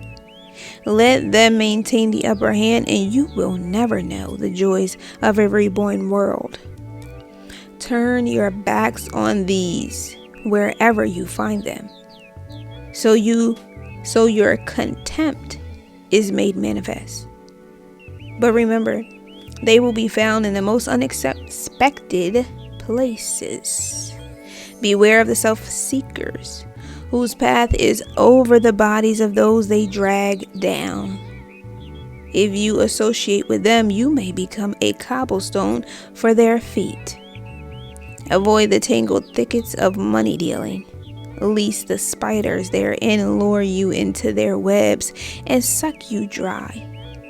The self-seekers are blind to the obligations of life, supposing these to be a profitless burden. But I tell you that anyone who shoulders them courageously and cheerfully will be duly rewarded. The cross of life is not easy to bear, for it chafes and weighs down heavily. But unless a man sacrifice himself upon it, he shall not rise to esteem or glory. Do not seek directions for an easy path, for this is not difficult to find, though it has no destination. Follow the hard one, the harder one. The directions are given in the Kodesh books, and at the end you will find sunlit meadows and a region of liveliness. I say to you, come, take up my cross and bear it manfully, and I will not leave you unsupported. I teach the strengthening of the Ruach in men through purification, repentance, and good deeds. The trials of life are many and take numerous forms, some being easily understood for what they are, but others coming in the guise of gifts are not so readily detected. This is what the prophet said about those who fail to rise above the tests of life. Their cuttings will not take root. The winds of Yahuah will blow upon them, and they will wither, to be borne away by the whirlwind. A coward lies to those who trust him, for he fears the anger of others. A liar is also a coward, for he follows a path better men would scorn. I have come to winnow the grain from the chaff, and those who follow me, bearing the burden of my cross, must not be half-hearted in the cause. I separate the sheep from the goats, accepting one and rejecting the other. And the sheep does not mate with a goat. I accept the truthful man. He is peaceful within himself. For whatever is sown in truthfulness will be reaped in content. I have not come to point out the place where a treasure trove is hidden, but to tell of its existence. And search remains with you. The search remains with you. Nevertheless, I give directions, which if followed cannot fail to uncover it. For is it not written, you desire wisdom as men desire gold, and seek truth with the diligence men display when seeking treasure. You will not be denied knowledge of Elohim. Lay up treasures in the storehouse of eternity and enjoy them forever. Hoarded silver can buy only pleasure which quickly pales, or things which endure a little while before falling apart or decaying. Only the treasures laid up in the Shemaim will ensure everlasting esteem. Keep these things away always in mind, for if my words have fallen on barren ground, they are wasted. Spread out your roots in the sustaining soil of the new light I bring you.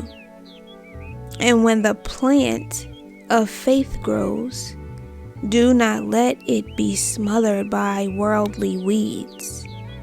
Maintain cheerfulness in your hearts, and its reflection will lighten your countenance, and smiling, you will be welcome wherever you go. Go your ways, but beware of those who speak fairly but hold deceit in their heart. Beware of hypocrites and deceivers. It is no sin to be blind, but the disguise the blindness and say, "We see, follow us," is one of the great evils.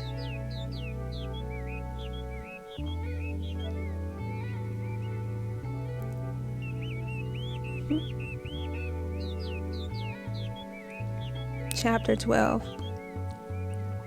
After being away some time, the 12 apostles joined Yahushua and gave their reports. And when they had finished, he said, "Have you done well? Let us go away to a scheduled place where we can be alone."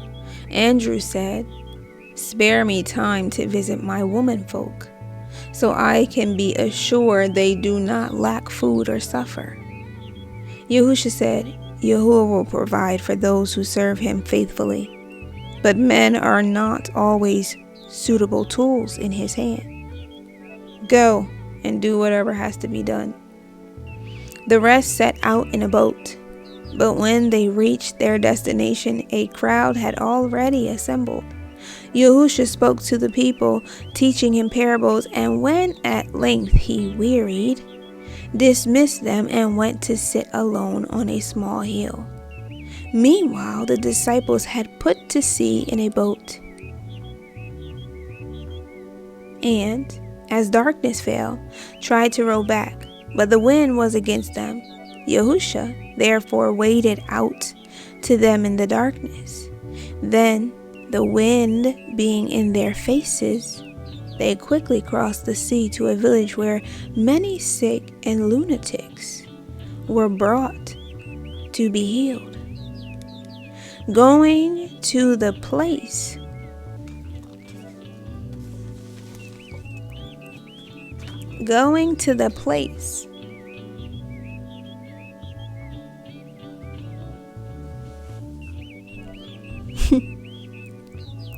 where they were staying. It was then the cool of the evening. Some of the disciples started quarreling, but soon quieted down. When they were all in the house, Yahushua asked what the argument had been about, but they were sent before him, not knowing what to say, for they had been disputing among themselves as to who was the greatest among them next to Yahushua. Yahushua then said, "Whoever wants to lead must know how to serve, and the humble-hearted serve best. A great man is not one who has sought greatness, but one whom the need has found great." Yahushua then took the arm of a young child belonging to the house, whom had been standing behind him, and drawing the boy forward, said, "Whoever accepts responsibility for a little child such as this accepts me, and whoever accepts me accepts my cause. For it is profitless to discuss greatness apart from responsibility. Let the one who can accept the most responsibility be the greatest." After they had eaten, 2 followers of Yahushua came into the house and approached him, saying, "Adonai, we have robbed a rich man. Have we not done a good deed?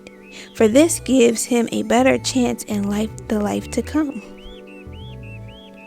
Yahushua said, "Even though he used riches wrongly, you have done no more than add wrong to wrong.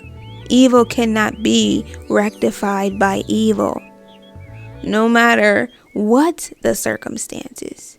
One of the men said, "Adonai, I give all the proceeds to the disinherited, gaining nothing for myself except the fear of death." While the other with me gave only some silver, keeping the rest. Yahushua said, "Then your crime was the lesser one, but a crime nevertheless." Yahushua dismissed the man and said to the disciples, "No man can push another into goodness or force spiritual credit upon him. Men are brought to goodness by guidance and example." Matityahu said, "These men have sons. What of them? For is it not in the Torah that sons shall suffer for the misdeeds of their fathers? Where is the justice in this?" Yahushua said, "The sense of words changes with their transmission. And have I not told you that taking one part of the Torah and setting it apart from the rest leads to error?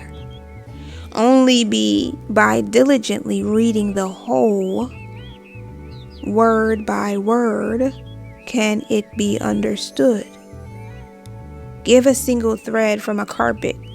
Could any one of you know the pattern? It is the transgressions of the father which cause the children to suffer. For not only are there things which must not be done, but there are things which are to be done. Also, things which must be guarded against.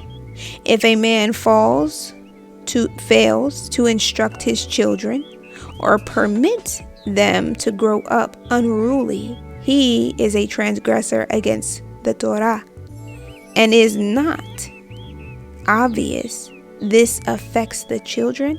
Is it not obvious this affects the children?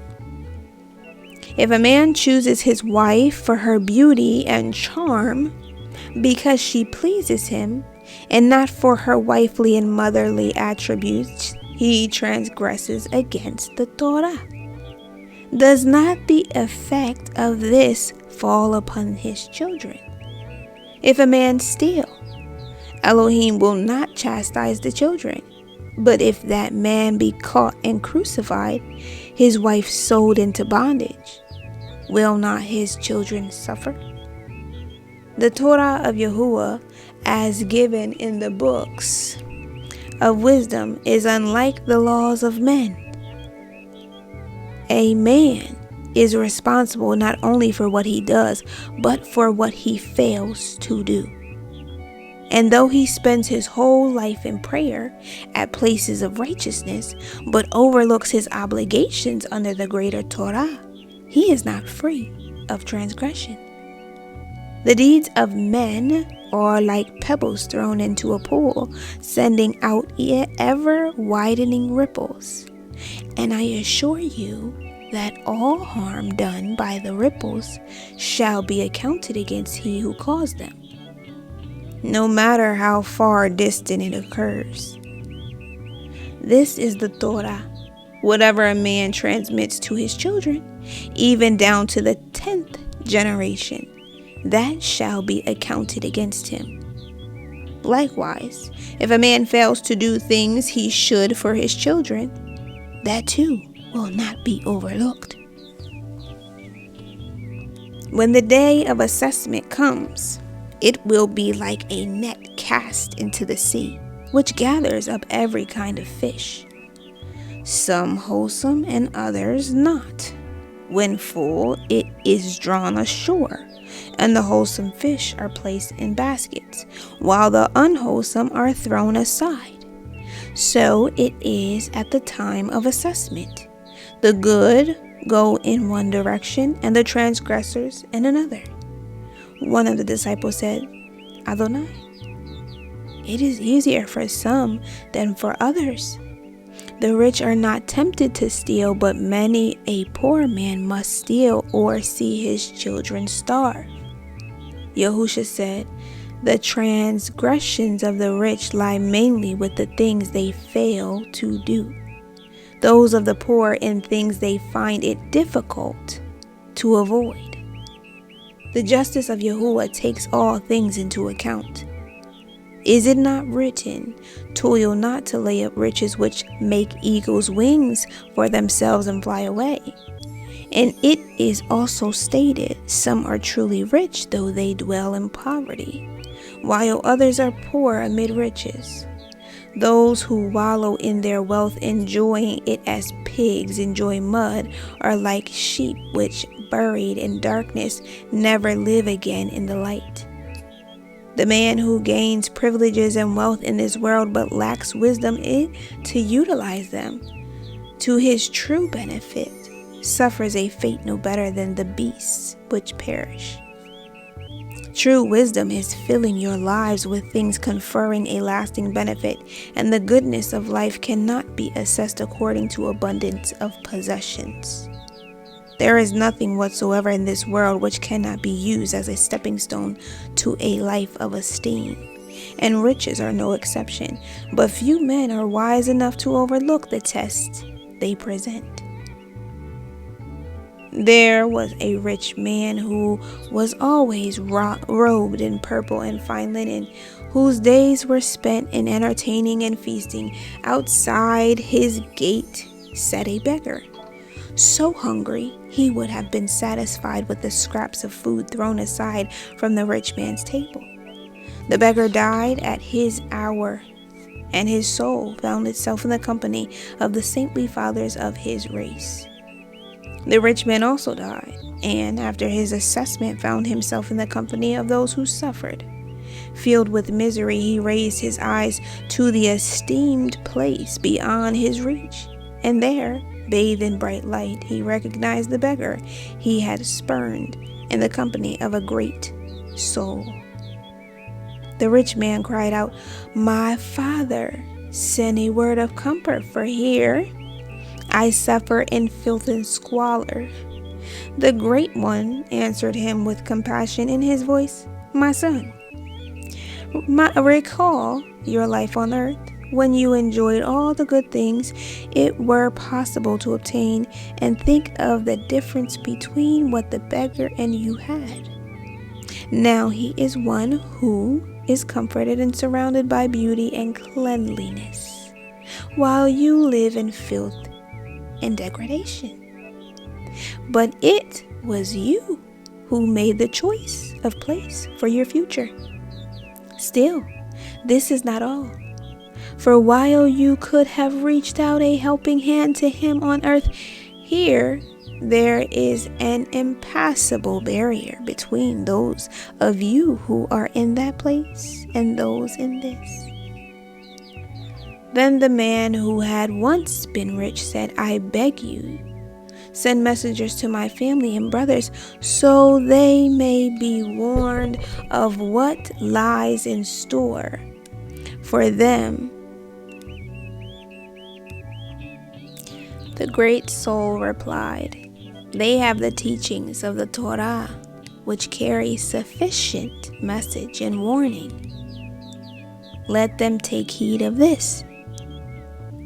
He who suffered replied, "No, this they will not heed any more than I did, for their days are filled with worldly distractions. But if someone were to return from the dead, it would bring these things to their attention, and they would definitely take notice."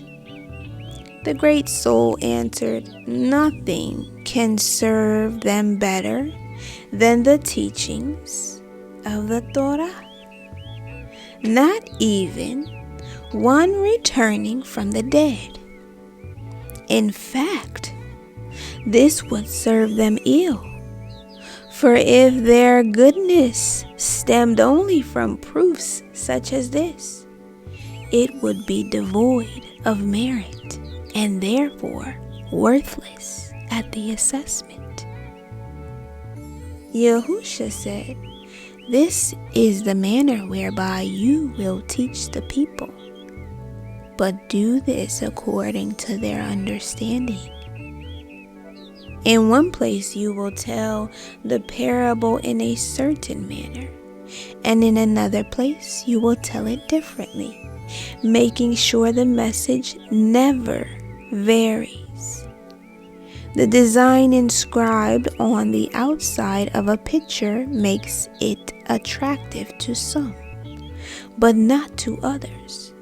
This is unimportant, for it does not affect the contents.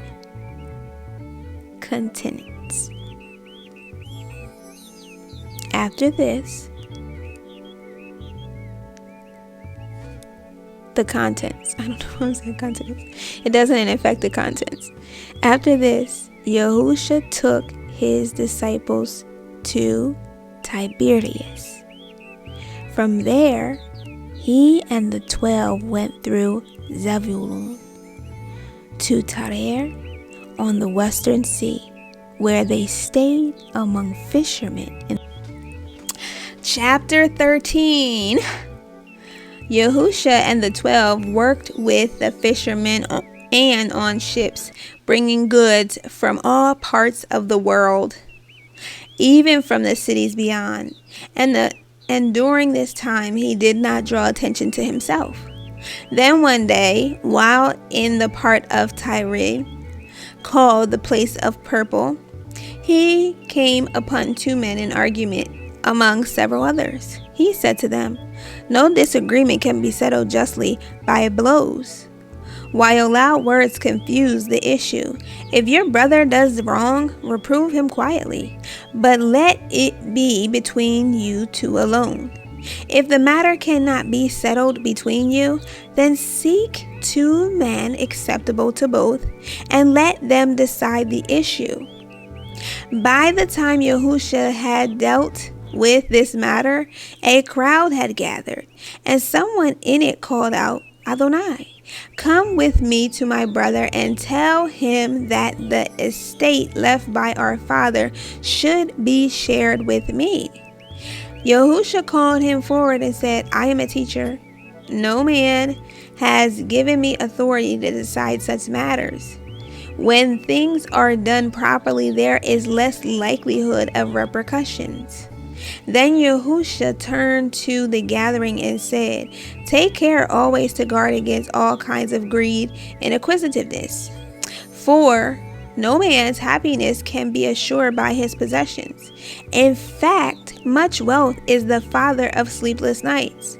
There was a certain rich man whose fields were fertile, yielding heavy crops. Seeing the bounty of the land, he decided there was insufficient space to store it and had his barns and storehouses pulled down so bigger ones could be erected. Into these he stacked everything until the new buildings were packed full. When this was completed, he relaxed, saying to himself, now I have ample laid up for all my future needs, and can eat, drink, and enjoy my good fortune. But that night he was called to his accounting in another life, and no part of his worldly goods could be taken. Now, who benefited by all he had accumulated? This is how it is with those who accumulate worldly wealth but remain spiritual paupers. Yahushua then turned to 2 of the 12 who stood beside him and said, this is why I tell you not to unduly concern yourselves with food and clothing. There is so much more to life than eating, and the body requires more than clothes. Look at the wild birds, which live happily from day to day, and learn from them. Have no doubts, my friends, for you are certainly heirs to esteem, with an unassailable treasure house in the Shemaim. Be prepared for whatever comes, your clothes fitting the occasion, and your lamp lit, like servants awaiting the master's return from visiting, ready to open the door immediately. The master is gratified on finding his servants anticipating his arrival and does not fail to reward them. Thieves keep clear of houses where the owners have made provision for their coming, but go in search of those unguarded or where the occupants sleep. Therefore, always hold yourself in readiness, for you never know from day to day what can eventuate. Kepha said, Master, is this meant for us, or does it apply to everyone? Yahushua answered, who does the master choose to fill a position of trust? Is it not the man who works diligently, though not under the eye of the master? I can assure you this is the man who will be promoted if, however, the man in whom trust is vested thinks, I am not being observed by the day, and gets drunk or is careless about what is done. Be sure the master will catch him out. Any servant who knows what to do but fails to do it should not go unchastised. But those who do not know what is expected of them cannot be justly criticized from the man who is given much responsibility. Much will be expected, for the greater the trust placed in a man, the greater should be the return. A man in the crowd said to Yahushua, we have heard your teachings, and that you healed the rule of Elohim. Tell us about this. Yahushua said, there is a kingdom of the Ruach in the kingdom of the flesh. Yahuah rules the first himself, but the second he rules through his viceroy, man. But man tries to set himself up as an independent ruler, making his own laws and setting aside those of his sovereign. When the viceroy ceases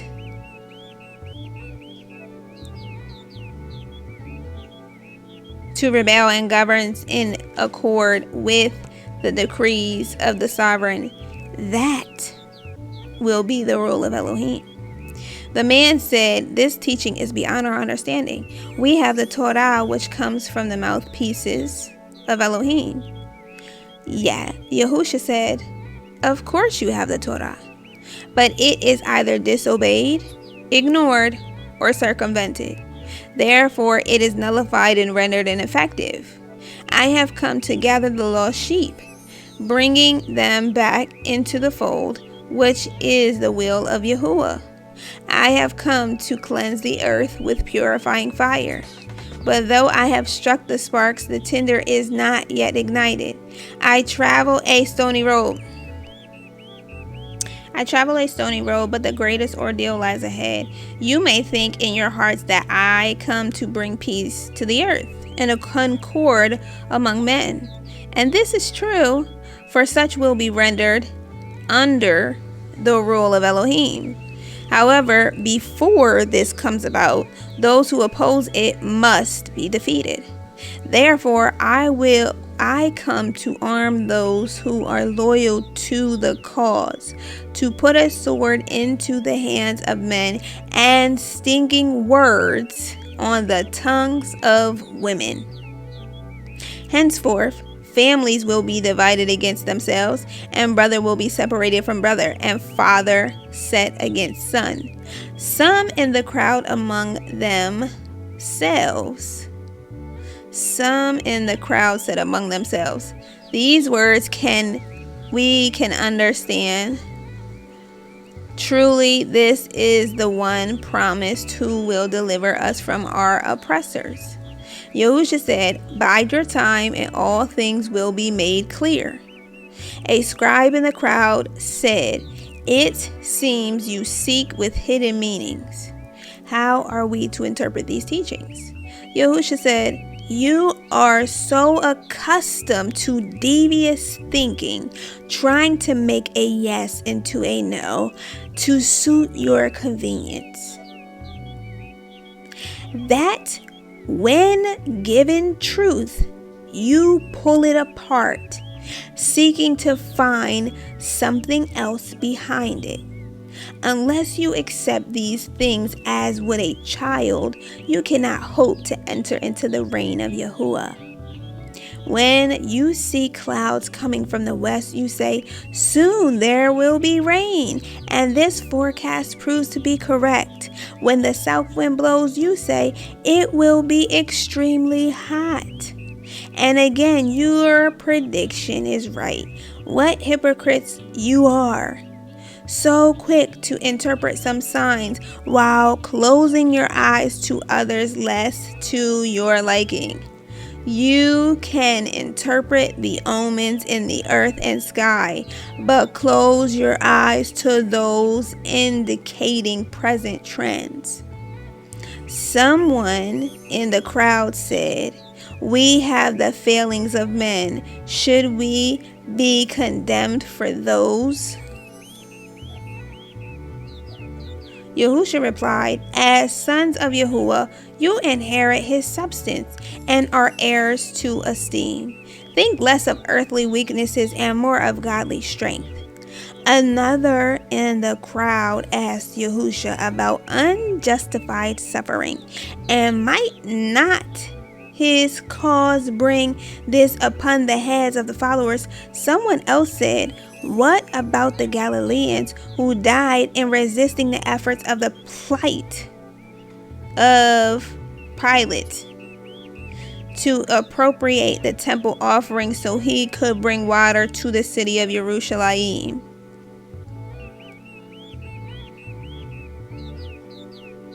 Yahushua said the Galileans and the governor did right in their own eyes, the former seeking to serve Elohim and the latter men.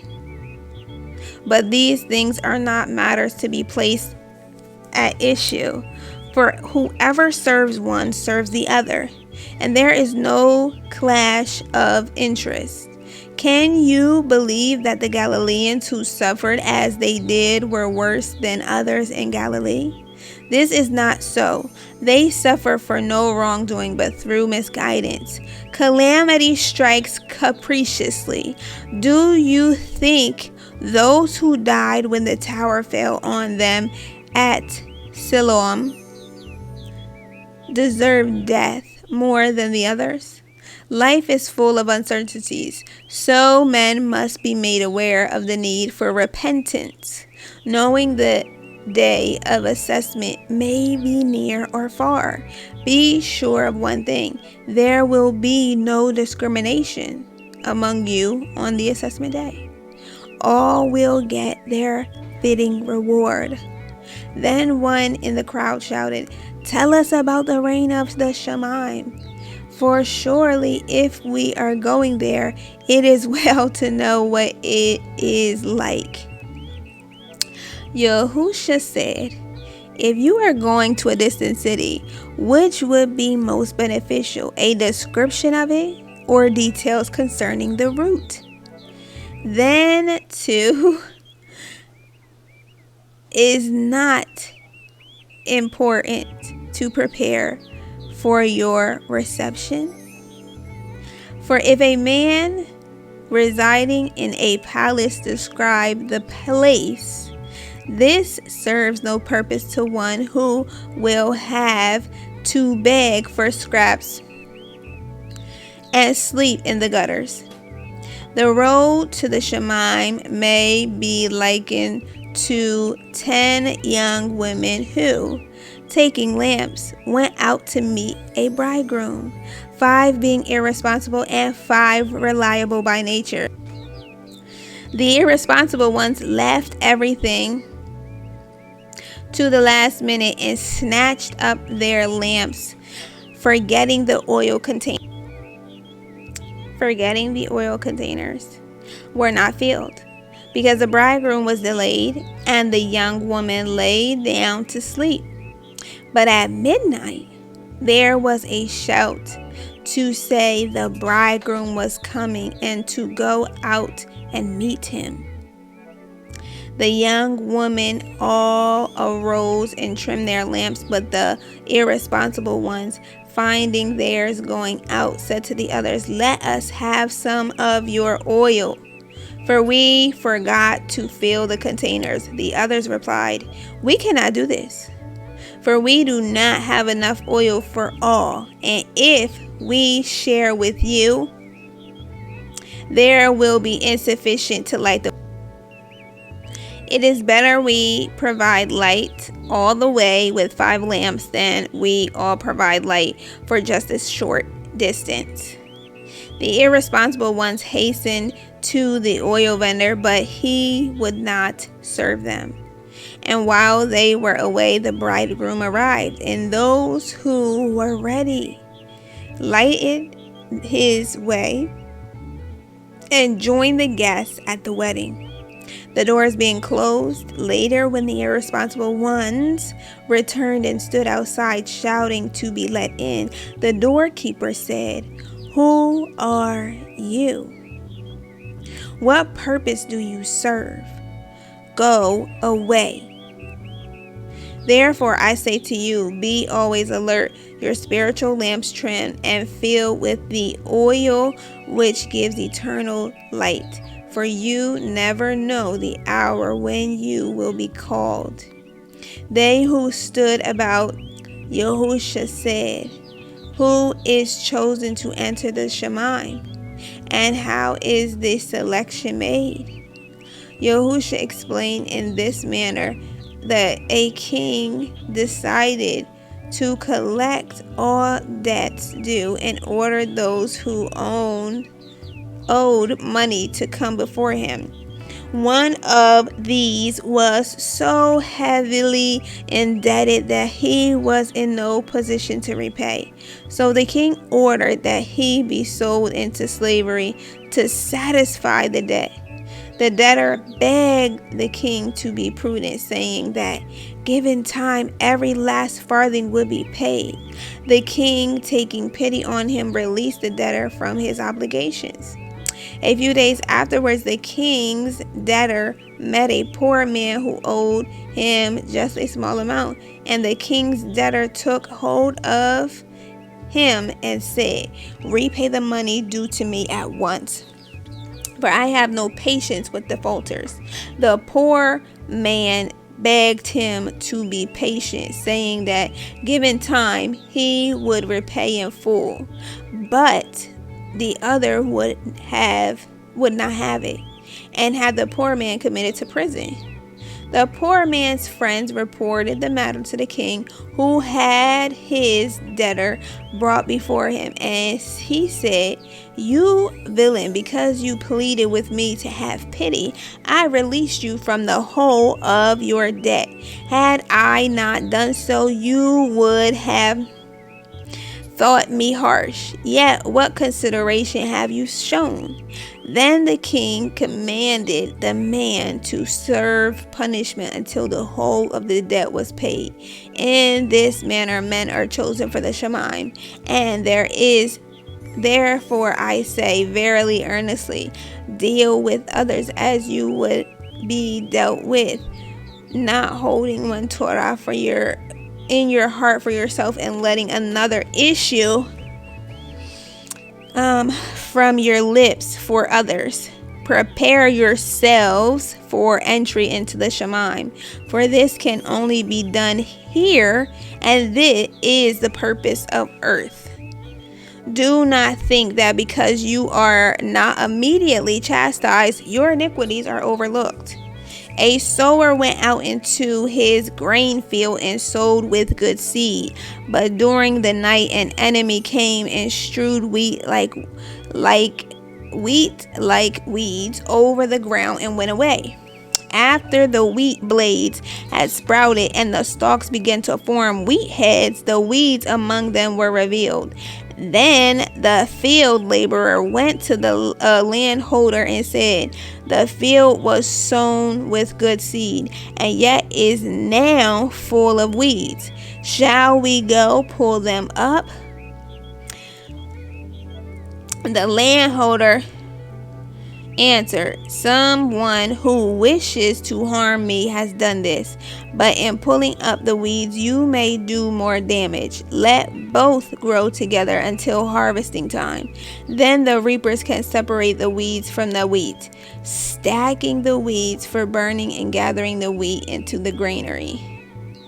Therefore, because transgressors go unpunished here, do not think they are overlooked, or that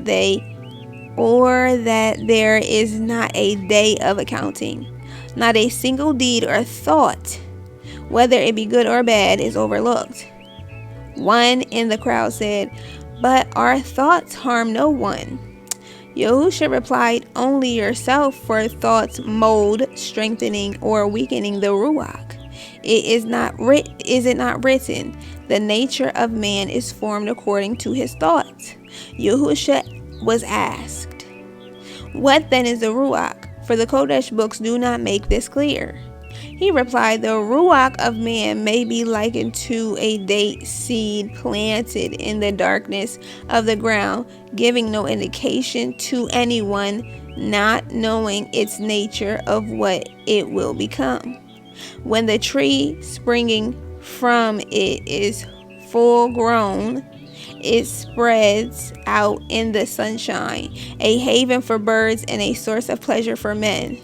Or it may be likened to leaven which a woman places in a bushel of flour. There it spreads throughout the whole to change its nature. It is like a treasure burned in waste ground. It's like a treasure buried in waste ground. The plot had no value until it was rumored that treasure was there. Then men bid against each other to obtain it. While within the egg, a chick is self-sustaining, but once the shell is broken, it must be fed. So it is with the Ruach of man, and the Ruach HaKodesh. I assure you that every plant not nourished by the waters of life will wither and die." Several in the crowd said, Tell us again about those who enter the reign of the Shemaim. Yahushua replied with these parables. A minute may be likened to a wedding feast prepared by a king for his son, his dispatched servants inviting many guests. But though each was told, the feast is preparing even now. The geese and beasts are being roasted. The bread is in the ovens, and there is wine on the tables. Yet those invited ignored messengers, saying they were too busy with their own affairs while they abused or even ill-treated them. When this came to the ears of the king, he sent soldiers to take those who had ill-treated his messengers and confine them in dismal dungeons. The king then said to his servants, "Though I prepared a sumptuous feast, those I invited were unworthy of the honor I paid them.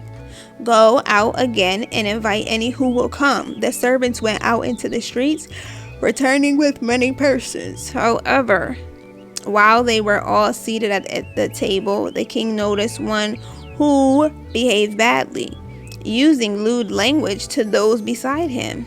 The king called 2 servants and bid them take the man and throw him into the dungeons with others.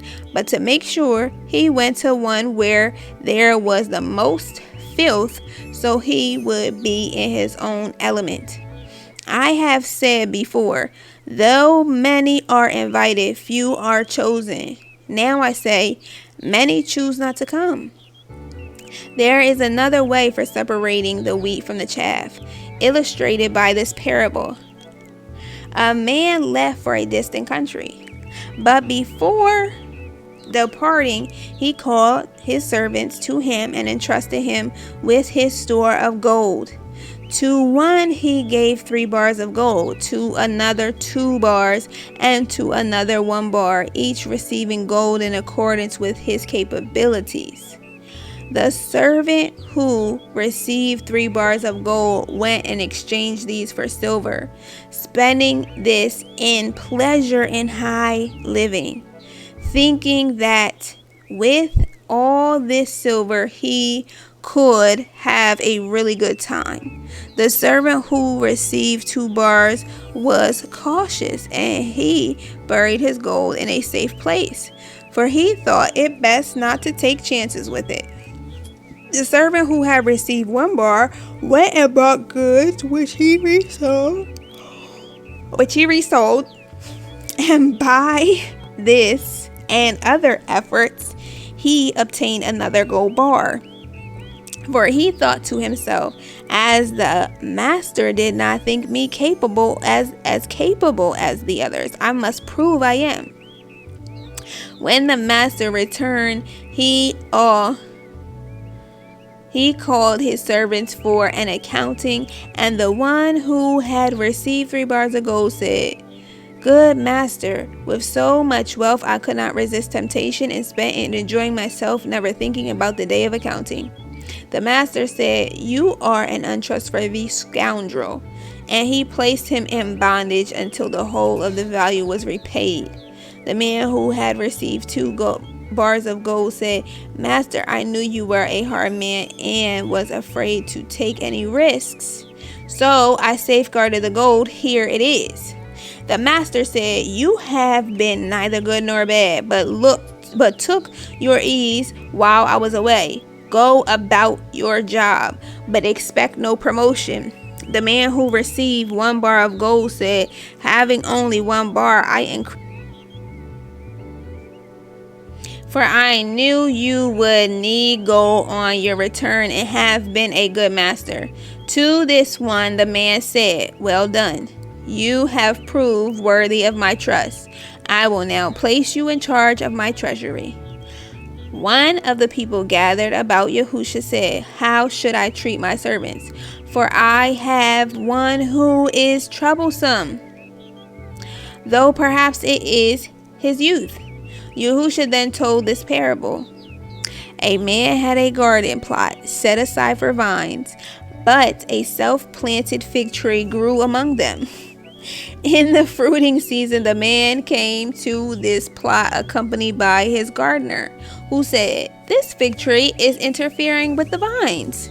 If it fruited, it might not matter, but as it does not, would it be best to cut it down?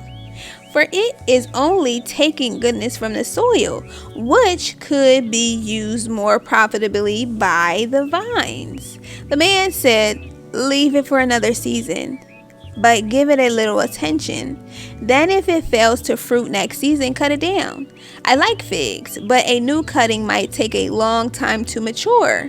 And this tree, having chosen its own situation, may yet prove more profitable in this plot than the vine."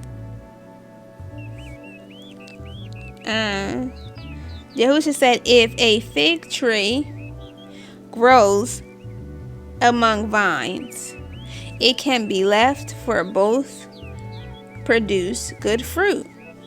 But if it grows among thorns, then these are cut down and the fig tree left on its own.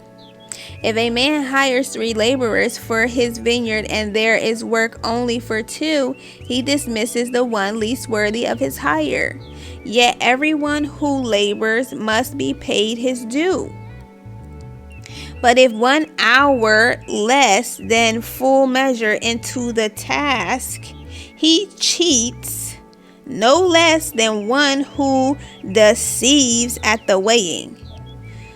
Some self-righteous people who pick pieces out of the Torah to suit their convenience, as a child picks segments from a pomegranate, and lived by these ridiculed Yahushua.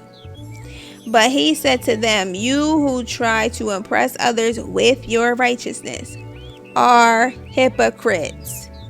But what goes on in your minds is not overlooked. Admiration and popularity may benefit you in this world, but count for nothing in the world to come, unless worthily earned.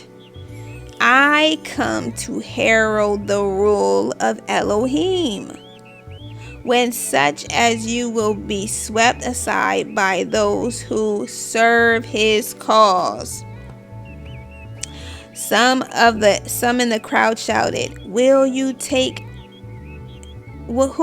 take to serve it?" Yahushua replied, "When the trumpets sound the rallying call and 2 men are reaping in the field, one will be taken, the other ignored.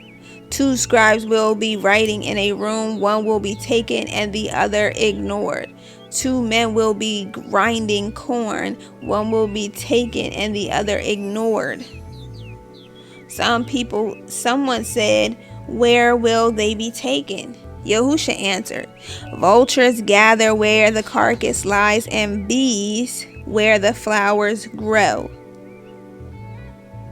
Flies are drawn to stinking meat. Brave men converge on the battlefield, while cowards seek their hideouts. The day of decision will come like a roll of thunder. And on that day, those serving the cause of Yahuah will be separated from those who serve the powers of darkness." There were many other parables which Yahushua used in this place to bring understanding to the people. He taught simply so all could grasp what he said. But afterwards, when alone with the 12, he explained things differently, revealing a deeper. Chapter 14.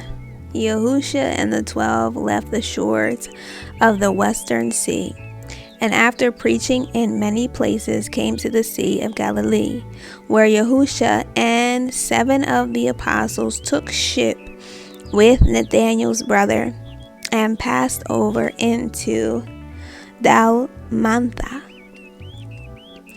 About this time, Herod Antipas heard about the activities of Yahushua, whose fame had spread, for he was unlike the other teachers. A rumor had started that he was Yohanan of the wilderness, raised to life, and this explained his powers. For only in one able to come back from the dead could such an abundance of power manifest. Most thought he was one of the old prophets returned, but were unable to explain his powers. Though these things brought fear to Herod's heart, he took no action. Others said, the same is Yahushua, who was born Yeshua, son of Yosef and Miriam, claiming to be a prophet, dedicating people to serve the cause of Elohim, that a kingdom under his rule may come to earth. When the boat carrying Yahushua and the 7 with him came to the shore, it was drawn up near to some women who were washing. And one shouted, "Esteem to Yahuah, and Baruch be the one through whom he manifests." Yahushua said, "Esteem is not yours to give, neither does the King of esteem need it. Therefore your words are empty of meaning. Give service instead." Another woman cried out, "Baruch are the breasts that suckled you." Yahushua answered, blessed are the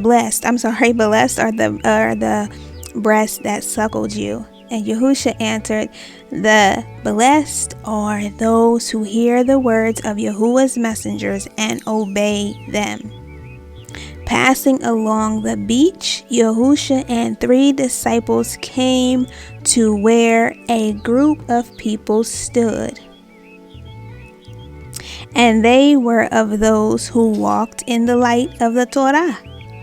But they were self-deceivers who trimmed the lamp to suit their conveniences. One said, if you are really sent from Elohim, show us some sign as proof. Then we can believe what you say. Yahushua said, why are you always demanding proof? Certainly,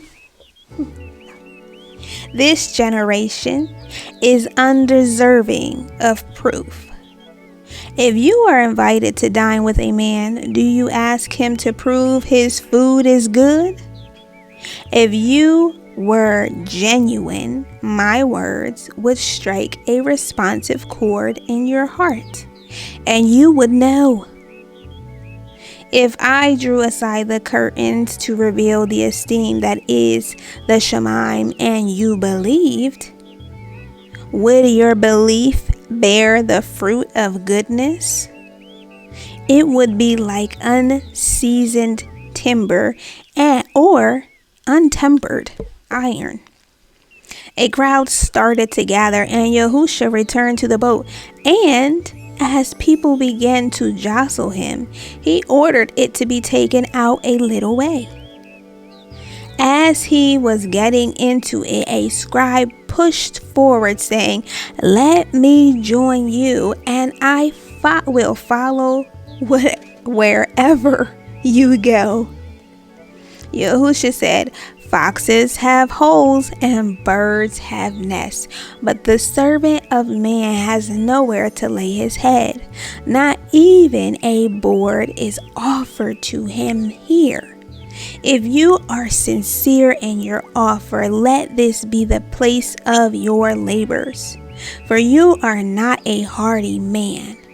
Another man with him said, then let me come, but may I first have time to bury my father. Yahushua answered, what service can the living render the dead? Leave the dead to their own kind. the boat was taken to another place. Then it was discovered that as no bread had been obtained previously, there was insufficient to provide a good meal for everyone. While they were arguing about how it should be distributed, Yahuah said, "Let those who get some take care their pieces. Does not contain the leaven of the Perishim or of Herod." So as I'm reading some of this, there's grammatically some things that need to be added. Let those who get some take care their pieces does not contain the leaven of the Perishim or of Herod. Yahuah, seeing they looked blankly at him, said, "Do you not understand? When wholesome, even a morsel of bread will nourish. But if it contains bad leaven to turn it sour, it will be bitter in the mouth and nourish no one. 11 out of the 12 among the Perishim are good, but it is the bad who contaminate the whole and leave a bitter taste in the mouth." When the boat drew into the shallows, some of those with Yahuah went to get food, and a crowd gathered about him.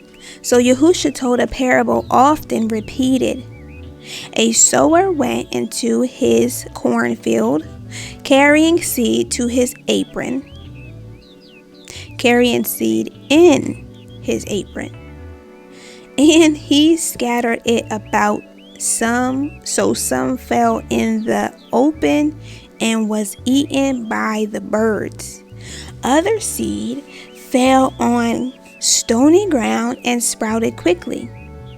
But as it could not put down roots, it quickly withered. Some fell among thistles, where it was smothered before reaching maturity. Still others fell on good ground, and having ripened, produced a bountiful harvest. This parable is simple to understand, and I will explain it to you. I am the sower, and the seeds are my words. Some of you standing here in the open, listen, but close your hearts to the message. With you, my words are like the seeds eaten by the birds. With others, my words are like the seed falling on stony ground. For though they receive them hopefully, they are weak-willed and shallow-minded. Thus, when their belief is tested, they give way immediately. Still, others receive the words, but the message is like the seed sown among thistles. They hear and understand, but because of their daily cares or a craving for worldly things, the words of the message become overgrown and perish. Lastly, there are those who hear the words of the message and welcome them. It is in these that the bountiful harvest is produced. A man nearby in the crowd said, "No doubt you are a worthy teacher, but we have the teachings of the prophets and the Torah of Moshe. Are these not good?" Yahuah answered him, "Certainly these are good, but what too many make of them is not good. There are many among you who know the teachings of the great ones, but though words issue from your mouths, your hearts are evil. Yet you cannot hide the underlying impurity, for whatever is stored in the heart colors that which issues from the mouth. Words from a pure heart are good, but words from a befouled one are evil. I tell you that not one reckless or inconsiderate word is spoken which does not enter into the accounting. Out of your own mouths will come the words assigning you to the place of esteem or the place of purification. Now, those who had gone to obtain food, having returned, Yahuah and those with him sat around and begun to eat. One of the Parashim who stood nearby expressed surprise that he let his disciples eat without first washing their hands, though there was plenty of water beside them. Yahuah said, "This is typical of many today. You carefully clean your eating utensils and choose the best food, but these are external things and obvious. Inside you are filled with greed and deceit. Never mind outward appearances, but make sure you are clean all the way through. I assure you of this, everything that is hidden will one day be revealed, and every secret thing will be made known. The words spoken in darkness will be heard in the light of day, and what has been whispered behind closed doors will be shouted from the housetops." Turning to his disciples sitting about him, Yahuah said, "Do not be afraid of these people, for the worst they can do is to drive the life from the body. If you must be afraid of anything, let it be your own frailties. For if you give into these, you suffer for it long after the body has fallen apart. Are not 5 sparrows sold for a single coin? Yet each one is known to Yahuah. For nothing living does not participate in life, and this is maintained by the Ruach HaKodesh. For just as fish live in the waters of the sea, so are men maintained in the living Ruach." Speaking to those who had spoken previously, Yahuah said, "Woe to you, self-deceivers, who are false interpreters of the Torah. You are like unmarked graves, which men walk over in innocence, unaware they are being defiled. Yet nothing from outside can ever enter into a man and sully his soul. It is what festers within him which comes out to reveal his uncleanness. The things which defile a man, such as fornication, malice, envy, obscenity, and adultery, come from a weeping ulcer within the mind. The uncleanness within a man is like a stone dropped in water and ripples going out from him to contaminate others. To all outward appearances, many of you live good lives, but inwardly you are full of hypocrisy and deceit. You erect memorials over the graves of those who spoke with the voice of Yahuah, and decorate the monuments to the martyrs who died unjustly. You say, had we lived in those times, we would never have done the things our forefathers did. But do you take care to ensure your children never have cause to say the same about you? But do you take care to ensure your children never have cause to say the same about you? Therefore, do not set your standards by those days, but according to the better ones in the days of your children." One of the people who were there said, "We have heard that you teach the coming rule of Elohim and claim knowledge of the kingdom or reign of the Shemaim. Tell us about these teachings. Yahushua said, the rule of Elohim is not something which will come suddenly, nor will it bring about a violent change. It is not a change of surroundings, but a change of heart. The changed conditions will be brought about by changes in the heart. No man can say, it is here, or it is there. It is here, but waiting recognition. Just as others have heralded my coming, so do I herald the coming rule of Elohim. But its establishment does not depend on anything done by Elohim, but on the... It is here, waiting, but waiting recognition. Just as others have heralded my coming, so do I herald the coming rule of Elohim. But its establishment does not depend on anything done by Elohim, but on the actions of men. Verse 30. The kingdom or reign of the Shemaim is where Yahuah rules in Ruach.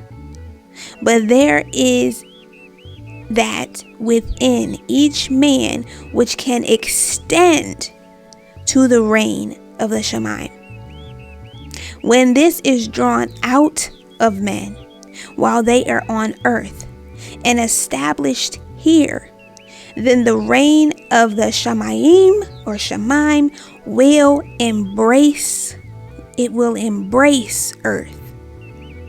When the rule of Elohim is established on earth, then will the reign of the Shemaim come down, so the Shemaim and earth are united in one. When this is drawn out of man while they are on earth and established here, then the reign of the Shemaim will embrace earth.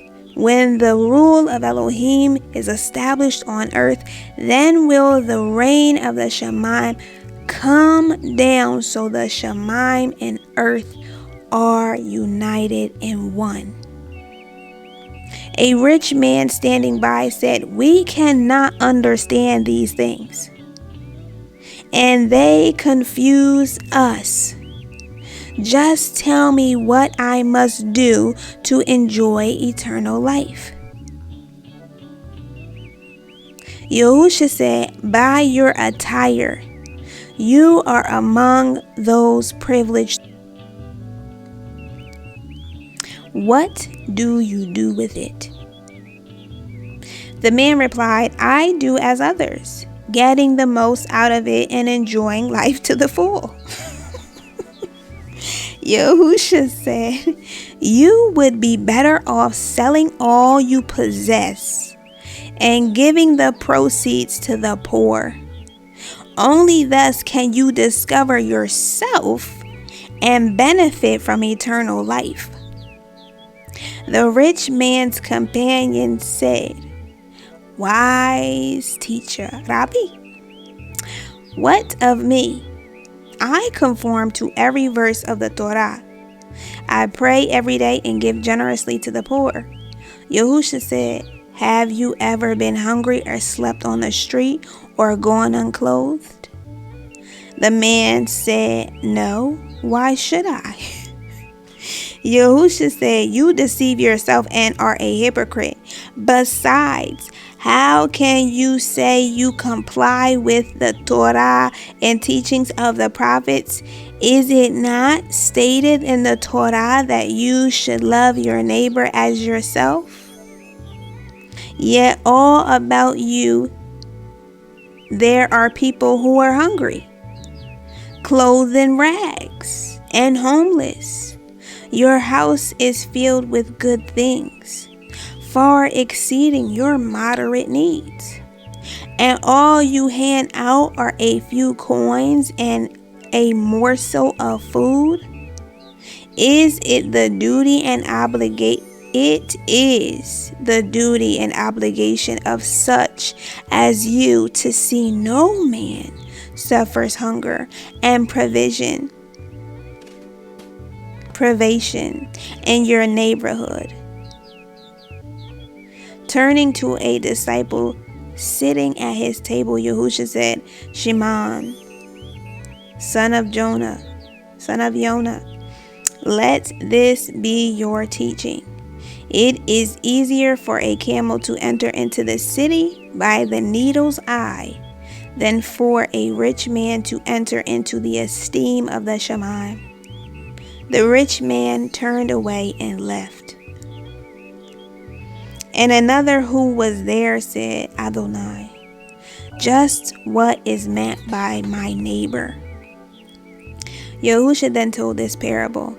A man had found it necessary to travel the road to Jericho, going out from Jerusalem or Jerusalem. Along the way, he was attacked by footpads, who stripped him naked, beat him up, and after taking all he possessed, left him half dead by the roadside. A short time later, a priest came along the same road, and, seeing the injured man lying there, passed by on the road on the other side, for he feared defilement. Another self-righteous man came along but hastened by, thinking, I would help if I could, but he is nearly dead, and I am no physician. Better for me to push on and tell someone. A merchant came by alone, but, seeing the man lying there, thought, perhaps the robbers are still around, and I should not dismount. Besides, I wear fine clothes which would be spoiled. Now, a lowly Samaritan traveling the same road came upon the man lying there, and his heart was moved with pity. So he tore strips off his tunic and bound the injured man's wounds. Then, lifting the man, he set him on his own ass, bringing him to an inn and attending to his needs. When departing the next morning, he said to the innkeeper, Here is some silver. Look after this man, and if the payment is insufficient, I will settle the bill on my way back. Which of these four, in your opinion, acted as a neighbor should towards the helpless man? The man who had questioned Yahushua said, Why, surely the man who took compassion on the stricken man. Yahushua said, Now, you know your neighbor. Go and act likewise towards men. Leaving that place, Yahushua and those with him went by boat to another shore on the Sea of Galilee.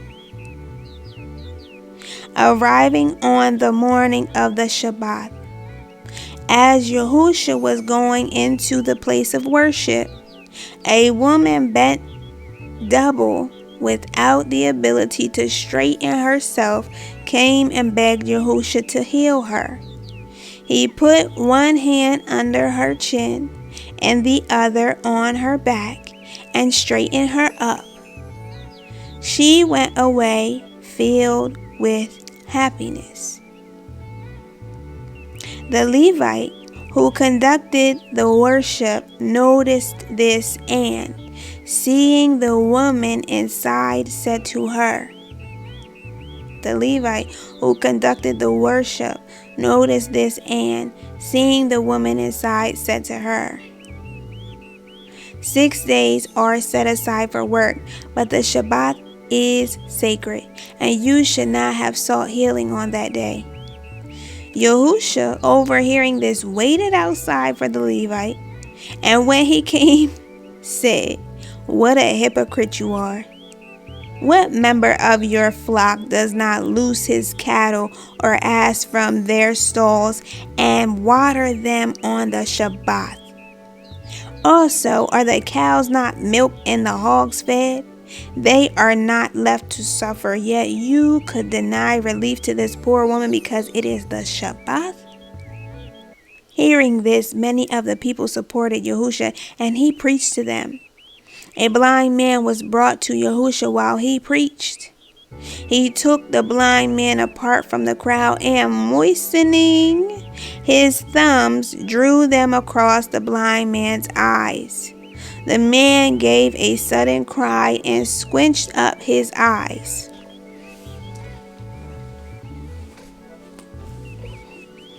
But Yahushua said, "Open your eyes and tell me what you see." The man did so and said, "I can just tell it is light, but cannot distinguish anything." Yahushua then covered the man's eyes with his hands, and after withdrawing them said, "What do you see now?"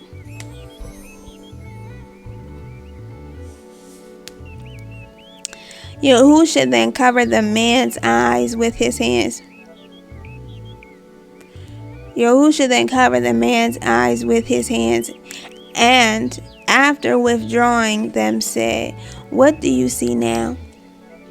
The man replied, "Oh Adonai, Master, I can see everything, though it is not steady." Sometime later, the apostles who had been away rejoined Yahushua, bringing with them a disciple who had deserted Yahushua in Endor. He was named Barnabas. And seeing him, Yahushua was overcome with joy and welcomed him warmly. Whereupon two of these who had come with him went aside and were sullen, for they had not received in this manner. Calling the 12, two men who were there with him, Yahushua addressed them as follows. A man had 2 sons, and one day the youngest came to him and said, "Father, I want to go away from here. Therefore give me my inheritance, which will one day be mine, so I can take it with me." So the father divided his estate and gave the youngest son his portion. This was then sold, and the youngest son departed to a distant city where he dissipated the money on women and riotous living. After his money had gone, he found that no one wanted to know him, and soon he was completely destitute. No work being available for him in the city, he went outside.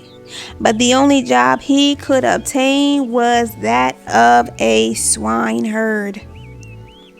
Often when he saw the pigs gorging themselves, his own stomach aching with hunger, he would think, "If only I could bring myself to eat the pig's will, it would ease my hunger. What a fool I have been, for here I am worse off than any of my father's employees. I will go back to him, admitting my failure as a son, for he never withheld anything from me and let me go my own way when this was what I wanted." So he set off and returned to his father's estate. His father saw him coming while he was still far off, and seeing his son footsore and weary, the father's heart was filled with compassion. He ran out to meet him and embraced him warmly. The son was stricken with remorse and said, "Father, I have done wrong, but will do my best to make amends. I am unworthy to be treated as a son, but let me work for you as a servant." But the father led him home and called out to the servants, "Here is my son." Bring him a change of clothing, get a ring for his hand, and sandals for his feet. Go and kill the fattening calf and roast it, for we are going to celebrate his return with a feast. I thought my son was lost, but he has returned, and I am happy. Now the elder son had been out in the fields all day, and drawing close to the house at dusk, he was puzzled to hear the sounds of music and laughter. Passing one of the servants, he inquired what it was all about. And the servant replied, "Your father has ordered a celebration for the safe return of your brother." This made the elder son so angry that he would not go into the house. And when his father came out to see why, the son said, "Over the years I have served you faithfully, and you know you can rely upon me. Yet you have never even put on a feast of goat meat for me and my friends. Now this prodigal comes running back because he has squandered everything on harlots and gambling, and you immediately have a great feast of celebration." The father said, "My son, you are my right hand, and I know you have never let me down. I depend upon you, and all I have is yours, but it is a special occasion, for the one I thought was lost to me has returned. This does not lessen my affection and regard for you, but he is weak and needs support, while you are strong and do not require such displays of affection." Yahuah put his arms around two disciples and said, "My friends, when the going gets tough and the road is long, some collapse by the wayside. It is these who need encouragement. It is not always easy to admit failure, It's not always easy to admit failure. When a sheep becomes separated from the flock and is lost among the thorn bushes, does not a good shepherd leave the rest and go in search of the one which has gone astray? This does not mean he loves it more than the others.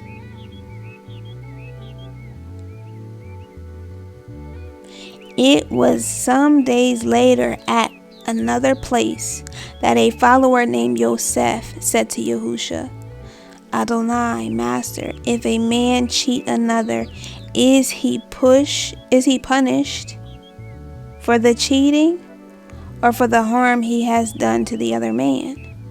Yahuah said, "Speak of punishment only to the people, for this accords with their understanding. On earth, men's deeds are weighed on scales balanced between reward and punishment, but these work inaccurately. In the reign of the Ruach, the measure of assessment is a man's earthly life. You are now on the balances. Do not be found wanting. A man who can be trusted in small matters can also be trusted with greater things. The man whose transgressions are petty would commit much greater ones if given the opportunity, or if he had greater courage. The purpose of life is to establish a man's credentials. For if he is found unreliable in dealing with the things of this world, which quickly pass on the wings of days, how can he be trusted with things of esteem in the reign of the Shemaim? For esteem is the garment with which each one who comes to the reign of Elohim will be clothed. and each one who comes will be given attire and station according to the credentials established on earth. These and many other things were taught to the disciples.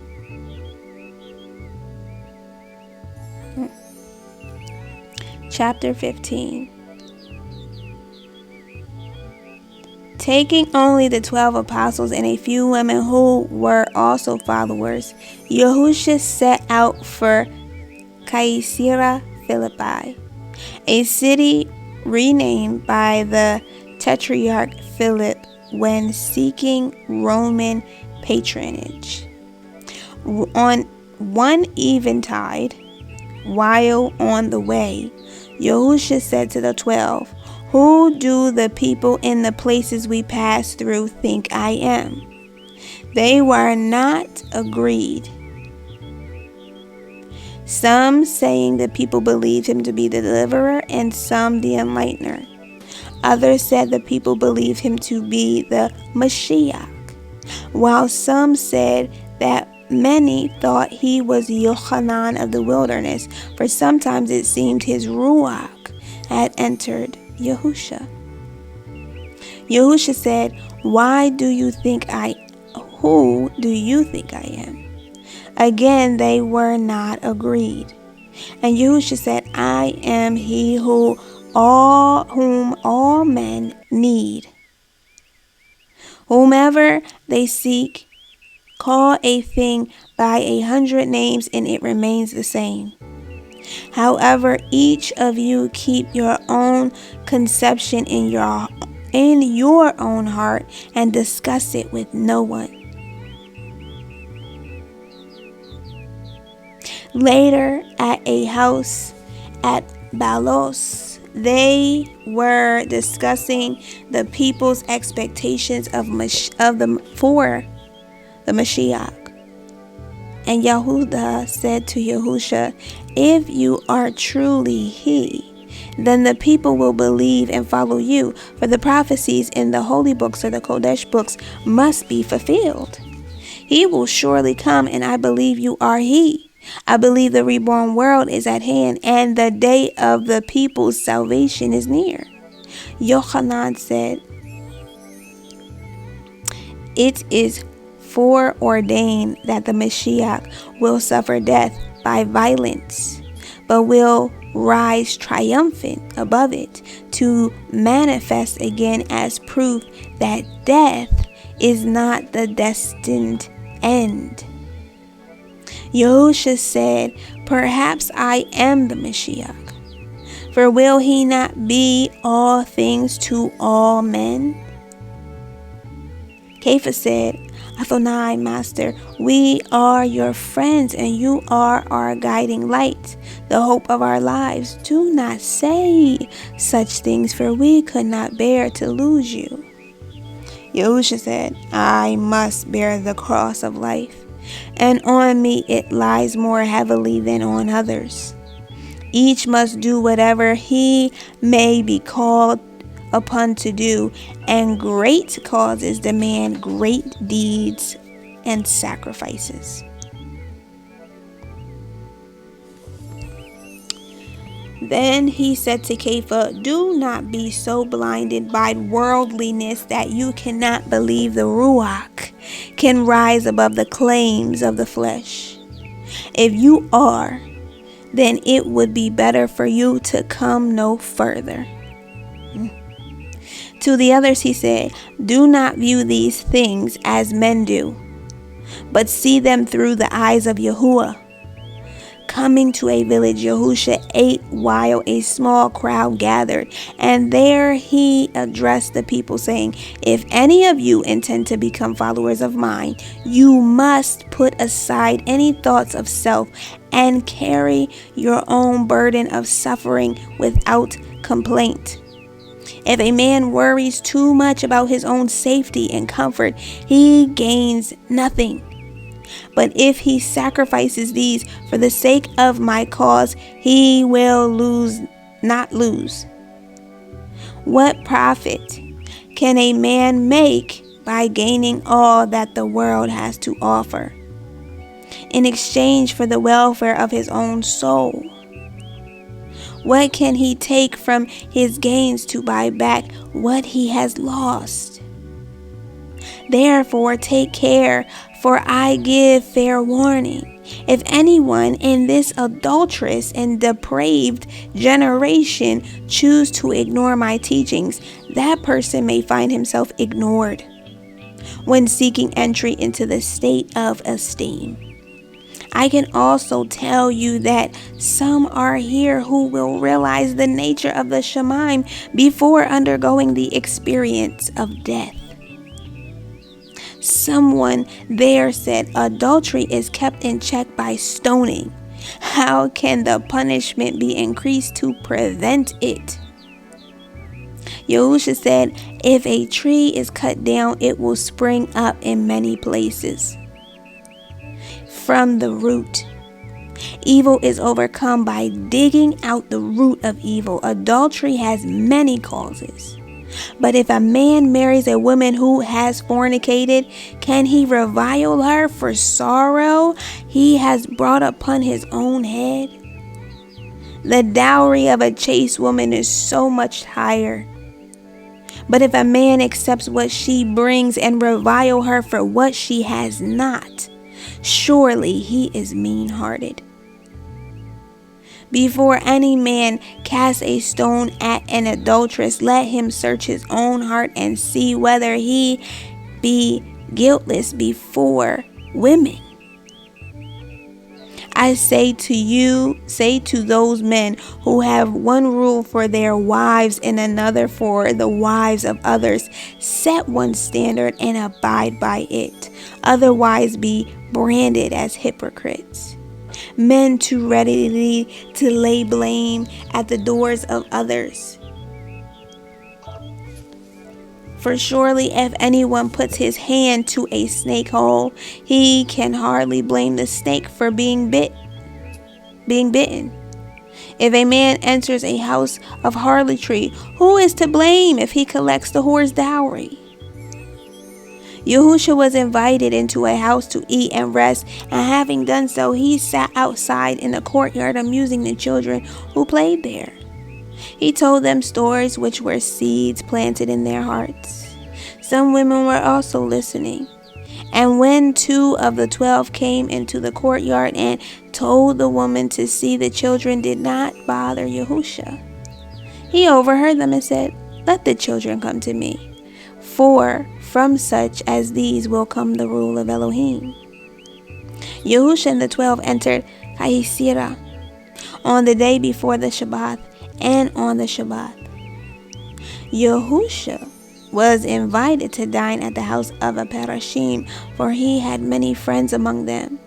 Seated not far from Yahuah was a man whose body was swollen by water, and Yahuah desired to heal him. But being a guest, he asked whether any there objected to this being done on the Shabbat.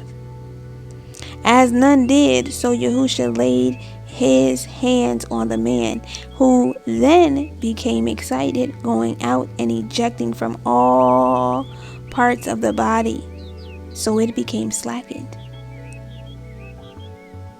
Yahuah said to those present, I am sure if any of you found an ox or an ass fallen into a well on the Shabbat, you would have no hesitation in rescuing it. None disputed with him.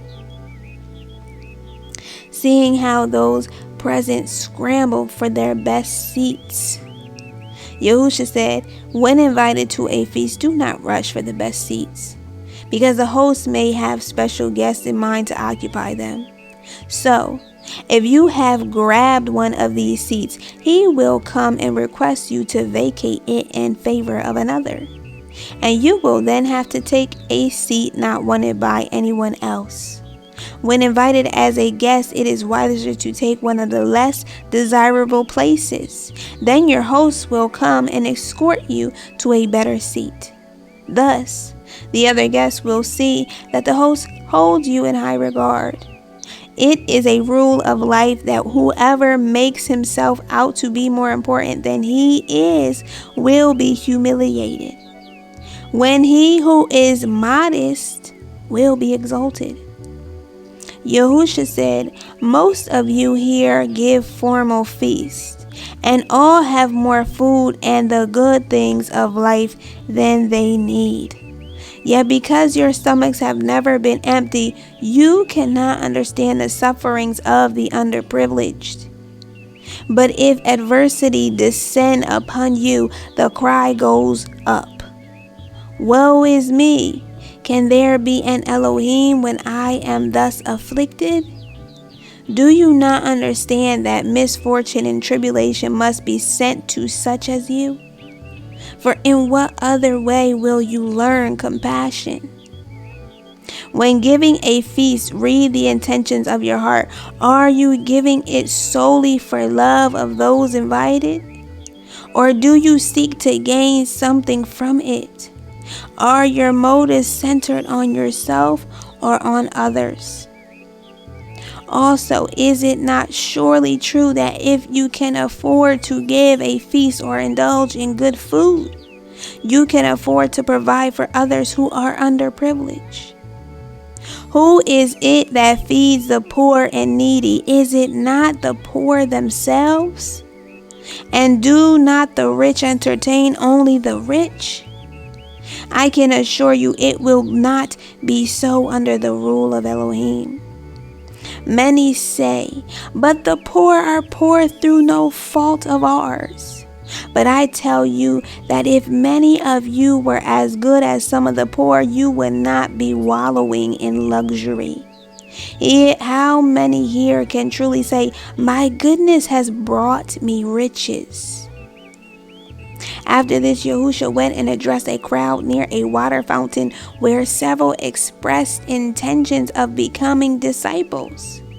Yahushua said, is it sad that so many desire to become disciples without weighing the cost of discipleship? To follow me as a disciple means renouncing all home comforts, and this is not something to be lightly undertaken. Many have responsibilities which cannot be cast onto the shoulders of others. So, to those who follow me as disciples, burden is added to burden. Apart from privations and discomforts, disciples are subject to the mockery and scorn of men, and unforeseeable suffering may be in store for them. Those who follow me, taking up my cause, but not as disciples, double the burden of their cross. If you wish to erect a house, it would be very short-sighted to commence the building without working out the cost of being sure this could be met. If the cost and money available are not first calculated, the foundations may be laid, but it will be found impossible to complete the job. Then you will become the laughing stock of the town, and people will say, the fool started something he could not finish. What would be your opinion of a king who, with an army of 1,000 men, marched against another with 10,000 without carefully weighing his chances? Would he not do better to remain where he was and sue for peace? So I say to those who would become disciples, weighing the matter in your hearts, then, if still the same mind, give up all you hold dear and follow me. But do not come if in so doing you cast aside responsibilities and obligations. For if you do so in relation to others, you will be no less inclined to do likewise with me when the road becomes difficult. Among the crowd were many self-righteous people and hypocrites, self-deceivers who, interpreting the Torah to suit their convenience, saw no wrongdoing in themselves, who, setting themselves up as judges, were like blind men trying to sort black pebbles from white, and had no more success. They said to Yahushua, "You choose the wrong types. If you chose differently, we would follow, but sand does not mix with honey." Yahushua said, "Let me tell you a parable. 2 men went into the temple to pray, one being self-righteous man and self-deceiver, the other a man aware of his failings and shortcomings. The self-righteous man prayed in this manner: I praise my Elohim for many blessings, giving thanks that I am not like the majority of men, a very avaricious, deceitful, dishonest, and adulterous. I fast twice weekly, pay all my subscriptions, and attend every temple gathering." The self-righteous man had a specially reserved seat, so the other was standing apart. And he prayed differently, saying, "My Elohim, do not desert me. I have many failings and need strengthening, so I may overcome them and become a better man." Yahushua said, "I assure you of this, the man who benefited from his prayer was the second one and not the first. Not the first. This was because though the first man had many virtues, he was unable to recognize his failings. The second man was reconciled with Elohim, while the other was not. He who prays must be as one looking into a mirror, not with the expectation of seeing a gratifying reflection, but seeking an image revealing his faults. If a man put tinted glass before his eyes to enhance his image, thus putting out things he does not wish to see, thus putting out things he does not wish to see, he is not only a self-deceiver, but a fool unto himself. The charioteer does not overhaul his chariot to seek the strong points, but to discover the flaws. And if he did not put these right, he would risk his life. When eventide came and Yahushua sat with the apostles, one of them said, "Adonai, Master, we have given up all we have to follow you, and sometimes we get depressed." Yahushua said, "The blows life delivers are strengthening ones, and without adversity, men would become weak in Ruach. The reward I can offer is small compared with your rewards in esteem.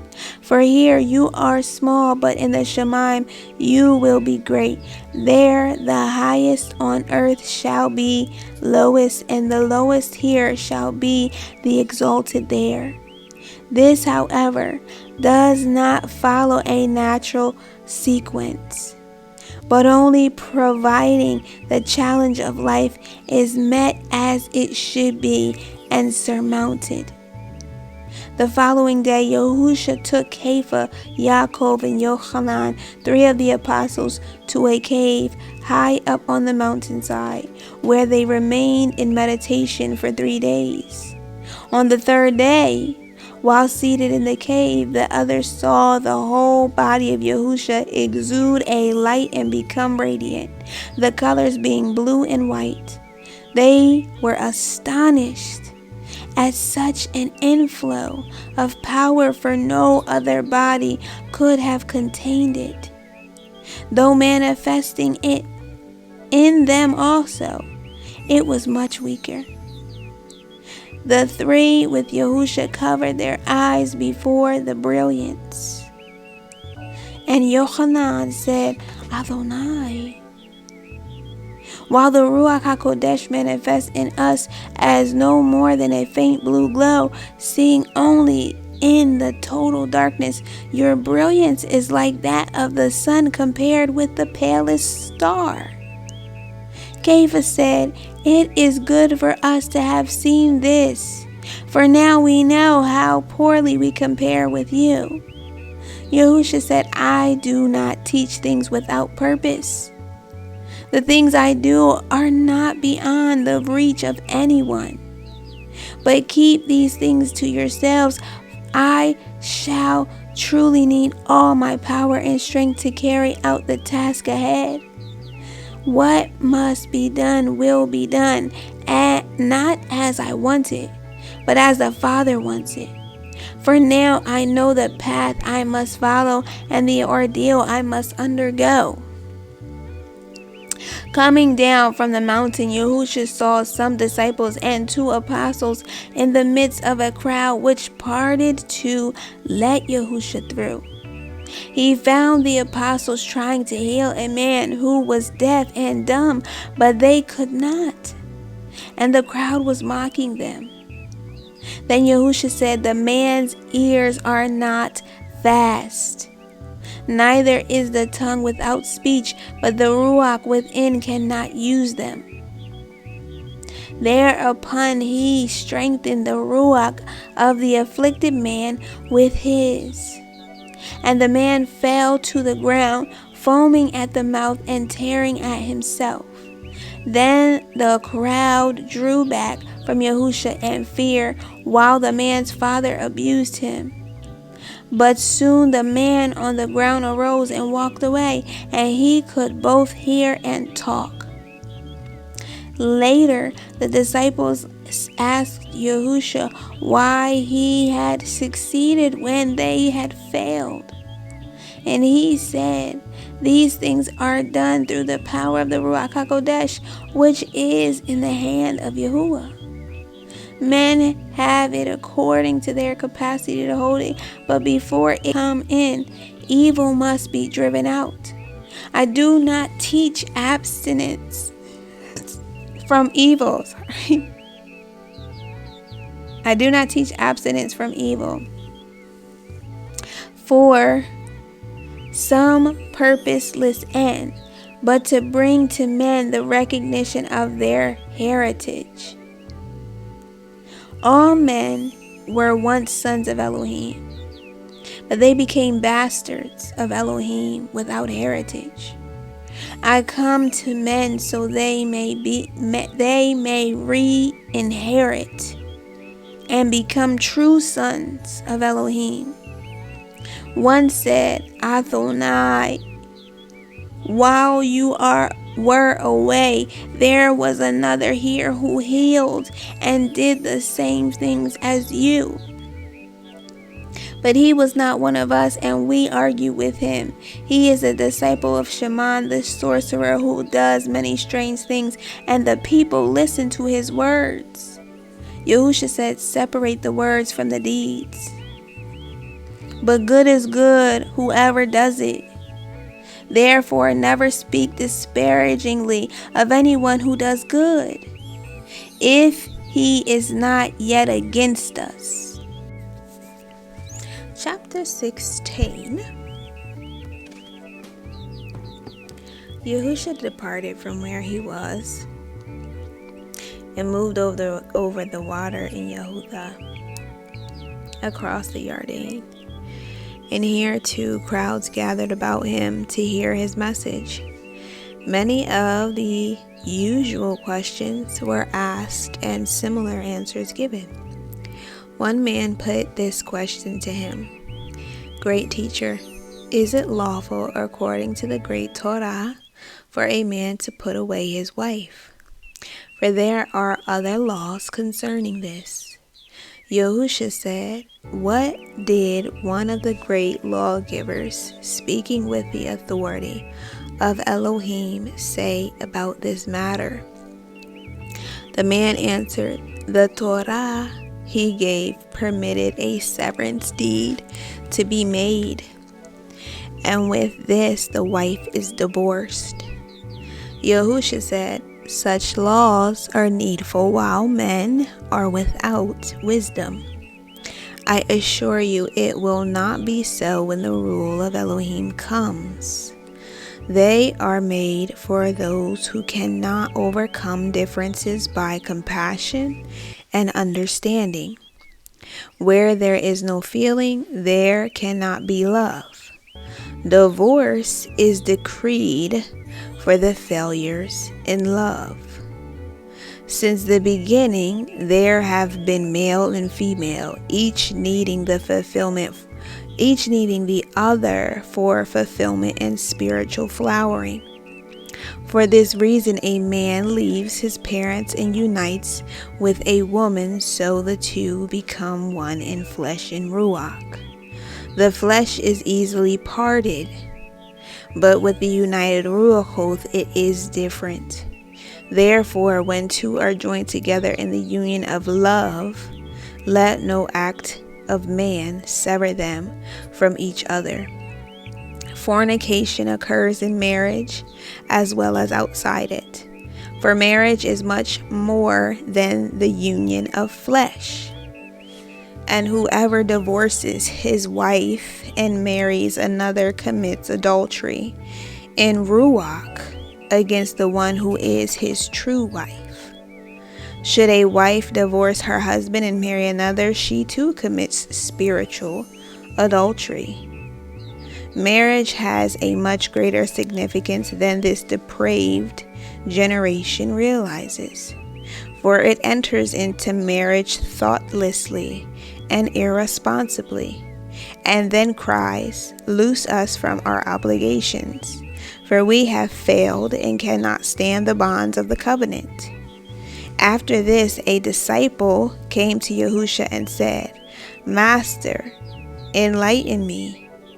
If there can be fornication in marriage blessed by tradition and priest, do a man and woman commit greater fornication if unblessed?" Yahushua said, "Marriage is the blending of two ruach, the ruachs, the spirits of. Fornication is the joining of flesh. Nothing done or not done changes this. But if a man and a woman be married in the sight of Yahuah and not before a priest, let this union not be lightly put apart. For I assure you that no future marriage, blessed by priest or otherwise, will be a marriage in ruach. It will be no more than fornication." The following morning, Yahushua and 5 disciples had not gone far along the road when a man came running after them, saying, "Master, what must I do to know the joys of immortality and glory? I know you teach goodness, but though I do my best, I find it difficult among so many pleasures." Yahushua said, "You have the commandments of Moshe. Keep these faithfully, as interpreted by the fullness of the Torah. But to these 2 more are now added, which shall be just as faithfully obeyed. Act towards others as you would have them act towards you, and love your neighbor as yourself." The man said, "If only I could be as good as you." Yahushua answered, "Do not call me good, for no man made in the mold of man is wholly good. If I were not made in the same mold as man, I would not be subjected to his tests and trials, and without overcoming these, could not be wholly good either." When a man had gone, one of the disciples who came from beyond the western sea said, "I have heard that 3 things only make men wholly good. But you have many holy books, which I cannot read. Tell me of the things which are in them. Yahushua said, store these things in your heart. They are sufficient for the day. Never utter curses against Yahuah or the powers about him, nor speak immodestly to exalt yourself. Do not act fraudulently and never exaggerate. Always maintain an even temper, and do not act hastily. Never use violence unnecessarily. Never do anything causing unnecessary sorrow. Avoid anything to do with lewdness and obscenity. Commit no slander and speak no gossip. Never make mischief so strife is brought into the lives of others. Tell no lies. Be humble without being servile, and be clean in all ways. Whatever you do to earn your bread, do to the best of your ability. Fulfill all your daily obligations, and in the time left to you, serve a cause which is good. Add these to the teachings you have heard, and you will live a good life. Another disciple said, a good man soon loses his friends. Yahushua replied, no goodness, like adversity, winnows them. One of the other disciples said, it is very difficult to live a life which is wholly good. Yahushua answered, it is even more difficult to enter into the greater life of the Ruach.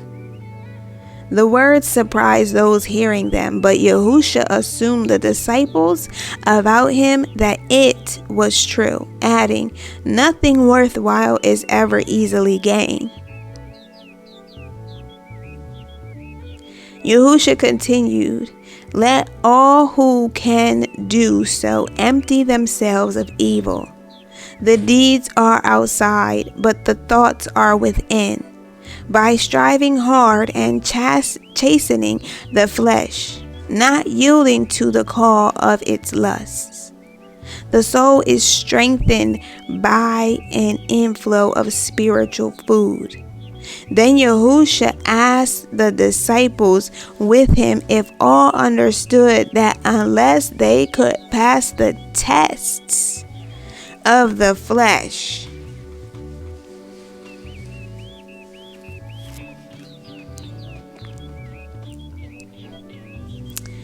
they could not know the Shemaim or heaven. All replied that they understood. A disciple asked, how long must men be subject to death? Yahushua replied, so long as women bear children. Another asked, what is the food of the Ruach? Yahushua said, the truly hungry man eats bitter things and enjoys them. Even so does the hungry Ruach thrive on the bitterness of the world. The body is not nourished by bitterness, and therefore enjoys food supplied by every healthful plant. If the Ruach is to be made healthy, the body must be subdued. For either the body is master or the Ruach is. One of the women, Salome, who had accompanied the disciples, asked Yahushua, is it within the Torah for a man to marry and yet not lie with his wife? Yahushua answered, it is never right to live falsely or to dishonor a pledge. Always let whatever be done accord with the intention declared. Salome said, Master, when will the rule of Elohim come? Yahushua replied, when women place greater value on the treasures they hold. For men will strive harder for gold than for brass, When man and woman cease to pander to the flesh and become truly one in Ruach. For of this I assure you, unless man and woman exalt the Ruach above the flesh, they will not know life and glory. Another woman asked, who then shall know eternal life? Yahushua said, all will have eternal life, but not all will know it, while many will be found in a place of sorrow. She said, no woman can make a man good. And Yahushua replied, any woman can make a man better. When they came to a place of rest, Philip said, Master, teach us to understand our Father in the Shemaim. And if we know his nature, it will suffice. Yahushua answered, I have been with you some time, but still, many of you do not understand. I do not speak of myself, but as the mouthpiece of the Father. Can the nature of the Father be much different from that of the Son of his sons? I teach you about Yahuah the Father. For you have to carry my words to others, and spoken thus, they will understand. They will understand. But he is not quite like earthly fathers. For this wisdom is infinitely greater. Think of an earthly father and magnify his greatness and goodness, his wisdom and justice, his sense of discipline and compassion 1,000 times, and you glimpse Yahuah the Father hazily. One of the women, not yet a disciple, approached the place where Yahushua sat and said, I have been harshly treated by the Torah concerning a daughter's inheritance. How do you interpret it? Yahushua said, I interpret all laws with mercy and compassion, but justice must not be put aside in their favor. It is written that if a man dies without fathering a son, his inheritance shall become the daughter's, but his wife shall not be deprived of her portion. Yet when there are sons, a daughter is not deprived of her portion. Therefore, the inheritance should be divided equally among the sons and daughters.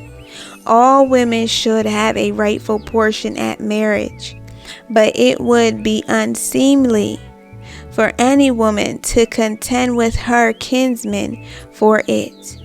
No woman should ever seek a husband because of what she may gain from such marriage, for this makes her a deceiver, denying him the joy of love.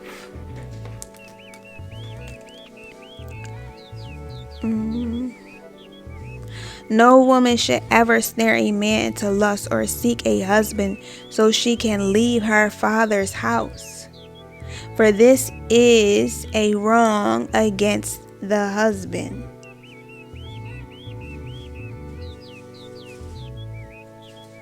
No woman having committed fornication should ever go to a man as wife. For in giving herself cheaply to one and dearly to another, she shames and insults her husband. If she loved him, how could she say, give much for that which I freely bestowed on another? Better for her to say, as with him, so with you.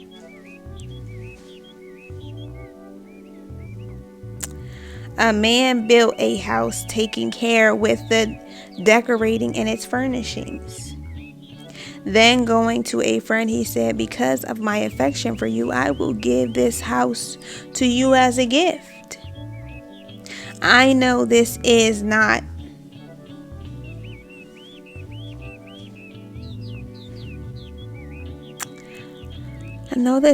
usual, but I have so much affection for you that I willingly disregard the common custom of men.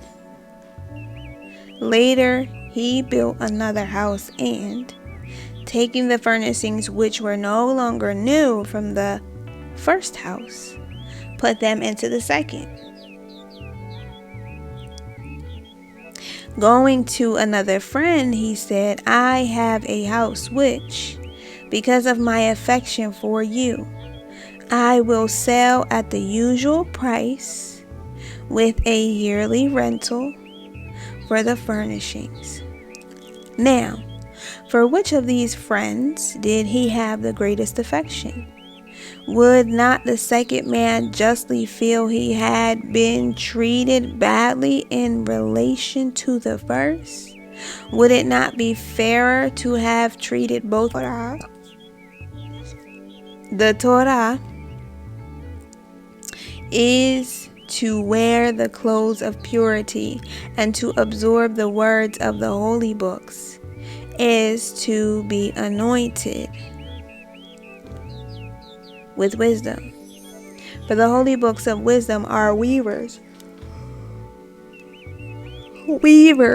preparing the garments of eternal life in glory.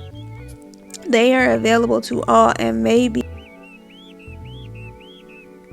The kingdom or reign of the Shemaim is like a king giving a wedding feast, who moving about among his guests notices a man without a wedding garment. The king says to him, my friend, why did you come here attired like this, when it makes you completely out of place? The man can make no answer. So the king calls his servants and says, turn him out, for he does not fit in here. Let all men be just and merciful towards one another, for all who are will not be overlooked in the life to come. But those who act otherwise shall surely suffer. Those who pander to people in high places, or who distort the Torah of Yahuah to suit their own ends, or twist them to serve unintended purposes, shall not be overlooked at the accounting. There are those who interpret the Torah narrowly, so that while not taking the clothes from the widow's back, they will take their house and milk cow and drive the fatherless children from their home. They justify themselves by saying, this is the Torah. And was not her husband a debtor? Many are the devious roads followed by the hypocrites, for this is a wrongful interpretation of the Torah. The holy books of the Yahudim say that an eye shall be taken for an eye, a tooth for a tooth, but the words of the Torah must be interpreted with justice. For if an eye be taken from he who put out another's, or a tooth from someone who has knocked out the tooth of another, is the loss made good in its manner? Or if a one-eyed man causes him who with 2 eyes to lose one, shall he be made blind and so suffer a greater loss? Or if a man who with 2 eyes causes a man with 1 eye to be made blind, shall he lose both? Henceforth let the loss be made good in silver or through labor, for now the law of revenge shall be overruled by the law of retribution. All laws shall now be administered under rule of recompense. All these things I give you, that they may be established and added to the Torah, so that henceforth they be used in judgments among the just. I come to open the blind eyes of ignorance, to rescue the captives confined in dungeons of delusions, and to free men from the shackles of the flesh. I come to quicken the dead in Ruach, to heal the wounds of worldly woes, and to comfort the despairing. About this time, some of the Parashim who inclined towards Yahusha came to warn him that certain men of Herod sought to do him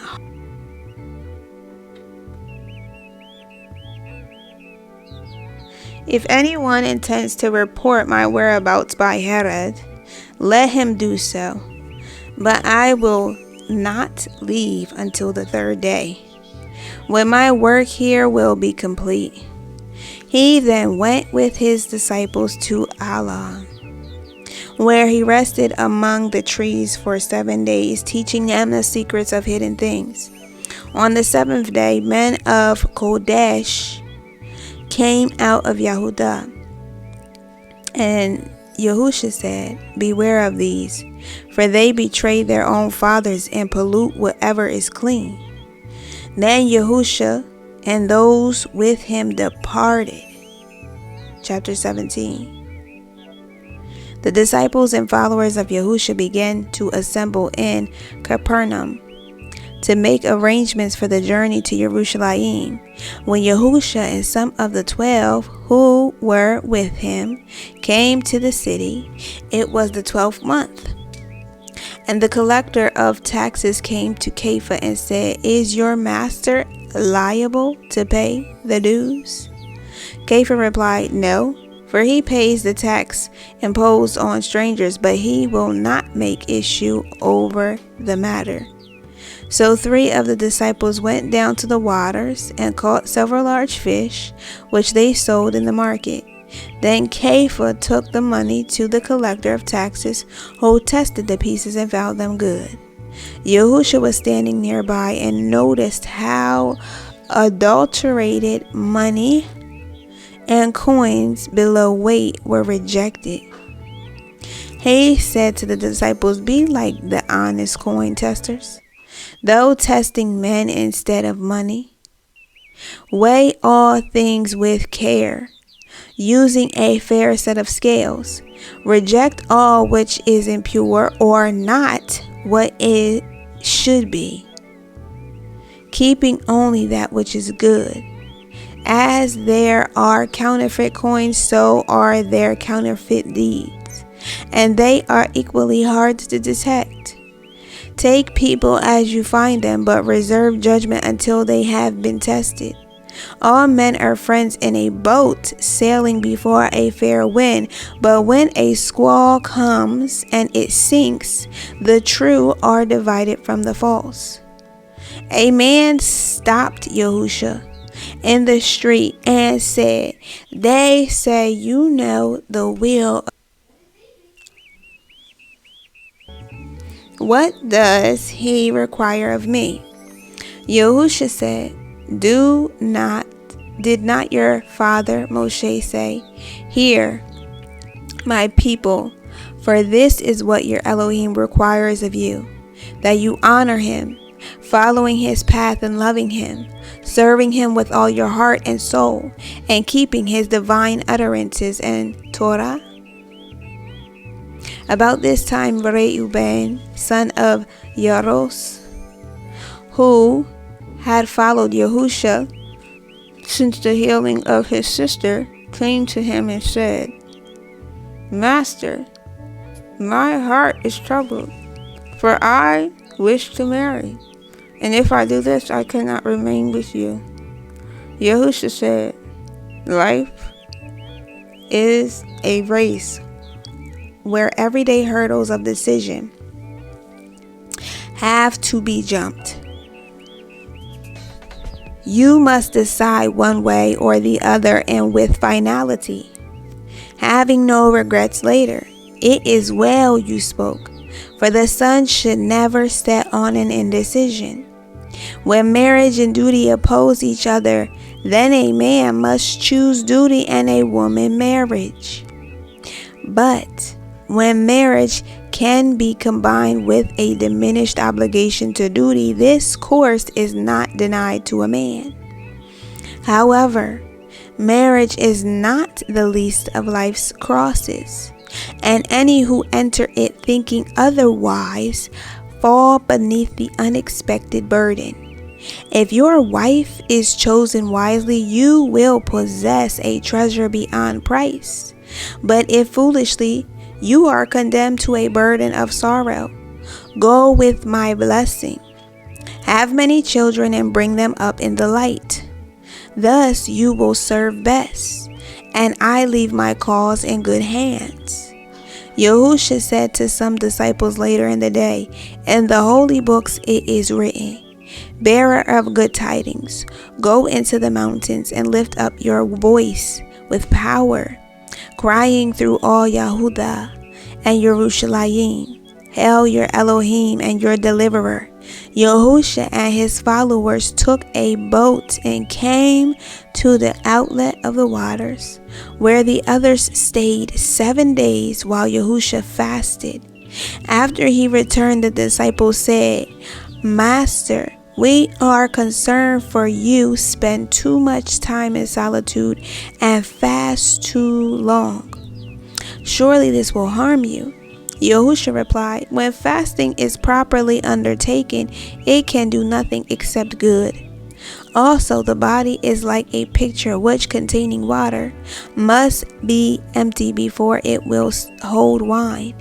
So it is with the Ruach HaKodesh. Did not Moshe fast for 40 days, during which time the Ruach HaKodesh flowed into him, so his face shone before the people like a great light? Such is the nature of the power, and because of its brightness he had to veil it. Likewise with Eliyahu, who fasted 40 days. Do you think those two suffered harm? Or did they benefit through a strengthening of the Ruach? This you must always remember. When the corn is ripe for cutting, the harvesters come, and it is gathered in. But though it die, many ears have ripened on the stalk, and from these will spring other plants. You are the ripening grain. Go forth and sow the field in which will grow plants, bringing the rule of Elohim into being. For then men will be ruled with justice and goodwill, the rich serving according to their endowments, and no man will be idle or wasteful. Now the wickedness of men is like a canopy over a garden, shutting out the fertilizing rain, so it cannot nourish the plants beneath. Therefore they wither away. If the canopy returns, the ground becomes bare and barren. Yet it needs only the removal of the canopy to make the ground blossom forth into fruitfulness. Such is the nature of the power of the Ruach HaKodesh. One of the disciples said, we have seen that the power is a miraculous thing, but the effort is beyond many of us. Yahushua said, that is the hair in the dough. Apathy must be overcome and effort expended. Kepha said, we go to Yerushalayim. What if the people call on you to lead them into battle? Surely you will not ignore their cry. Yahushua said, O Kepha, so long with me, yet still confusing the ways of Yahuah with those of men. Taking up the sword is the easy way, for it is more difficult to peacefully change the hearts of men than to impose a change by violence.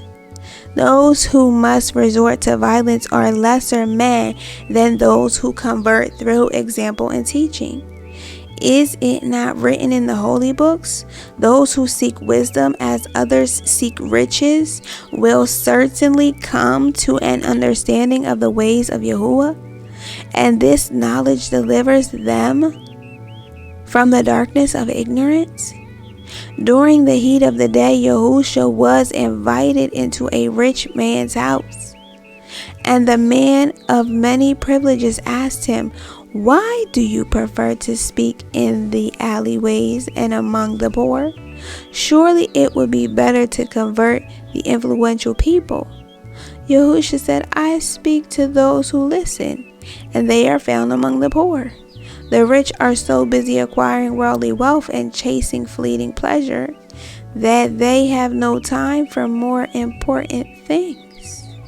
They are fattening geese, waddling through lush pastures, simply eating and sleeping in content, unconcerned for the coming day, when they themselves will be consumed. The rich man said, "Where is the reign of the Shemaim, and how do I get there?" Yahushua said,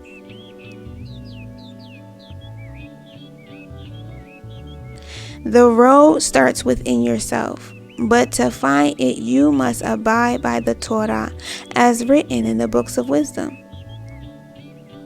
For knowledge of the Torah provides a true and clear picture of yourself, just as a mirror reflects back a true image.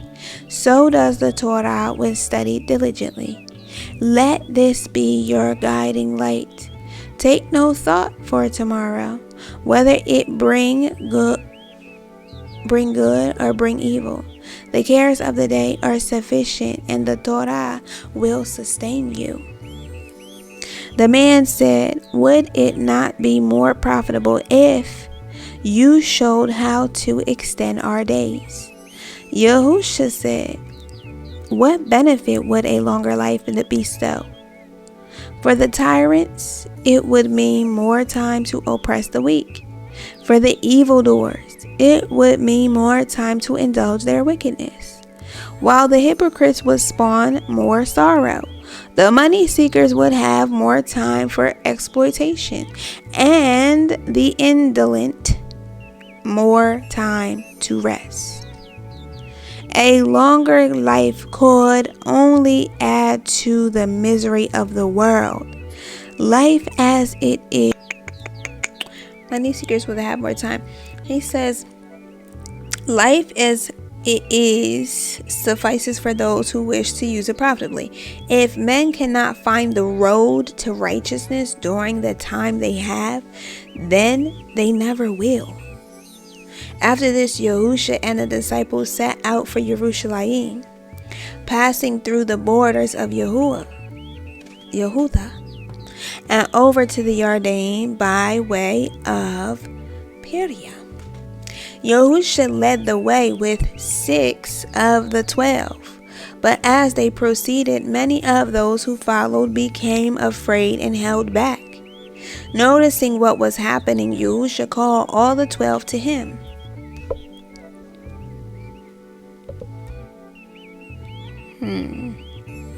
And said, "We will soon be arriving in Yerushalayim, and there I must undergo the ordeal I am taking upon myself for the sake of mankind. I am the sacrifice to their apathy. But I depend upon you to play your parts, spreading the message of hope and the coming rule of Elohim among men. For now I come as promised. Surely the people will no longer doubt. Surely the people will no longer doubt." Then the brothers Yaakov and Yohanan requested a favor of Yahushua, saying, "Permit us to sit one on either side of you. Reach the state one on either side of you.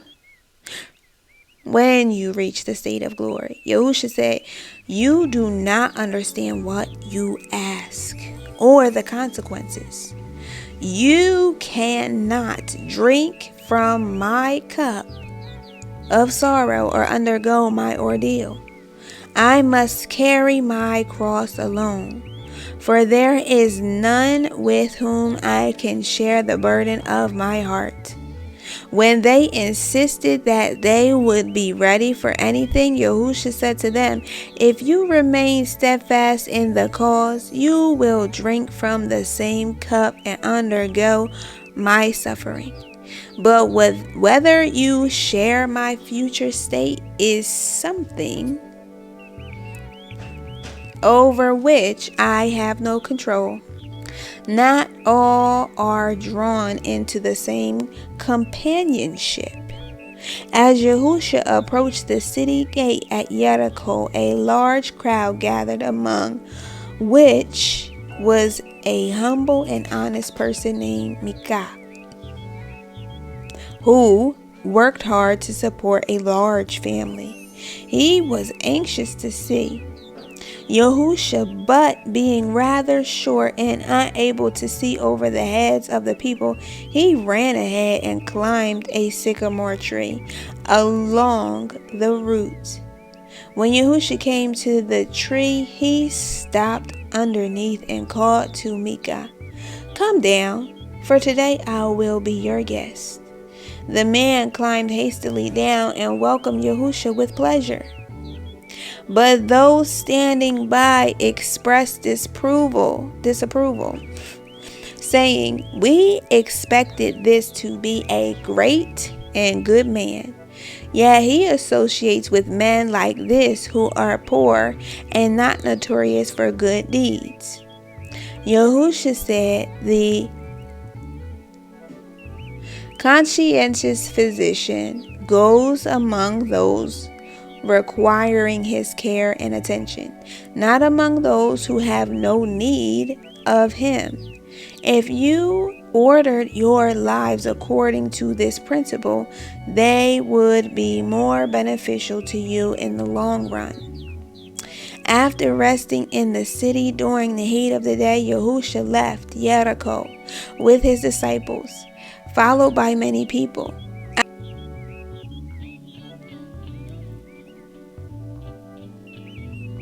Sat in the dust by the roadside, and hearing the name Yahushua on the tongues of the people, he cried out as Yahushua went by, "Son of David, have pity on me." Many of the people, hearing this, tried to silence him, but the beggar would not stop and continued shouting.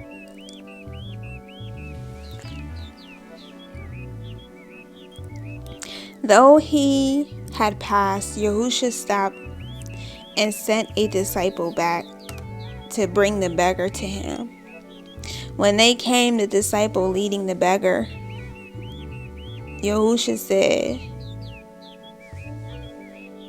to the one who had been shouting out, "What do you expect me to do for you?" The beggar replied, "Great healer, if you would only help me to see again, I would be happy."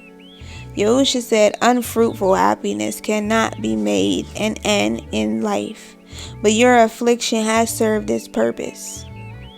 Then Yahushua placed his hands over the man's eyes and told him to sit no more by the roadside, but to walk with the people.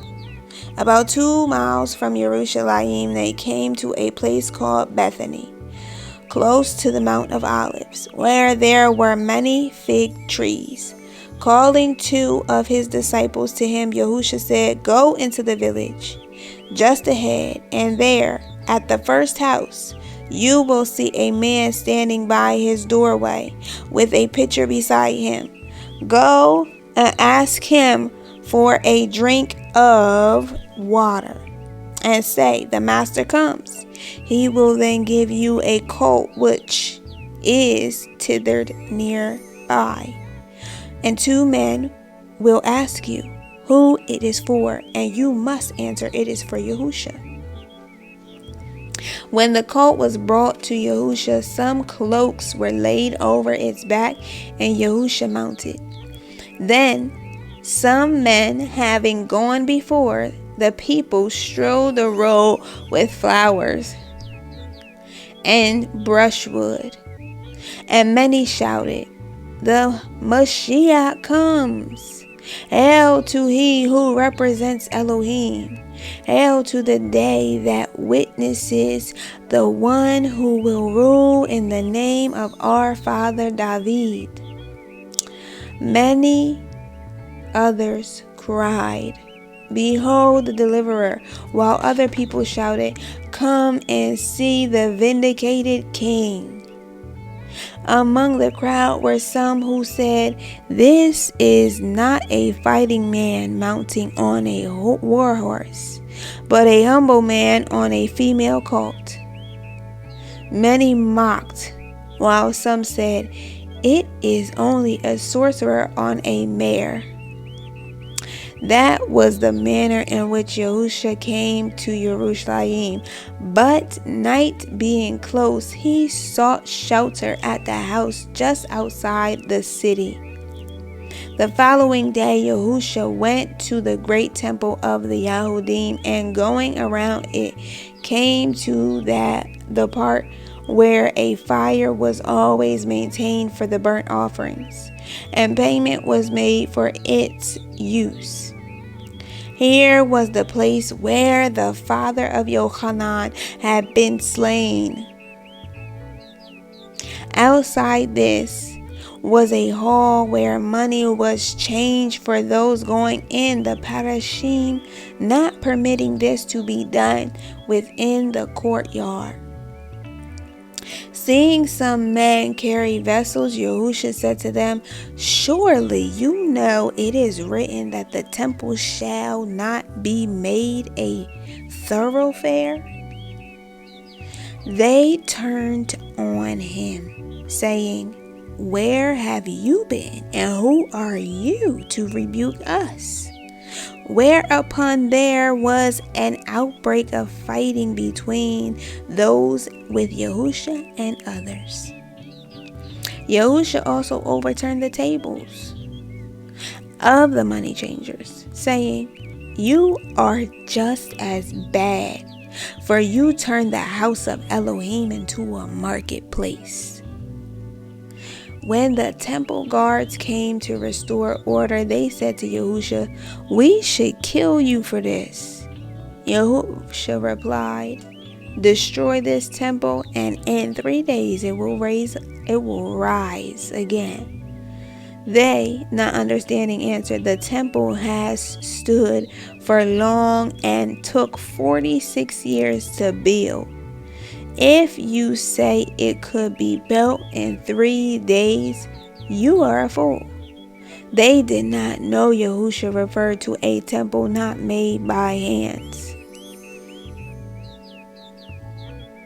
Going outside to the place of healing where many lay under the trees, Yahushua went along them. And because of the great power which was in him, he excelled all other healers. Seeing this, some young men shouted, "Praise Yahuah our Elohim, who has sent us the Son of David." Hearing this, a number of priests came to Yahushua and said, "Are you going to cause some disturbance? Put a stop to these things they are saying." Yahushua answered, "Words of wisdom will issue from the mouths of babes. This is written in the holy books. Read them, and you will learn much more." He then returned to Bethany. The priests and law scribes held a long discussion about Yahushua, for they knew the mood of the people and foresaw trouble. There was much dispute as to. This is chapter 18.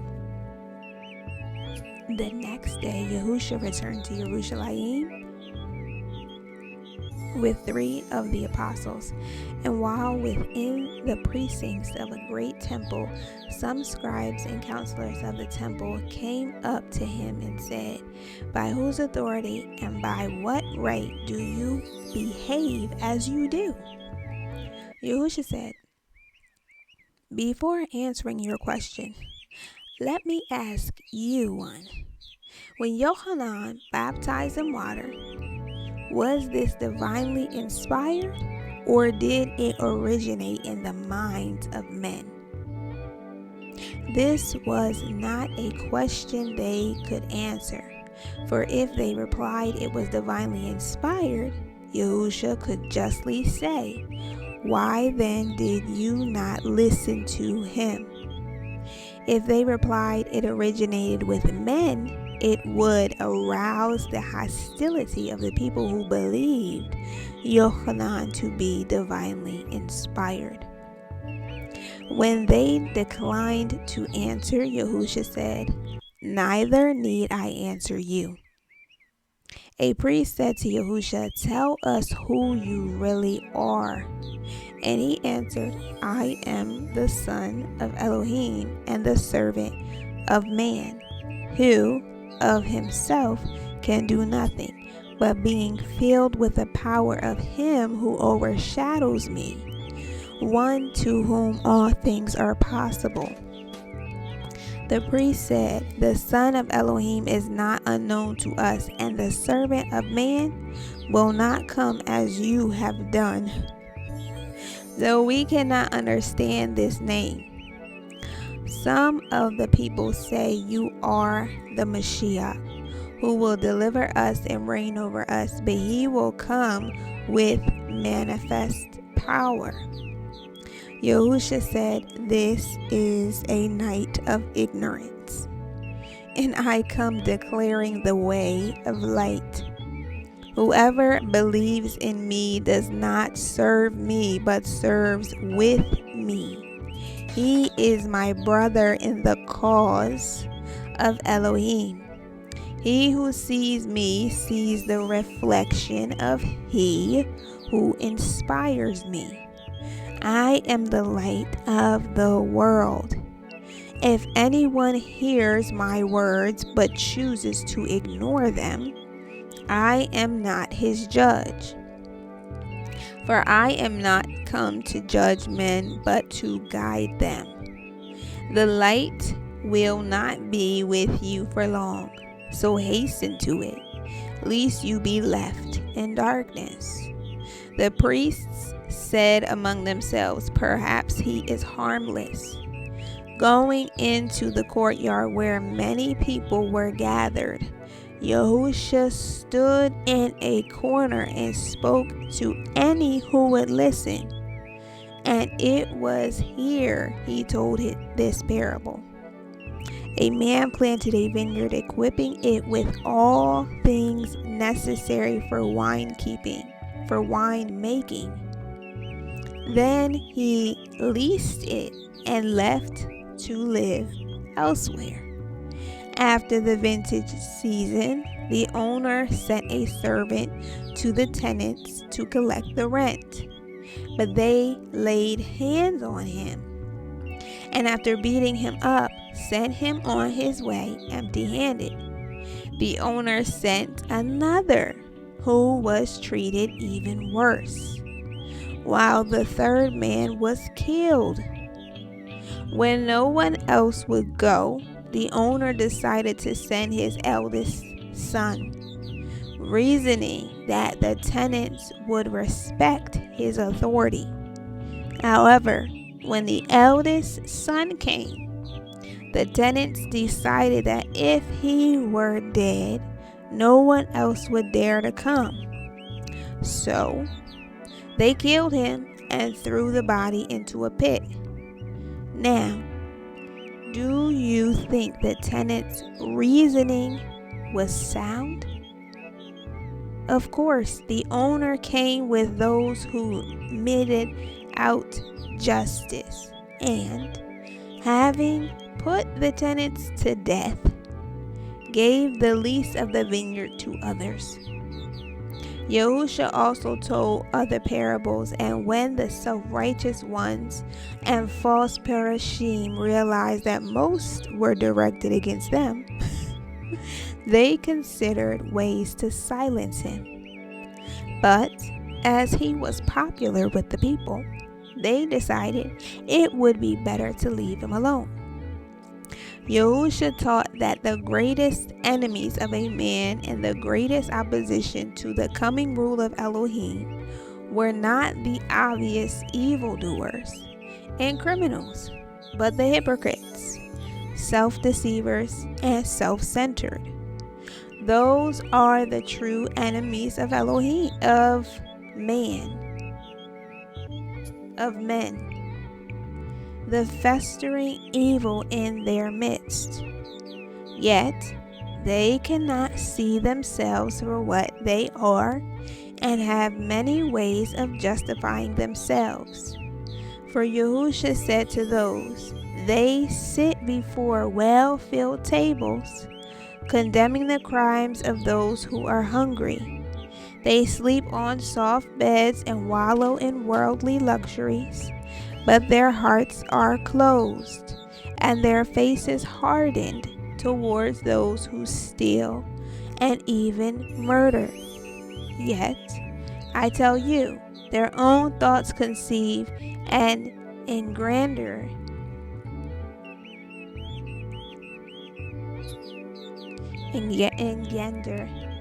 much great wrongs.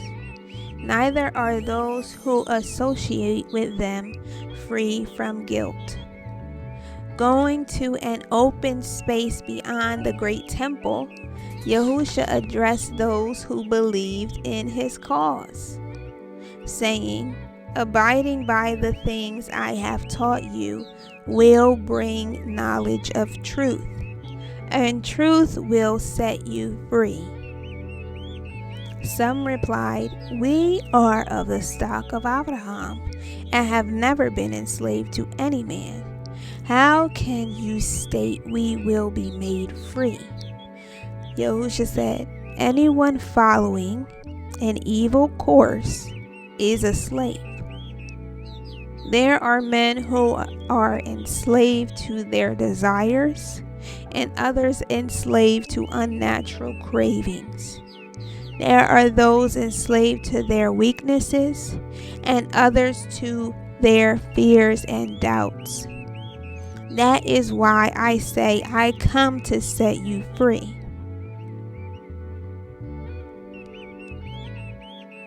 I know you are from the stock of Abraham, but you do him no credit, and seeking to kill those whose teachings disturb you. Why must you listen only to those who tell you pleasing things, when there is greater benefit to be gained from those who tell things which disturb or displease?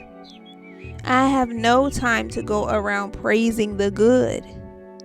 There is too much badness to be exposed. The people said, we know our fathers and are of their blood, and we know our Father who reigns in heaven. Yahushua said, if Yahuah were your father, you would all love me as a brother.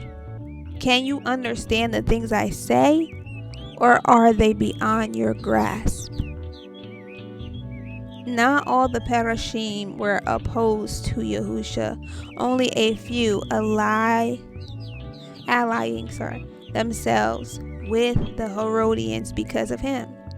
One of the latter came to Yahushua trying to trap him by asking, Master, your sincerity is established and your impartiality known. Help us, for this is the time of taxing. Shall the temple tax be paid to Elohim or to Caesar? Yahushua said, show me the coins you used to pay the tax.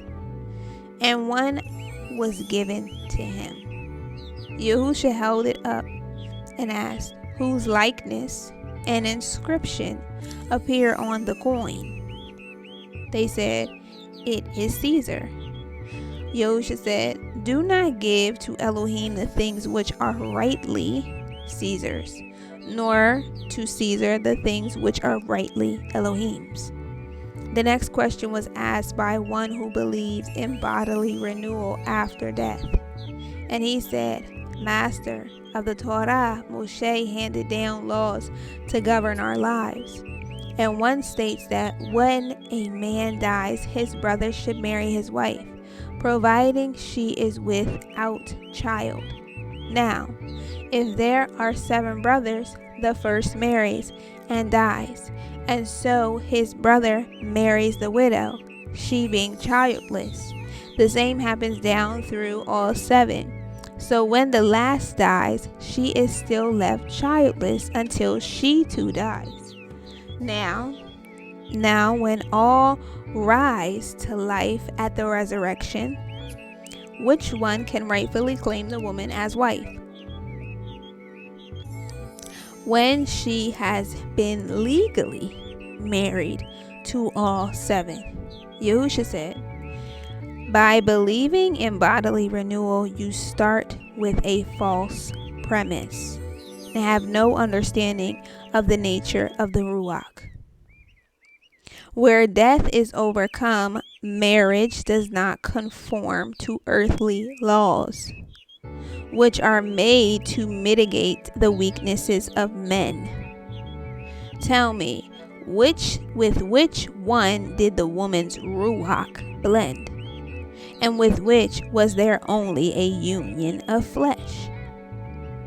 Yahuah said, concerning the awakening of the dead, do not the holy books declare there is only a Elohim of the living? This is true, and those who believe otherwise are in error. When all life is supported by the arm of Yahuah, how can he be the Elohim of the dead? Many people believe in Yahuah and had faith in his teachings, for they said among themselves, would the Mashiach show us any greater proofs than this man? Because of the things said and done by many concerning Yahuah, those who held power, fearing a disturbance, sent guards to seize him. But he said to the captain, I am here for a few days, and then I must go, following the path of my obligation. Seek me then, for I will be in a place beyond your reach. I follow a chosen path, and none may follow. We each have a duty, but you have discretion whether to take me or not. My frailties say, go with him, but my heart calls me to duty. The captain of the guard said, whom do you serve so dutifully? Yahuah replied, I serve Yahuah. Then the captain said, the priests serve Yahuah, and you are not a priest. And it is said, you call yourself the servant of man, but who is he? Yahuah said, the service rendered by priests is meaningless unless it also serves man. For service in the cause of Elohim is likewise service in the cause of man. Can your sword arm serve one master and your shield arm another? The captain said, Master, I can see you are a man dedicated to duty. Whether your cause be just or unjust, whether you be friend or foe, it is not within my understanding to know. But a man whose heart is ruled by the demands of duty, I can understand. I will tell those who sent me that shortly you leave for a distant place, where none can follow, and they will leave you alone. When those who sent to have Yahuah taken heard this, they said, perhaps he goes to the Greeks or the islands in the sea. Therefore, we will ignore him. Yahuah went and rested among the columns of Solomon, and while there, some people came and asked why he did not declare himself and reveal he was the Mashiach of Yahuah's anointed, and Yahuah's anointed, the promised one from the stock of David. Yahuah said, my works and words declare me and establish my title. Those who heed my message enter the proper fold, and a good shepherd protects his flock, seeing none goes astray or is taken by wolves. Though these are my first care, I seek to bring all men into the fold best suited for them, and I am prepared to die, if thereby I can bring men into the fold leading to the fields of everlasting life.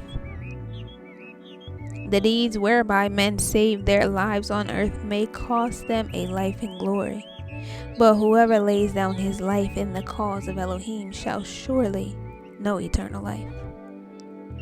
I come to sow strife among men, so they may be roused from the sleep of apathy. I come to strengthen the poor, so they may take heart and throw off the yoke imposed by the privileged. This is my message for the wealthy. Enjoy your ill-gotten goods. Console yourselves with comfort, and by the fickle goodwill of men, make merry while you may. Close your eyes to the harshness of reality, for the day will surely come when your body weakens, the pleasures pale, and you glimpse the dark doorway ahead. Be certain that the only welcome you will get on the other side is from the Ruach of darkness, who will escort you to a proper place in their dismal abode. Because of his condemnation of the rich who misused their wealth, and the nearly all of them did, the priests were angry with Yahuah, for they depended on rich patrons. They said, "Who are you to revile your betters when you are no more than a loud-tongued beggar?" Yahuah said, "Is it not written in the holy books? Disregard outward appearances, for these may conceal either treasure or garbage. Only Yahuah knows what really lies within. The body is only the outer covering shed at death.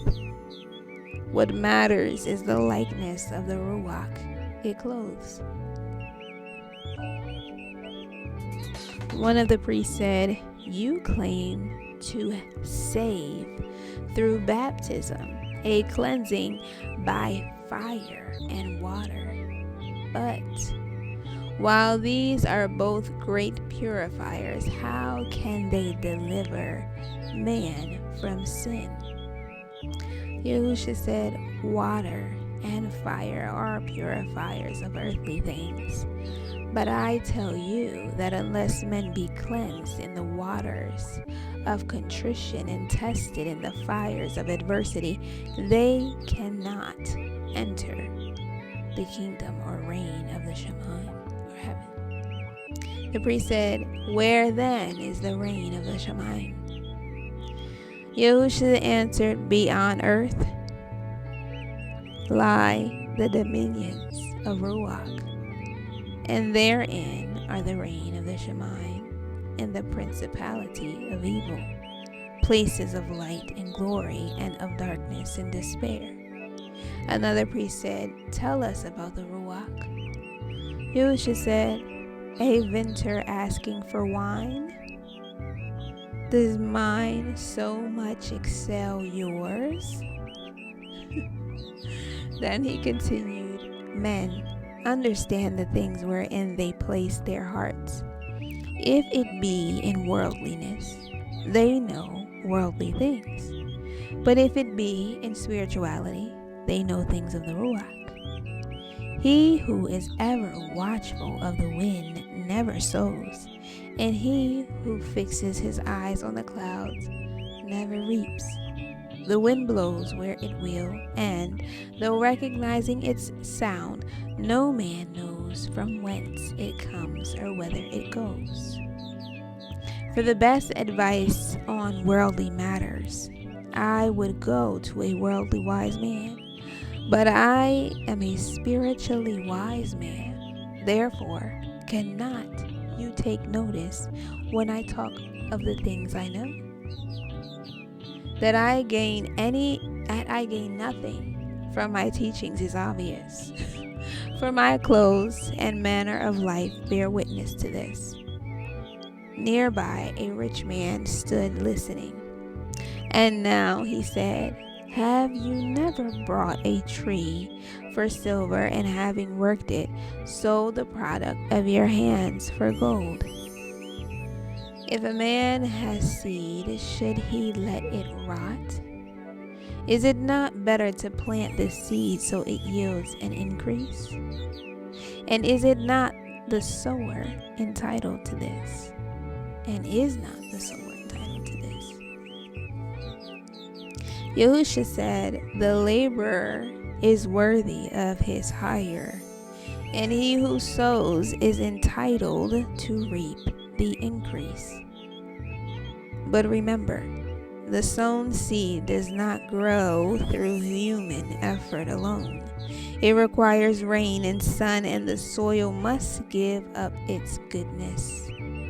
These things come from Yahuah as gifts to man. Why then should man deny Elohim's participation? Yahuah says, as my share is above my needs, give it to my little ones. And should not the sower do the same? Therefore I say, he who fails to support the underprivileged in obedience to Yahuwah's wishes defrauds Elohim and his rightful due for what he has done. For cannot even an earthly partner decree what shall be done with a profit from his participation? From this participation? I assure you, no man has ever yet made a profit wholly through his own efforts, and fraud perpetuated on the Most High Elohim will not be overlooked. The rich man said, your words sound well, but the holy books, Kodesh books, say the ass is loaded according to its strength. The more I give to charity, the more I am harried by beggars. Even if I give all I have, it would fail to suffice. Yahushua said, if your wealth is so burdensome, then sell all you have and give the proceeds to good causes. It is not wholly good to give charity, for this is like cutting the thorn weed, which quickly springs up again from the root. It is more worthy to dig up the root of poverty than rich man. The rich man said, having my responsibilities and a large household, I am caught between the millstones. For is it not said in the books of wisdom, no man should disregard his responsibilities? Yahushua said, the Torah brings all things to a balance of moderation. Does it not say it is sufficient to feed and clothe the womenfolk modestly, caring for their needs but ensuring they are not spoiled by idleness? It suffices to provide your sons with learning and skill, and your daughters with their dowries. There is nothing more you can give them, for above this you harm them with luxury. A poor man cannot spoil his family with overindulgence, but precautions against this are not the least of the rich man's burden. When it was close to eventide, Yahushua was in another place, and he said to a few people who were gathered about him, I am the fountain of life. If any thirst, let him come to me, and his thirst will be quenched. For it is it not written, streams of living waters will pour out from springs within him and overwhelm the seats of the deceitful? The same waters will strengthen the Ruach and wash away falsity. Yahushua was referring to the power of the Ruach, which filled him as no other man had been filled.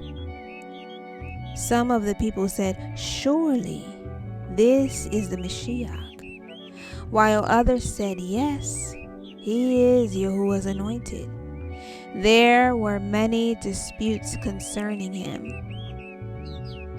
Yahushua said, "You are betrayed by those who preach one thing and practice another. They delight in being seen in prominent places and think the misguided adulations, poured on them signify greatness. Foolish people follow their ways and copy their pretensions.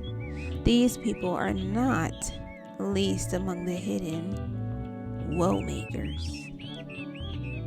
You are deceived by hypocrites and the self-righteous, and led into error by the self-justified. Those who should watch over you set snares for your feet, and many are those who say, "Heed my words, but not my deeds." Those who set themselves up over the people or who attain positions of authority freely eat the fruits of success, but avoid the responsibility of setting an example of goodness. I tell you, cast these people out. Instead of standing aside, wringing your hands and crying, "Woe, for the world is all wrong," bestir yourselves. For I tell you, Yahuah will not do things you are too apathetic to do for yourselves. They who desire to be with me in the reign must stand firm, holding fast to my cause through tribulation and trial. Just then some Perishim came by. Yahushua knew them to be false to their declared beliefs. So he called out, "Hear me, you hypocrites and deceivers. Are you not among those declaring that any man swearing by the temple is not bound by his oath? But any swearing by the temple gold is bound? Fools, which is greater, the gold or the temple containing it?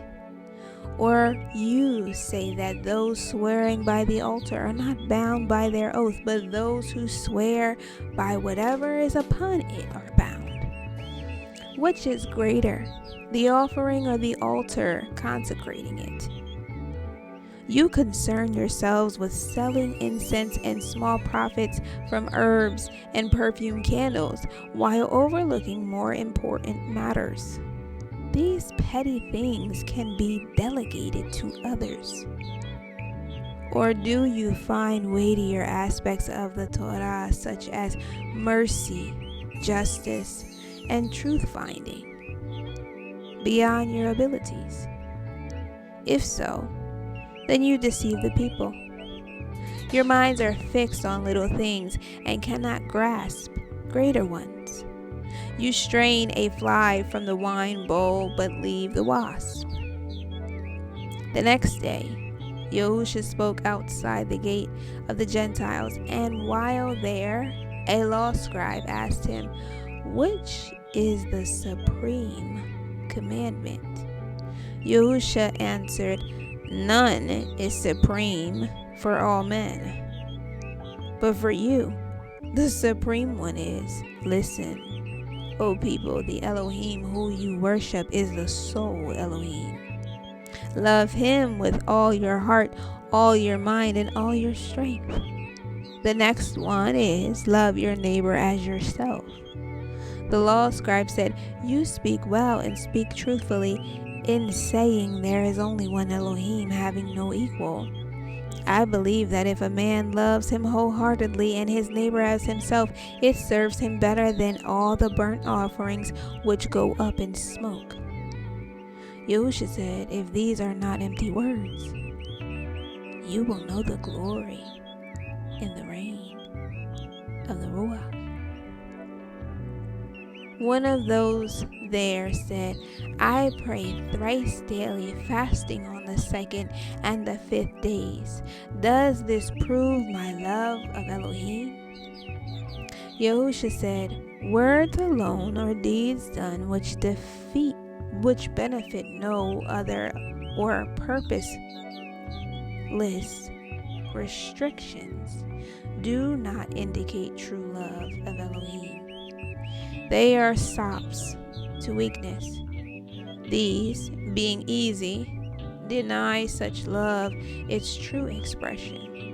Show your love of Elohim by working in his cause and making the world a better place. Do something requiring action where you may risk unpopularity or scorn. 2 dignitaries of the temple stopped to listen, and Yahushua, pointing to them, said, beware of those who ostentatiously display themselves, seeking the acclaim or homage of others. From whence does their wealth come? They prey on widows and enrich themselves at the expense of others. Hardship, providing it passes their door, is their friend. Yet these hypocrites put on a great show of righteousness, but one day they will be seen for what they really are inside. Entering the temple, Yahushua stood near one of the offering chests, watching as people dropped money into the chest of their choice. Many rich people contributed large amounts, but most did this so all could see. Then a poor widow came, and she gave only 2 small brass coins. Seeing this, Yahushua said to one of the disciples beside him, did you see what the poor widow gave? Surely there is a lesson here. I can assure you that the offering of this woman is more acceptable than any of the others, for she gave all she had, while others gave only a fraction of their wealth. Tonight, they will eat well, but she will go hungry. Giving is meaningless unless it entails some real sacrifice. What the rich gave were only sops to their consciences. When arriving in a town hungry, weary, and travel-stained, do you seek food and shelter from the rich or from the poor? Is it not the rich who have so much to give who turn us from their doors, while the poor who have little provide hospitality? Later, one of the apostles said to Yahushua, when will all the evil be purged from the earth? Yahushua said, when it is no longer spawned in the hearts of men. There is nothing wrong with the earth that men cannot put right. Do not expect help from Elohim, but be men enough to fight your own battles. No easy time lies ahead of you, for wherever you go, your loyalty to my cause will bring the hatred of men upon you. Nevertheless, remain steadfast through all the trials and tribulations lying ahead, and you will be glorified in immortality. The apostle said, Master, can such things indeed happen to us? Yahushua said, be sure they will. They said, surely our tree of suffering will not bear bitter fruit or even prove fruitless. Yahushua answered, no. The sapling will grow strongly. From the tree will arise another teaching, and out of this a confusion of beliefs, each striving for its own advantage. There will be unprofitable doctrines and viciousness, cruelties, and intolerance, with many persecutions, all done in my name. They will corrupt and falsify my teachings to serve their own ends. Hypocrisy will rule the hearts of men, and few will follow even the beliefs of their own hearts. These things must be, for they reside in the natures of men, but under the rule of Elohim they will be changed. Yahuah said to those with him, I will be slain as were Yohanan and his father. For I am feared because I may claim a right rule from the kings who were before David. The burden of my death lies heavily, but it is undertaken with purpose, so men can be saved from evil. And what I do will speed the day of their deliverance. I do not ride the winds, but have mapped the road ahead. No man can ever enter the Shemaim unless wearing the clothes of the Shemaim. The world knows the ways of the world and welcomes worldly things. But the Ruach knows the ways of the Ruach and welcomes spiritual things. Serve one or the other. No man can serve both. Chapter 19. When Yahuah spent the days in Yerushalayim, the nights were spent on the slopes of Mount Olive. And the disciples built shelters close to a place where there was an oil press. However, one day at eventide, Yahuah went to the house of Shimon the pure, where some women who were followers of his were living. Though the disciples were given food, little was said to them, for they being strangers. The people in the house were suspicious, and Shimon lay on a cushion across from Yahuah. After they had eaten and were talking together, a woman came from the house nearby. She was veiled and carried an alabaster jar. Now, this was Mary of Magdala, whose father had been a merchant, but he disowned her, for she had lived with a centurion serving in an army of Rome. When he returned to his lawful wife, Mary had kept herself by singing in the taverns of Galilee. The woman unsealed the jar and poured a sweet scented oil over the head of Yahuah, seeing which some of those present were indignant, saying, What a waste! When this could have been sold for a lot of money, which would have benefited the poor. Yahuah said, Leave her alone. There is little point to being angry with her when all she has done is to honor me. You can help the poor whenever you like, but I will not be here much longer. Turning to Mary of Magdala, he said, Why do you pay me this honor? For the cost to you must have been great. Someone said, The price was easily obtained. Mary said to Yahuah, Sire, I am she whom you saw in Paneas. For when woman reviled me, I came to you and said, Forgive my sins.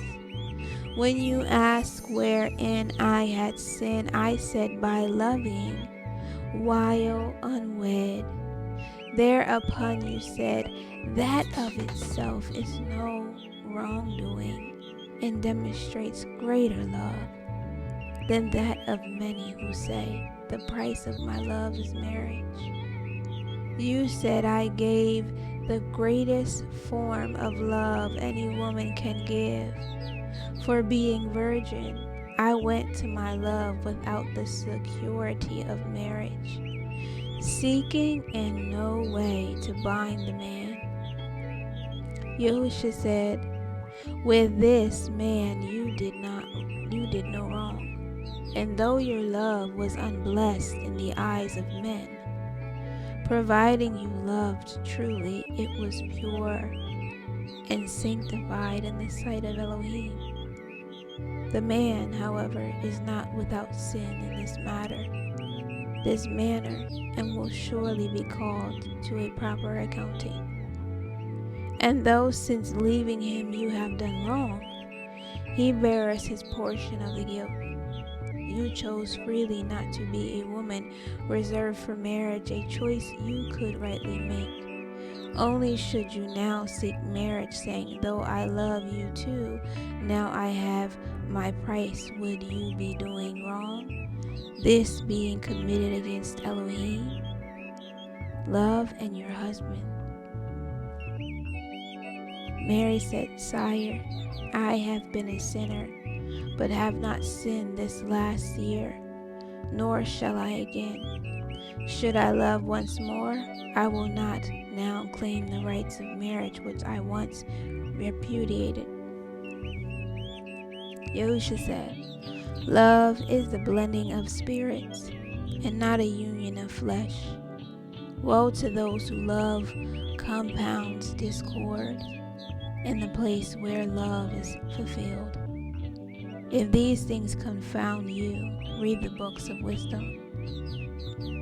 During this time, those in positions of power were taking counsel as to how they might take Yahushua by guile and deliver him to the Romans. For they feared a rising of the people during the great festival of the Yahudim. Now Yahudah of Iscariot, son of Shimon, who had followed Yosef the just before coming to Yahushua and becoming one of the 12 apostles, sought for the Messiah who would deliver the Yahudim. This he now believed to be another, not Yahushua, and he therefore sought to have Yahushua held during the festival. Yahudah, unlike the other apostles, was a Yahudim. Therefore, he was unrestricted. Yahudah went to the council and said, my master performs signs and fulfills prophecies which speak to the hearts of the people. Therefore, might they not proclaim him in the coming days? The council said, the people are ripe for revolt, and troublemakers are many. We will take this one also, reveal him to us, and we will hold him. And for the service you will be paid in silver. One who sat in the council sent a warning to Yahushua, saying, leave Bethany and go to Ephraim. But Yahushua returned and a reply which said, things are as they should be, and the prophecies will be fulfilled. On the first day of the festival, when the lambs were being sacrificed, the disciples came to Yahushua and asked where the Pesach meal should be eaten. Yahushua chose 2 of these and sent them away with this instruction.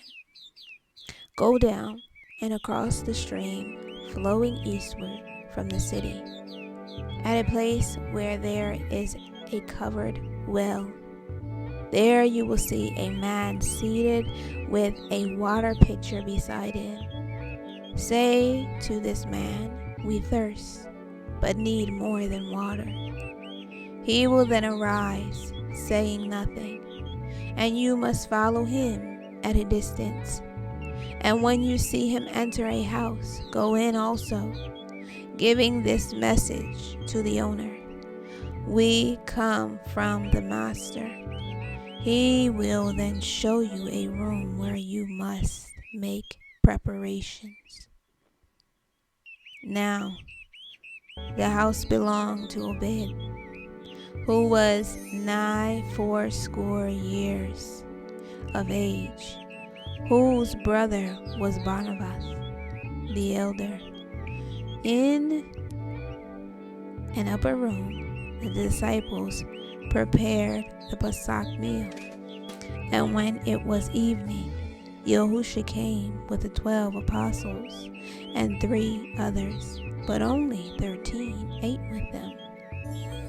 After he had taken his place at the table and all were seated, Yahuah said, I have very much wanted to keep this Pesach with you, because it is the last before my ordeal.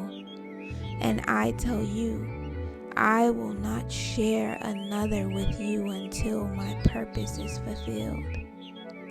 Then he took the cup before him and drank, saying, blood is the life of men, while this is the life of the grape sacrifice for men. So it is a fitting and worthy symbol of he who offers his life for men. I will not taste wine again until the rule of Elohim is established. He then passed the cup to Yohanan, and taking the bread, he gave thanks and broke it, saying, this represents my body, which will be broken as an example to the sons and daughters of men. For all must freely sacrifice for others. As you eat the bread, which is sacrifice, so shall you eat the bread of eternal life.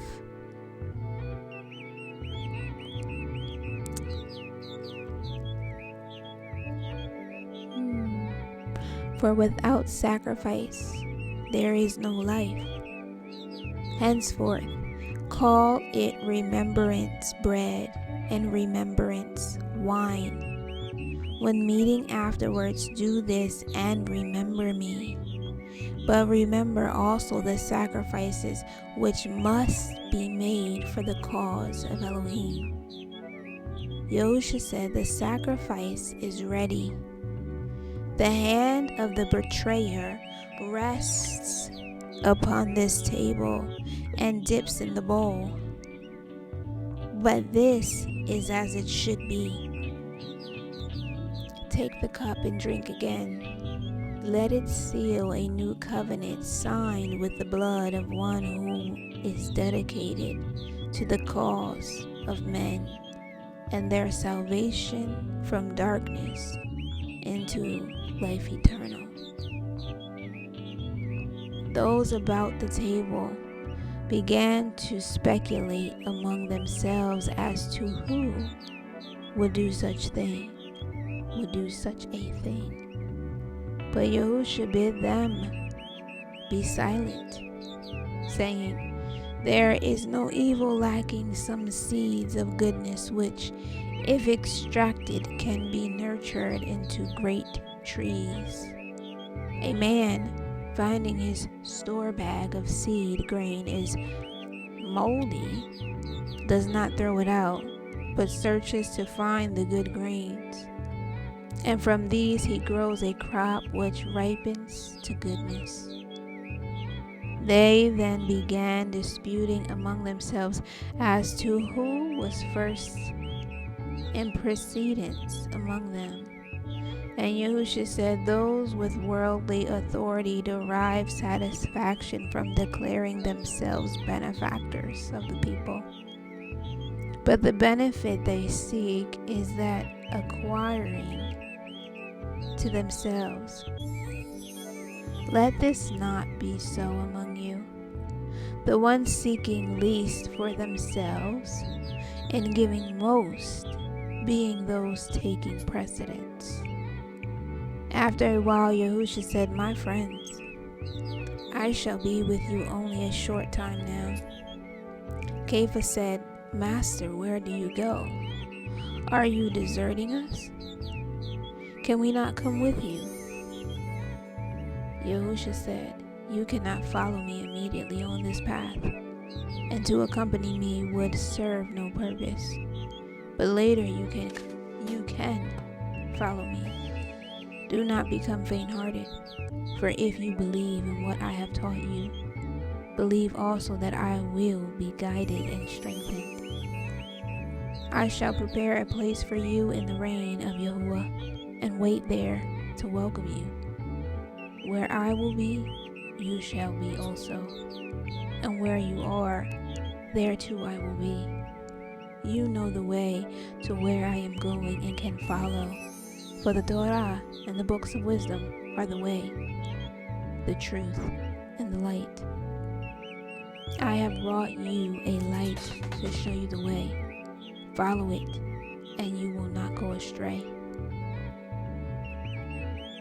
Later you will understand that I am united with the Father, and as I am united with Him, so you are united with me.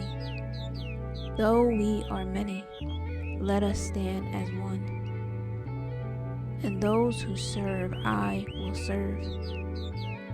To he who believes in my teachings, I will manifest. For what I do is done to prove to men my own convictions, that they will come to accept my teachings and follow the road of salvation. The people yearn for the fulfillment of the prophecies and will surely follow one who fulfills them. Thomas said, Are you going to manifest only to us?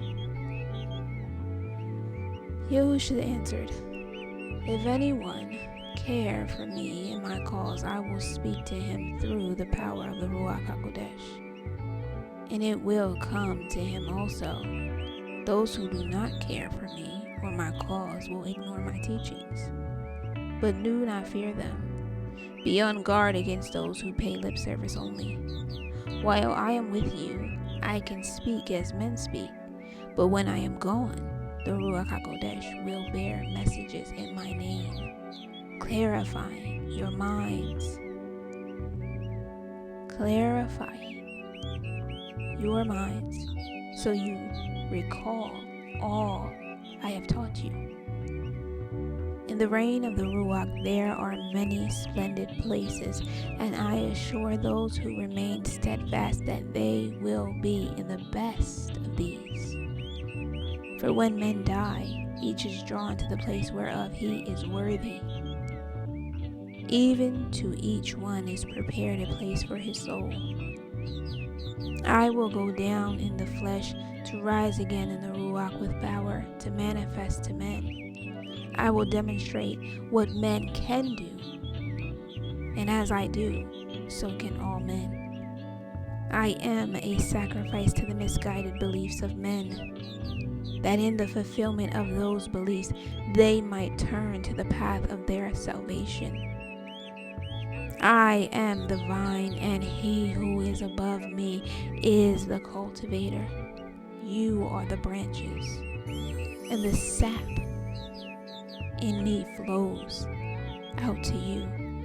The sap is my teachings, severed from which you will be like a branch cut off from the vine, only suitable for burning. I am the vine, and you are its fruit, and if the vine is sound, surely its fruit will be sound also.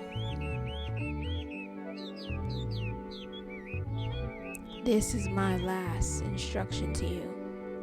Love one another as I have loved you. For there is but one greater love than that a man who would sacrifice his life for his friends. And that is a sacrifice of a life for a cause where he serves those unknown to him. I have said, love one another, for you will be strengthened in the knowledge of that love. If the world hates you, it has hated me first. If you were to remain part of the world, it would accept you as its own and love you. But because I have severed you from the world, setting you apart, it will hate you. For it is in the nature of worldly men to hate those who are different. And not only are you different, but you also seek to point out their wickedness. If I choose an easier path, your burden would be so much greater. And the fruit of the vine might fall on barren ground. As they have persecuted me, so they would have persecuted you. As they have spurned my teaching, so they would have spurned yours. And as they rejected me, so they would have rejected you. I have much more to say, but you cannot receive it now. Later, the Ruach of wisdom will come when you are ready to guide you and guide you truthfully. It will speak to you with a voice of its own, but will convey to you what comes from above. Soon now you will see me no more in the flesh, but you will behold me in a new and glorious form. Those with Yahushua did not understand the meaning of what he said and discussed it among themselves, saying, "What does he mean by soon?" Others said, "What can he mean when he says, 'Soon you will no longer see me, but then you will behold me'?"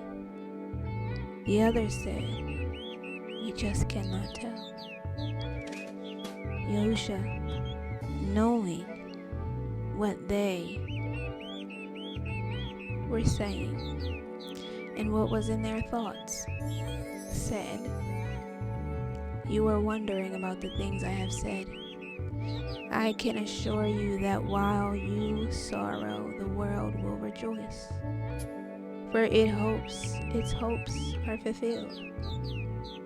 A woman becomes afraid just before she gives birth, but once the ordeal is over, she no longer recalls the labor pains, but rejoices in her child. So too you will grieve for a while, but I will manifest to you, and then you will rejoice in your hearts.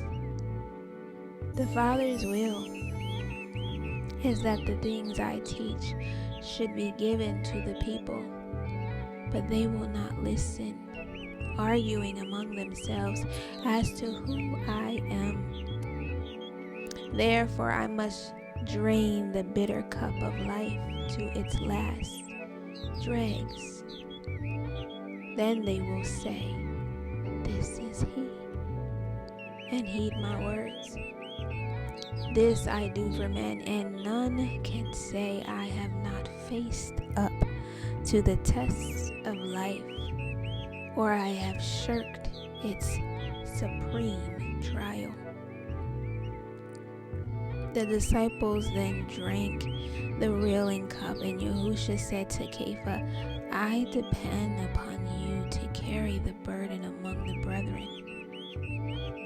Kepha said, "Master, I am ready to go anywhere to follow you to prison or even death, or even to death."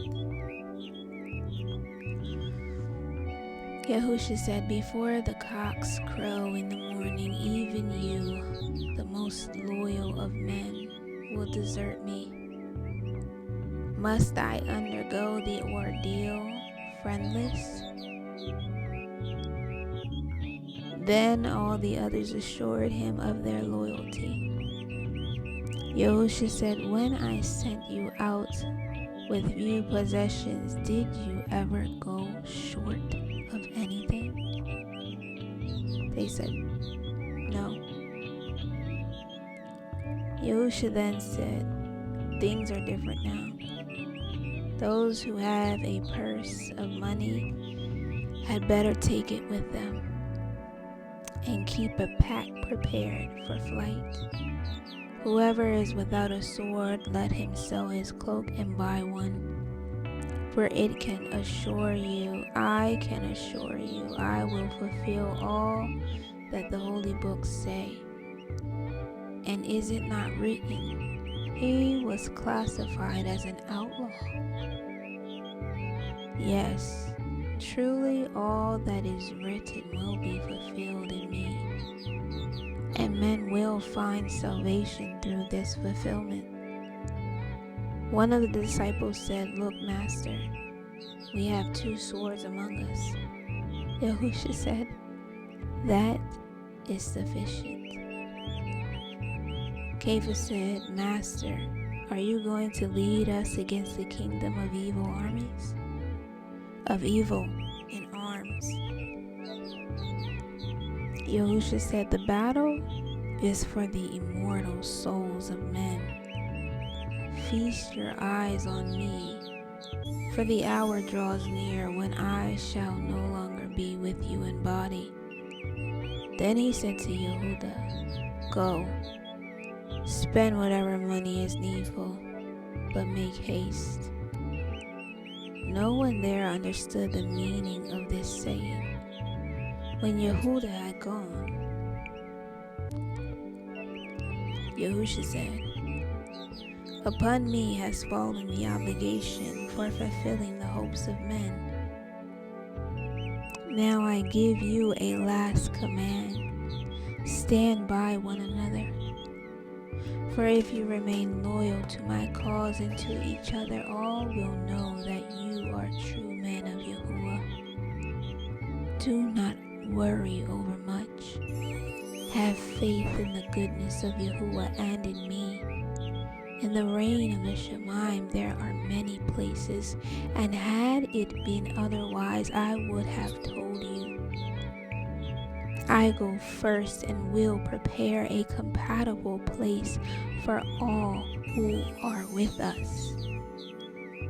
Do not fear because of the destruction of the body.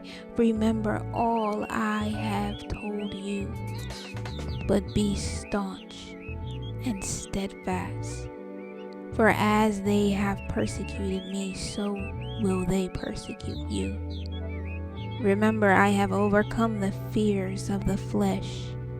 This is my conquest. I will now reveal the secret of my glory. It is dedication to service, and that glory is the heritage of all men." When they had finished, Yahushua went out with the followers, and passing over the stream of Kidron, went to a place called Gethsemane. Because of an oil press there, he took 11, as Marcos, the Yahudim, who was a priest, did not go. Kepha, being jealous of him, this Marcus had been a follower of Yohanan of the wilderness and was a friend of Yahudah. When Yahushua departed with the 11 Marcos, did not return to his mother's house in Ophel, but stayed with Lazarus and the others after Yahushua had gone. Men came to take him, and Marcus, snatching a cloak, dashed out to warn Yahushua. Though knowing what should be done for the Messiah, Yahudah went to the captain of the temple guard and said, "I am the one of those who follow Yahushua the Galilean, but I fear what he intends to bring about.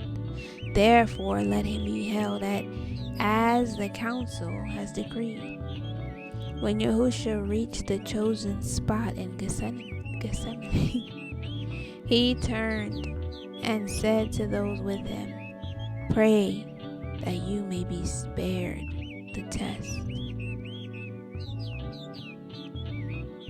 He then took Kepha, Yaakov, and Yohanan, and withdrew with them about a stone's throw away. Yahushua was depressed and filled with foreboding, and he said to the three.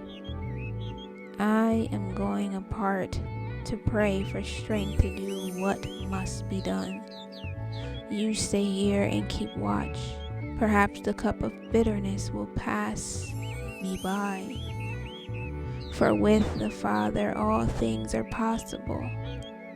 But I fear there is no other way for me but to abide my destiny. Yahushua went just a short distance and lifted his face to the stars and red glowing moon above. Yaakov heard him pray. Father, everything is in your hand. Let it not be as I would have it, but according to your will. I leave it in your hand, but let not the ordeal be too much for me. The hour is at hand. Strengthen the Son whom you have glorified with the power of your Yahuah, that he may bring to fruition the task you have set him, leading men to the path of eternal life. Is there no other way? He then came back to the three, and the sweat stood out readily on his brow.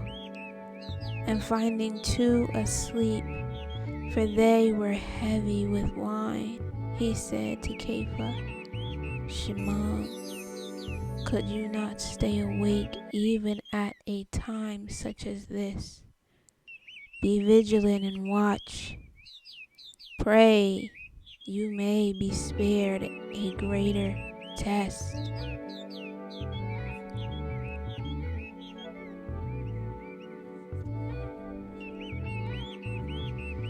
In the days to come, men will lift up their eyes to the Shemaim and say, Blessed was he who came in the name of Yahuah, bringing us the light of salvation.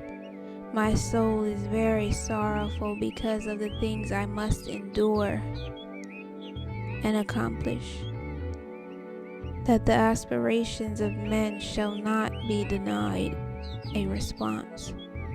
Tarry, therefore, a while longer, keeping me company, so I do not weaken. The Ruach is willing, but the flesh is weak. It is a dreadful thing I must do. Then he went away again, but what he prayed no man knows.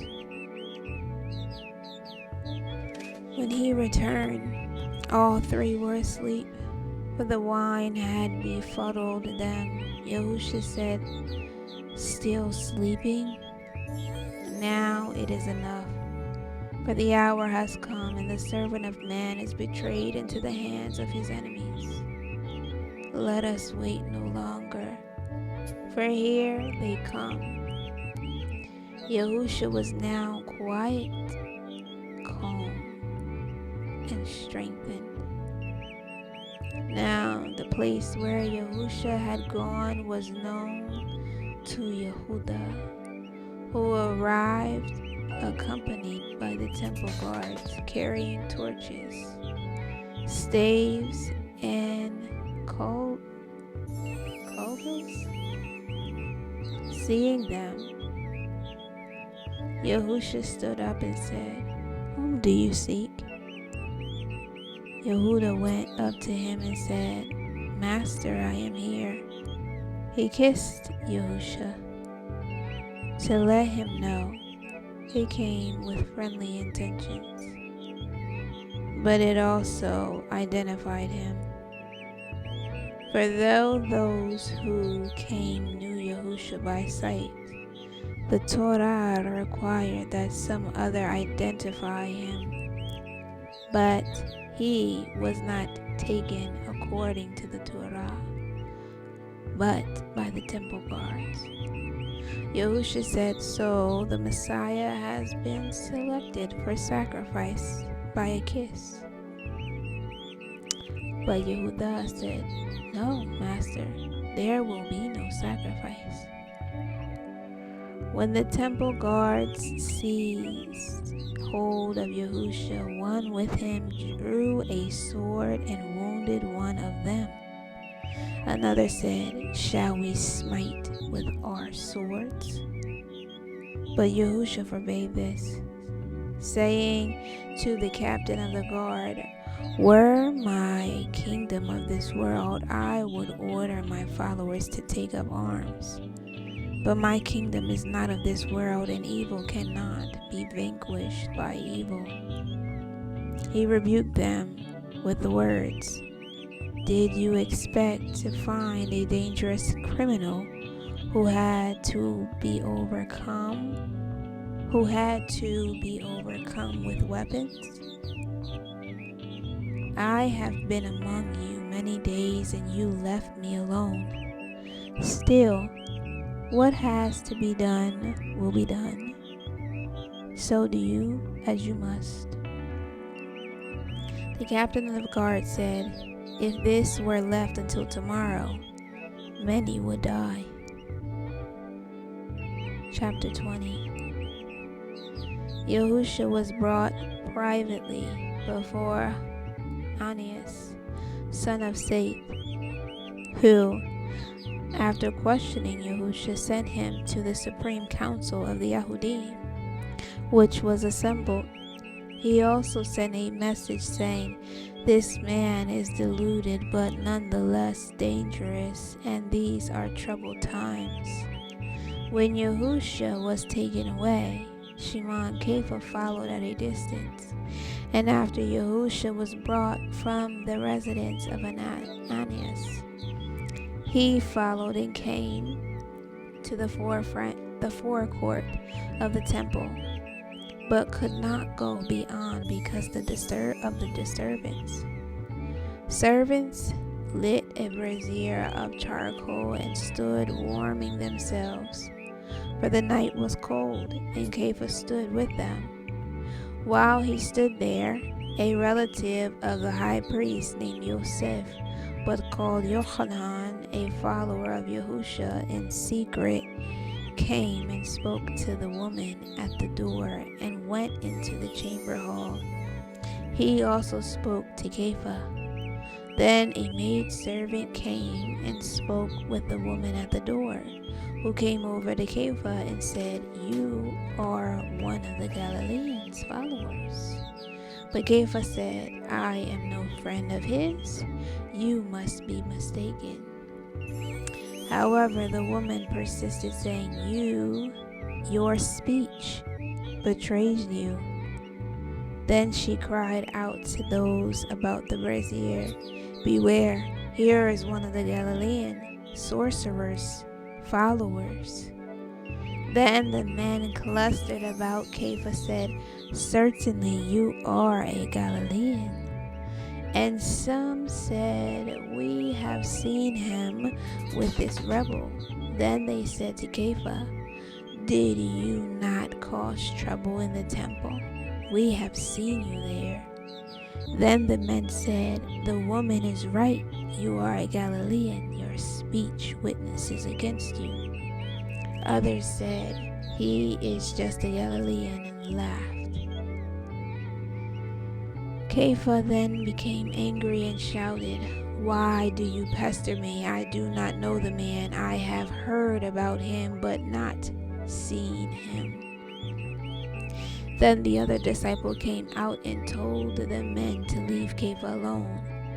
He took him by the arm and went out through the gateway. As they went, a cock crew, for the fowls were in the city, and Kepha wept bitterly, for he had failed the test. The other had compassion on Kepha because of the weakness of the flesh. And Kepha said, "I will make amends."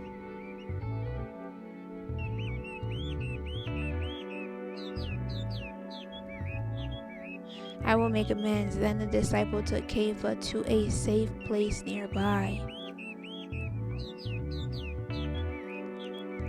The Supreme Council had assembled that night in the chamber of hewn stone with the great temple. Though the Roman law did not permit men to sit in judgment during the night hours, the Supreme Council was afraid because of the mood of the people. When Yahushua stood before the council, he was asked, "Are you the Mashiach, Elohim's anointed, who will deliver us?" Yahushua replied, "I could deliver the people if you would let me do so." The high priest, son-in-law of Ananias, sat with the council, and he said to Yahushua, "Are you a Galilean?" When Yahushua replied that he was, the high priest said, "Surely you, being a learned man, know that a prophet will come from that place." Yahushua made no reply. Then a man named Nicodemus said to Yahushua, "The Torah does not condemn any man without trying to understand his motives. Tell us why you do these things." Yahushua answered, "Is it not written that if the people are to be saved, there must be a suffering deliverer who will also be the anointed of Yahuah?" Nicodemus then said to the council, "If this man is what he claims, he is harmless, for he brings suffering to none except himself." Then another counselor said, "I myself have heard him say he comes not to suffer, but to bring a sword to free the people." Yahushua stood calm and serene. One of the elders said to him, "Is it true you were born of fornication? And when born, your father, Yosef, and Miriam, the woman who gave birth to you, had to flee from the anger of the people. But 12 of those present witnessed for him that he was not the child of fornication, but of a rightly married woman."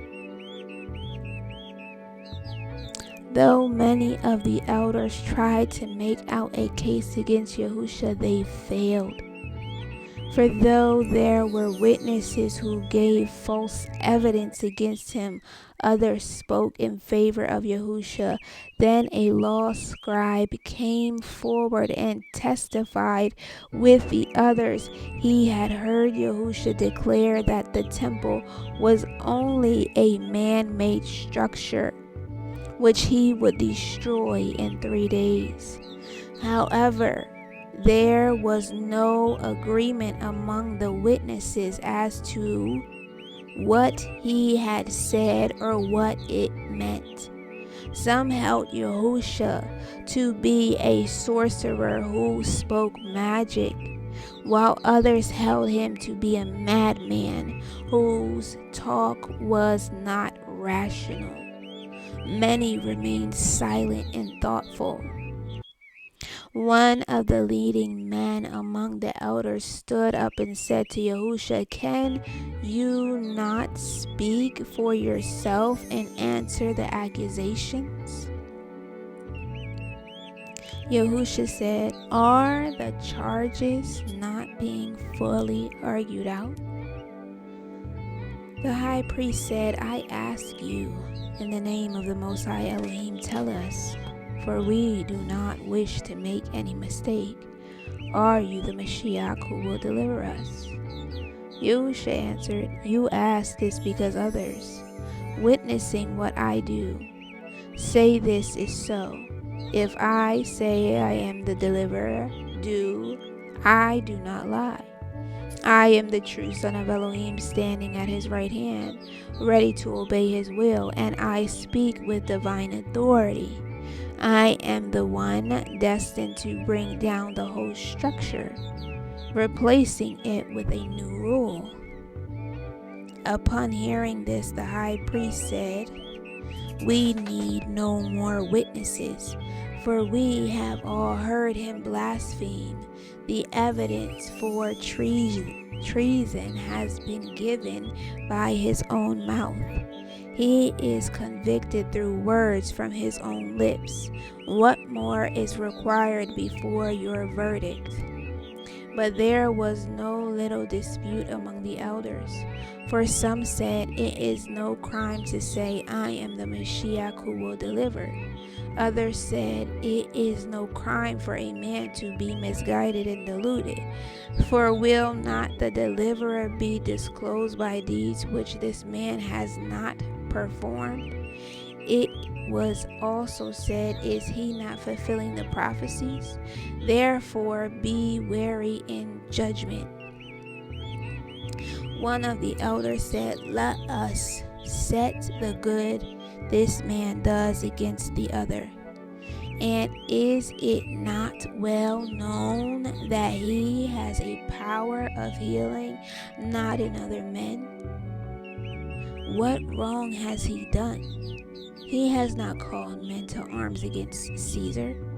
The high priest then stood up and said, If we allow this man to go free at this time, he will stir up trouble. The people being ripe for revolt. Then Caesar will send his legions against us, and the nation will be destroyed, for the hand of Caesar is heavy. We cannot set the life of one man against the lives of many. And those who would set him free are no friends of Rome, neither can they be friends of our people." Then some said, "His crime is against Rome and not against us." But others said, "What? Shall we deliver him to Roman cruelty?" The high priest said, "This can be no concern of ours. We are shepherds of the people. Let those who speak against Caesar stand before Caesar's judgment seat. Let our judgment be that we found him guilty against Caesar, and then leave him to Roman mercy. We have no power to condemn him." Therefore, it then, being daylight, they bound Yahushua and delivered him to Pilate with the verdict, "He is guilty against Rome." It was now for many Pesach Eve, not all keeping it at the same time, for this was in dispute. Therefore, many who could have spoken for Yahushua, being righteous men, went to make their preparations for the festival. Some thought he would be set free when it was over, but most knew in their hearts he would not be released. When Yahushua was brought before Pontius Pilate, governor of Yehudah, who sat upon the judgment seat, the law scribes testified to the charges, saying, "This man stirs up the people to revolt against Caesar by taking the title Son of Elohim, thus claiming to be king of the Yahudim. He says he brings swords and will purge the land with fire. He blasphemes against Caesar and seeks to bring a new rule of law into the land. He rides into the city proclaiming himself the deliverer, fulfilling the prophecies. From whom can we be delivered?" Pilate said to Yahushua, "There are many serious charges against you. Have you any defense against them?" When Yahushua remained silent, Pilate said, "Tell me, if Son of Elohim is a kingly title, are you the king of the Yahudim?" Yahushua said, "Do you ask this for yourself, or are you being influenced by the things said about me? Pilate answered, Am I a Yahudi to know these things? Your people have handed you over, for according to their interpretation, you have made kingly claims. What have you done? Yahushua said, Is an earthly king most worthy to be called the son of Elohim? Surely it is goodness and not kinship that counts. I am the son of Elohim, and this title is I rightly claim. But if I have a kingdom or reign, it is not of earth. Had it been otherwise, my followers would not have permitted me to be taken. Pilate said, You are, then, a king of some kind. Yahushua replied, As you say, I am a king, but I do not come to rule, for I was born into the world to testify of the truth, and all who honor truth listen to my words. Pilate said, Who knows what the truth, or what it is the truth, or what it means? One man's truth is another man's deception. Yahushua answered, No man can know truth, for it is not of earth, which is a place of deception. But Yahuah knows truth, and it is with him alone. Pilate said, Does not Caesar know truth? To which Yahushua replied, No man knows truth. Pilate said, Is the truth with you or with Caesar? Yahushua said, Caesar's heart is in fornication, not in truth, and this you know to be true. Would you condemn me for speaking truth? Pilate said, No. Say no more. Pilate said, Say no more. Yahushua said, See how those who uphold truth are judged by those holding authority.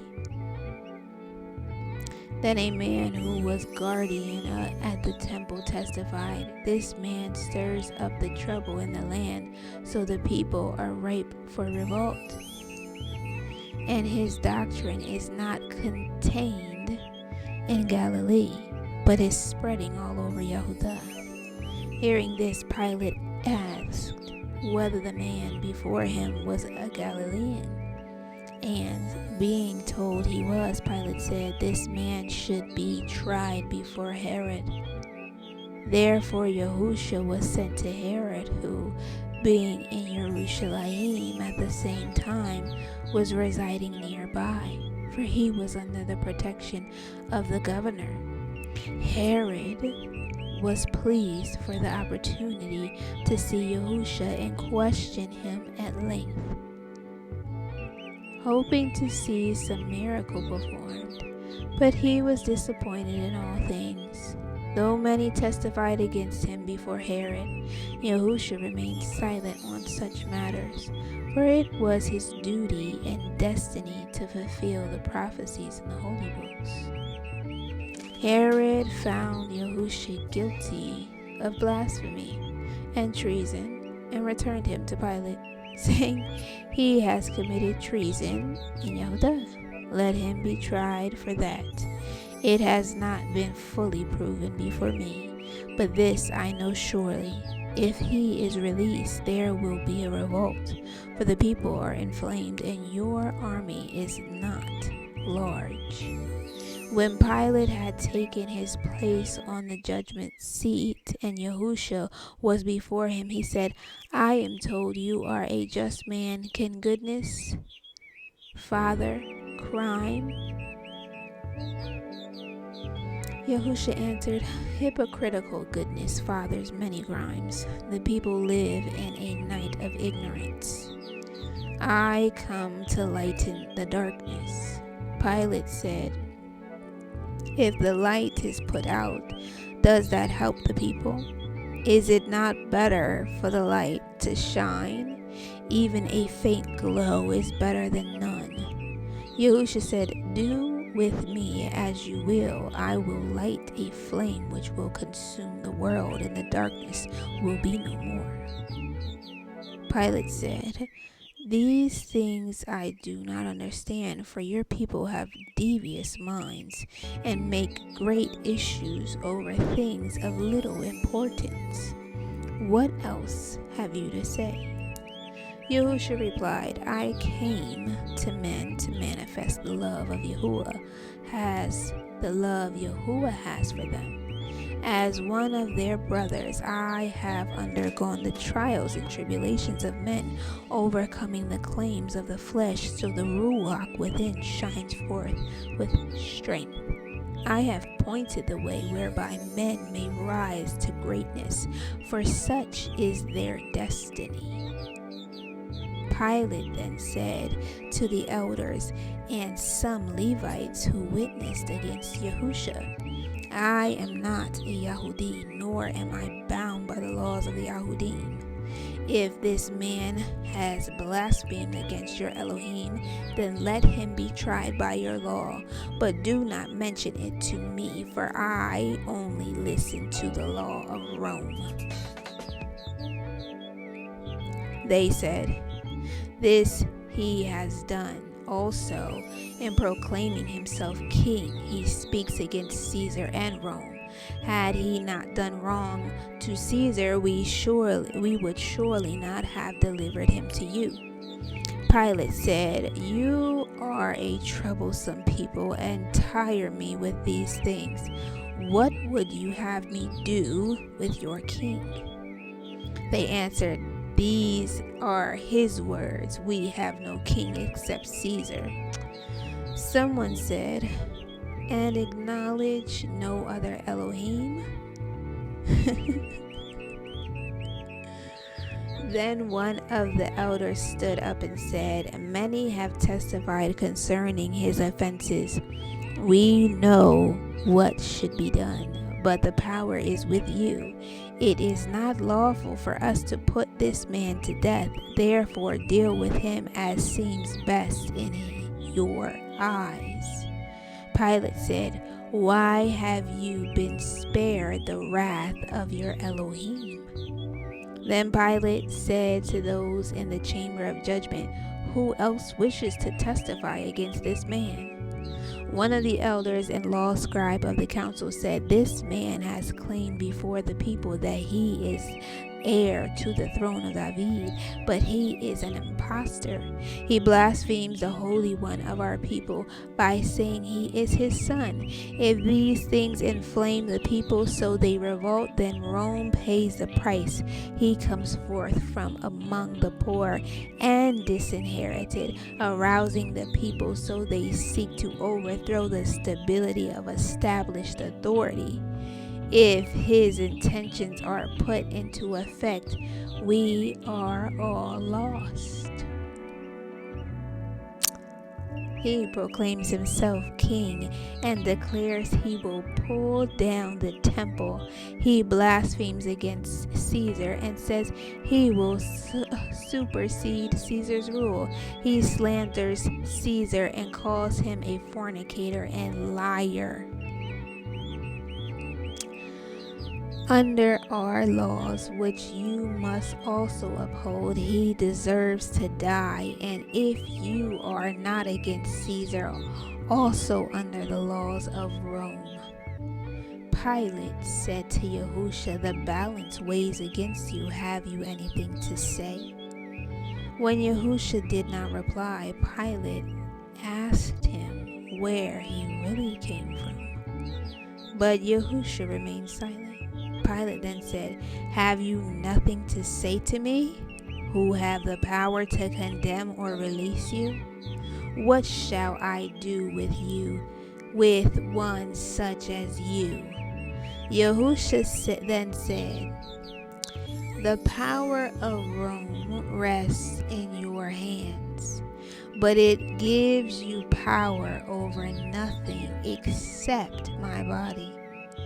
Do with that as you will. It is not you, but those distorting the face of truth who are to blame. Pilate said, If I deal with you, one way, the people will say the authority of Rome supports your teachings and is not against the things you declare. They will say your claim to kinship is upheld and may even say you are preferred to Caesar. If I do this, I will certainly be called to account. For am I not the hand of Caesar whom you blaspheme and decry? Yahushua said, I call men to a kingdom which is not yet of earth. Pilate said to Yahushua, no one is compelled to speak on his own behalf. Then the others there said, he said, clearly this man is not guiltless concerning Caesar, but will any here speak for him? Then when the Parashim stood up and said, many could speak for this just man, but have decided their duty lies elsewhere. We are an unbending people, sometimes over-concerned with righteousness, but mercy and justice are not least among the things we uphold. What wrong has this man done to Caesar? He has uttered words which are no more than a breeze from his lips, and surely one so great as Caesar can withstand even the greatest tempest. If Caesar be man, then words would hurt him, but we are a people knowing nothing man can do will harm the highest divinities. Therefore, we could be less cautious than others. The greater they are, the more they tend to overlook the many weaknesses and failings of men. You, who know the greatness and smallness of he for whom you are the mouthpiece, can incline towards one less knowledgeable in such matters. If you are a worthy representative of Caesar, you will uphold his greatness and reveal his indulgence to us. As to whether this man be the Mashiach or the deliverer, such questions can be meaningless to Rome. For even we, Yahudim, are not in accord as to who they are or what they will do. Pilate said, you are a perverse race, over concerned with unworldly things and ensnaring yourselves in your own net for goodness. You cannot even agree on the dates of your own festivals or the nature of your Elohim. Instead of heroes, you have saints, yet your saintlessness makes you unsaintly. You all agree to seek the truth, but dispute which path to follow, and so get nowhere. You agree to follow your Elohim, but some say we go this way, and others say we go another. What you say today about this man, you said yesterday about another. Your laws are a maze, which I will not attempt to negotiate. Your thoughts are devious, and your hearts are an unreadable scroll. I am unfortunate in my governorship. Now a man named Barnabas had also been brought forth to be judged, and Pilate continued, I know not one man from the other who is godly and who is ungodly. I cannot tell. You yourselves do not know which of these two men has said and done these things, or which is your king. All I know is that there must be a strife. The rights of Caesar must be upheld, and justice must be done. The rest I leave in your hands. No two men can suffer for the same crime unless they be in association. But if no association is proven, only one may suffer. Therefore decide among yourselves which man is to die. Both claim to be the son of Elohim, both are deliverers, both have blasphemed against Caesar and your Elohim, and both have struck against Caesar. One has killed and the other has not. Clemency is mine to give at this time, but clemency overruling justice is weakness. If both these men be killed, then surely the whole of the people will rise in revolt. Already the streets are thronged, and much wine is being drunk. But if one is released, those rejoicing will restrain those who sorrow. It will also divide the people who otherwise might act in accord. If one is truly the son of Elohim, then the Father will not desert his son. So it would not be wrong to condemn him, for thus too will be saved. Responsibility for restraining bloodshed now lies with you, and already the people outside are in a riotous mood. Therefore, choose between the two men. Both have the same name, but one is called Barabbas, and the other Baharetz. Choose which shall be condemned for the crimes, and which shall be released. Then announce it to the people. Pilate said, I will condemn the one claiming to be king of the Yahudim, for this is a crime against the peace of Caesar. You tell me which he is. So all the elders of the Yahudim went out and consulted among themselves and sent heralds among the people. Yahushua remained calm and unshaken, though he had been 3 hours in the judgment chamber.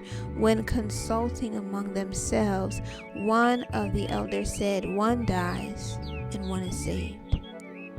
Let us be sure we save the one who will deliver us. Eparashim said, it is not for us to choose which of these is the Mashiach of Elohim, for both are equally deluded. Neither should we choose according to their goodness of their teachings, or even by what they have done. This is a time of turmoil. Therefore, what is the life of one man against the lives of thousands? For surely this number will die if there is a revolt, which will appease the people by his release, and which will cause less strife if he dies. May the Most High Elohim help us choose wisely, and may he show compassion on the one who must die. Whichever dies is the Savior of many, and so we are. So who are we to condemn him otherwise?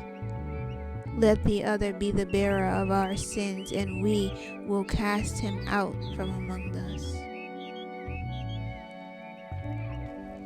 Then some Levites went and addressed the people thronging about, and they shouted, Crucify the king, save the deliverer.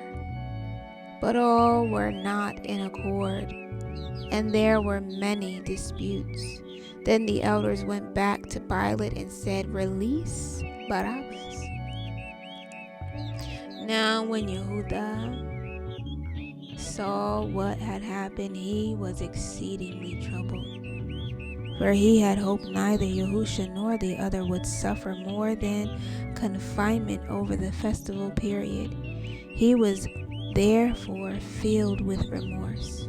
He sought to return the silver to the temple treasurers, throwing it before them, saying, I have betrayed the innocent. They said, It means nothing to us. Be it on your head, not ours. When they told the high priest about the matter, he said, This money is tainted and cannot be put into the temple coffers. So they used the money to buy a plot in the clay field used by potters, and it was used for the burial of strangers having no kindred. Then after putting his house in order, Yahudah hanging himself from a ledge. Pilate ordered that Yahusha be scourged after the custom of Rome, and delivered him to the army for crucifixion. And it was then about the 6th hour. The soldiers took him to a small court where, by custom, men gathered who took pleasure in tormenting the condemned. They danced before him, spitting and mocking. A victor's crown was plaited from thorn bush, and he was beaten with burning reeds, placing a soldier's scarlet mantle about his shoulders. They bowed before him and mock homage, saying, "Hail, you great king of the Yahudim." Others covered his eyes and struck him, saying, "Now, sorcerer, tell us who hit you then." He was pricked with reeds, and the mockers made sport with him in many ways. When the cruelty was over, the soldiers stripped off the scarlet mantle and replaced his tunic, taking him away to the place of execution. Because of the scourging and other sufferings, Yahusha was unable to bear the crosspiece he carried.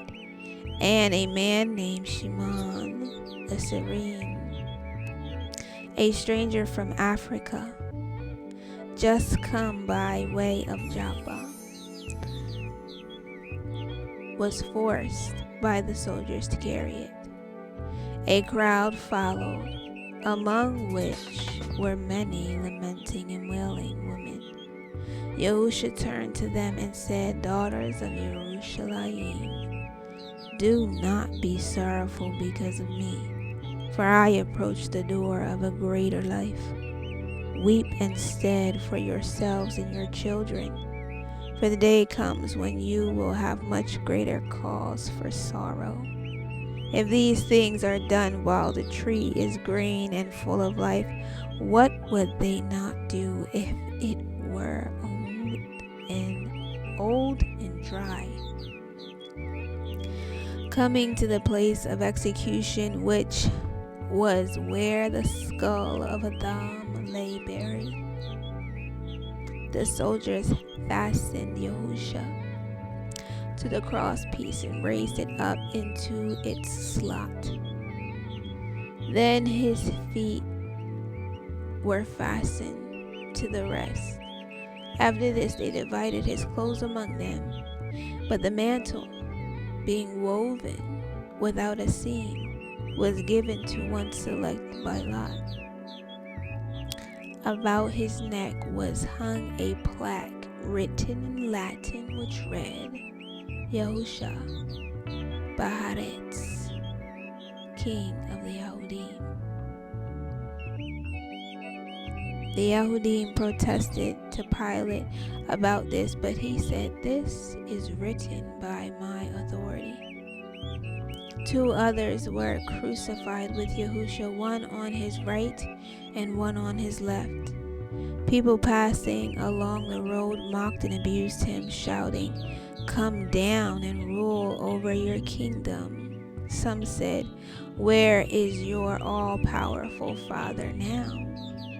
And if you are what you claim to be, get yourself out of this." Many laughed, saying, "He came to save us, but cannot save himself. Savior, save yourself first." The witnesses who stood about the cross also mocked him. They said, "O deliverer, now deliver yourself." At the 9th hour the sky darkened with cloud, and there was thunder and lightning. Thus the prophecy was fulfilled, which said, in the valley of decision, on the day of the deliverer, the sun and the earth will be darkened.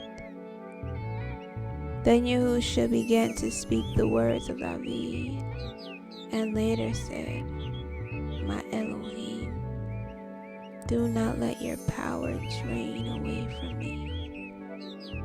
Some standing nearby said, listen, he is calling on Eliyahu. Another said, let us see if Eliyahu will come and take him. A man came with a sponge soaked in vinegar and dew, and raised it to his lips, to the lips of Yahushua. But he turned his head away. Some said, he is ready to give up the Ruach. Yahushua opened his eyes and said to those who stood near, it is nearly over. Manilus, the centurion who stood facing Yahushua, said, truly this is a man. Then someone shouted, it is over. And there was an outbreak of wailing from the women. Chapter 21. A number of women stood off watching from a distance, among them being Mary of Magdala, also called Mary of Bethany, Mariam, and Miriam, the mother of Yahuah the younger, and Yosef, and Salome, who had followed Yahushua, administering to his needs in Galilee. There were also others who had come to Jerusalem with him, but the only disciple there was Yaakov. When the woman wept with pity, he said to them, I see now what I was blind to before. Let us not waste tears in futile pity, but strengthen our hearts, so his sacrifice is not in vain. He did this to change the hearts of the people. Let us be worthy of him. Then Yaakov left, for he received word that the disciples were being sought. It being feared they would set fire to the great temple or arouse the people, so there was a revolt. There had been disturbances in the city, but because of Barabbas, only 3 were killed. Miriam, the mother of Yahushua, was taken to the house of Yohanan and Marcus, and Yosef also came there. It was in that house that the first words of the good news were written. Many of the disciples had deserted Yahushua and were in hiding. Others went about not knowing what to do, their hearts full of misery and sorrow. They lacked the influence needed to save Yahushua from the common pit of criminals. And Miriam, his mother, did not claim the body, though the arrangements made were unknown to her. Now, one of the elders of the Supreme Council was a man named Josias, called Yosef of Arimathea, son of Joachim, son of Nathan, son of Eliezer, son of Eliyahu, son of Yachim, son of Zadok, who lived on and the merchants rode a day's journey from Jerusalem. He also owned an estate northwest of the city. He had a brother-in-law named Nicodemus, and both were secret followers of Yahushua. Yosef of Arimathea, the wise commander, had been present at the council when it sat in judgment on Yahushua, and he supported him. But many more who could have done so were absent because of the hour. When evening drew near and Yahushua had been 4 hours on the cross, Yosef of Arimathea, being a man of status and authority, went to Pontius Pilate without fear, for they were friends. He requested the body of Yahushua, his kinsman, saying, "It is written in our law that the sun shall not be permitted to set on the body of a murdered man." The governor said, "You are an upright man, and I will not deny this to you." But he was surprised to hear Yahushua had died so quickly, and he sent for the centurion in charge of the execution, a man known to Yosef, who assured Pilate that Yahushua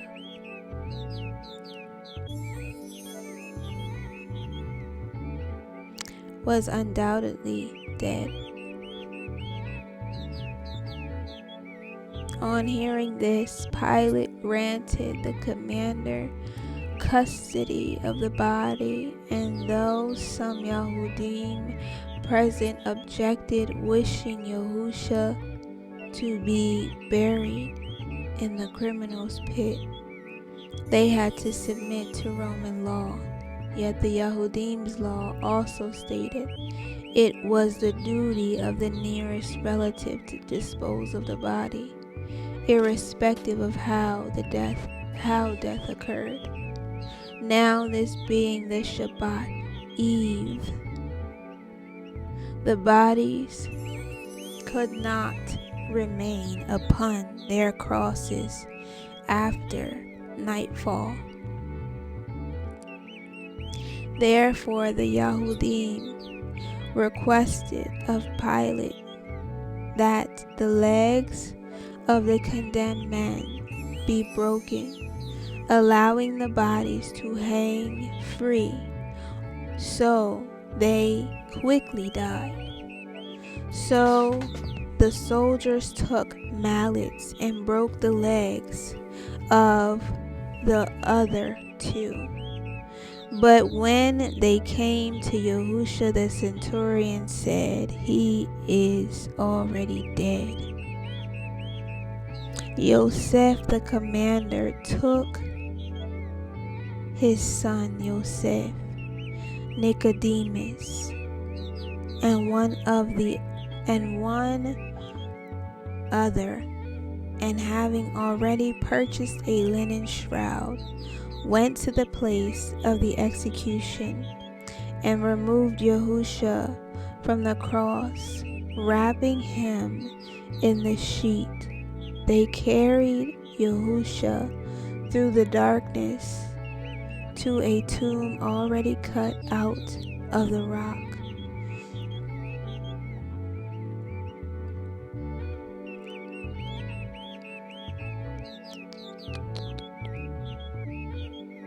It was a 2-chambered cavern northwest of the city, having a ledge running around the inside, and the entrance faced eastward towards the place of execution. It was the north end of a garden planted with cabbages, and the gardener was also custodian of the tomb. When Yahushua had been placed inside, a great stone was rolled across the entrance, and 2 men were left on the guard beside it. Now, things happen on the Shabbat which may not be written, for they are in the secret of Yahuah, known only to the elect of the house of Elohim, which is in the isle of departure. Those who guarded the tomb when questioned regarding these things said, the disciples came early and carried him away for burial in a proper manner at another place. For he was laid here only because of the Shabbat, and it was not his tomb.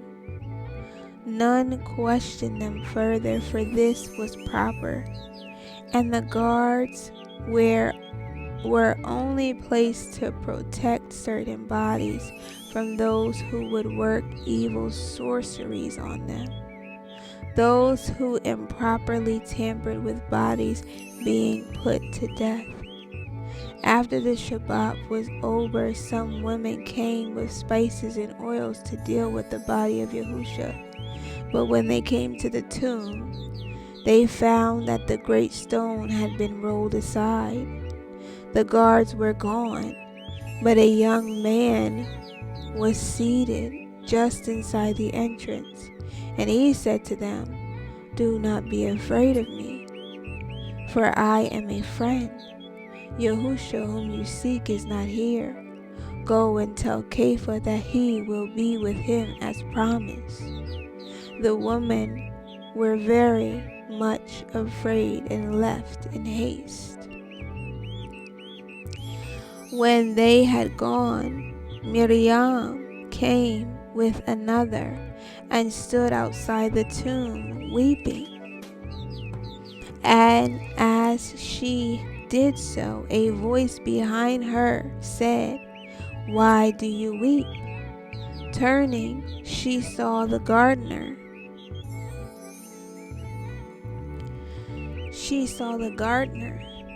And said to him, "They have taken Yahushua away, and I have no knowledge of what has happened to him."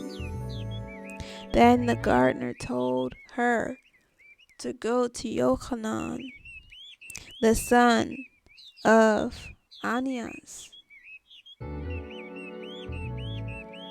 Kepha and 2 others were also making their way to the tomb when they met the woman coming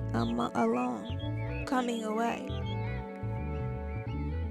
The woman told them what they had seen and heard, and Kepha, thinking they were talking wildly through sorrow, sent one of his companions to go with them. Then he hastened to the tomb, arriving to find it empty and no one there. So, being perplexed, he sat down outside while the other went in search of the gardener. While seated there, he saw the shining figure in the gloom with the tomb, and knew it for an angel, a messenger. And he heard a voice saying, "Yahushua has fulfilled the promises and is truly the Mashiach, Yahushua's anointed." Then the other returned with the gardener, who told Kepha to go and meet Yohanan, the son of Anias, at Emmaus, about 9 miles distant. And they went to that place. which was a village not far from the house of Yosef of Arimathea. Arriving there, they found Yohanan, the son of Ananias, and another Yohanan, and Yaakov, and Yosef, and the sons of Yosef, by Anna, his first wife, the fair stranger, his son by Miriam, and Mark, his adopted son. Nicodemus was also there with Lazarus, and they were all in the house of Hoseas. Later, a number of apostles came. Then, while they were seated at a table, Yahuah came among them and said, "Let us take food together and rejoice, for the prophecies have been fulfilled regarding the Mashiach, as it is said in the holy books, the servant of man is arisen from among those who sleep, for death has not claimed him. But these things, while fulfilling the promises, will not bring about the rule of Elohim. For this will not come while men sit waiting for signs. The people have been given that which fulfills their hopes and aspirations. Now surely they will believe in my cause and arise and sweep evil aside. Now the Ruach of truth dwells among you, though it is still out of place in a world under the rule of man." Then Yahuah told of all the things which had been written in the holy books concerning these things, and how the Mashiach, Yahuah's anointed, would be disowned by men, would suffer for their willfulness, and arise from among the dead to appear on the third day. Then he said, "Are not all these things fulfilled in me?" Then he departed. Some days later, all the disciples who were the chosen of Yahuah met in a secret place, and Yahuah joined them and proved himself to those who still disbelieved. And they said, "Master, forgive our belief. Forgive us for doubting the things you taught concerning yourself." Yahuah said, "This is the day of the coming of Yahuah, who will rule the earth. Yet it is it not written, this will be a day of darkness and not of light?" Then Yahuah spoke these words, "I go to a place far away beyond the world, where you may not follow, for I fulfill the hopes of all men. Now you go out, carrying the message that the prophecies have been fulfilled, and the time is at hand when the rule of Elohim should be established among men. For the promises have been fulfilled for the people. Surely they will now believe and rally to the cause of good, sweeping wickedness and evil from the face of the earth, saying to them that has been done, that had to be done. Now you must take up the burden, for if you would become children of Yahuah and reclaim your lost heritage, you must prove yourselves worthy heirs. Let not all the suffering be in vain." Then he told them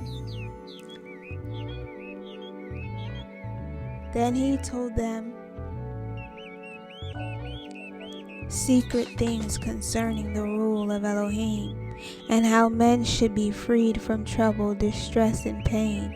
He explained how each man could be freed of all sickness and see beyond the range of the eye. These and many other things were explained, and also many things concerning the dominion of the Ruach.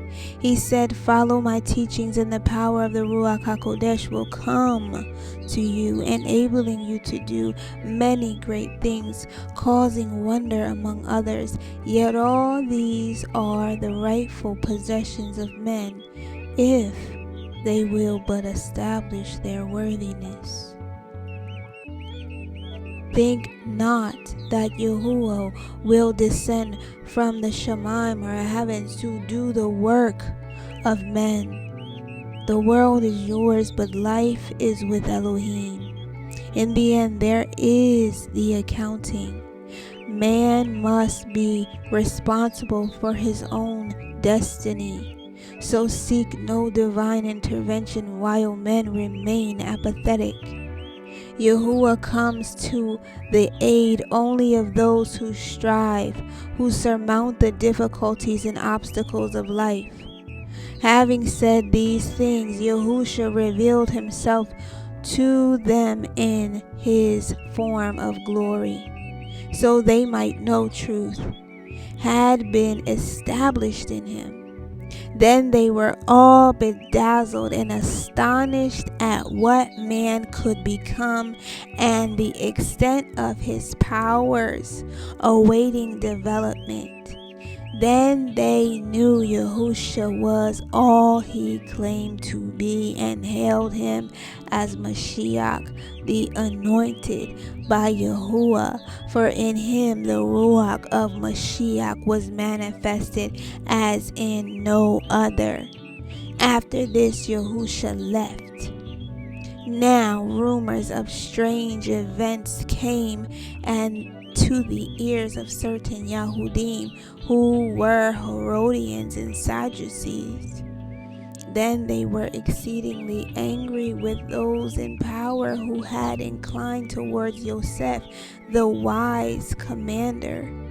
He said to those who raised their voices against him, why do you seek to stir up trouble?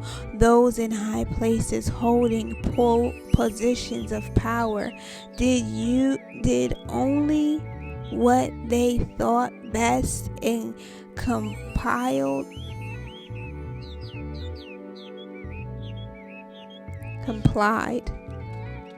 He said, why do you seek to stir up trouble? Those in high places holding positions of power did only what they thought best and complied with the Torah. What else could they do? I received the body of my kinsman because this was my duty, and I dealt with it decently, letting it rest in my private tomb over the Shabbat.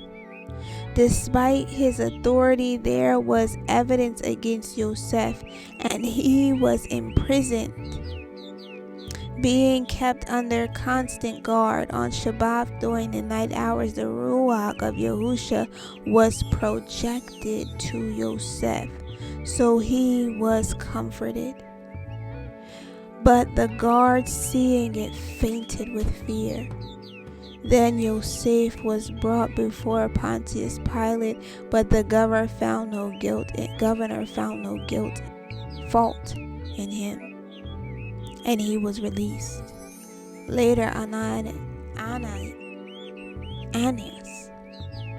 and his son-in-law, who were then the high priests of the Yahudim, came to the house of Yosef, bringing with them the holy books written on scrolls within their box. They requested that he swear upon it in the sacred name of Elohim. But he made an oath only that he had done no wrong or broken no law. The wise commander remained in his house for many days, after which he went about undisturbed. Then, when Pontius Pilate returned to Rome, Yosef departed from his home shores, coming to Sanhedrin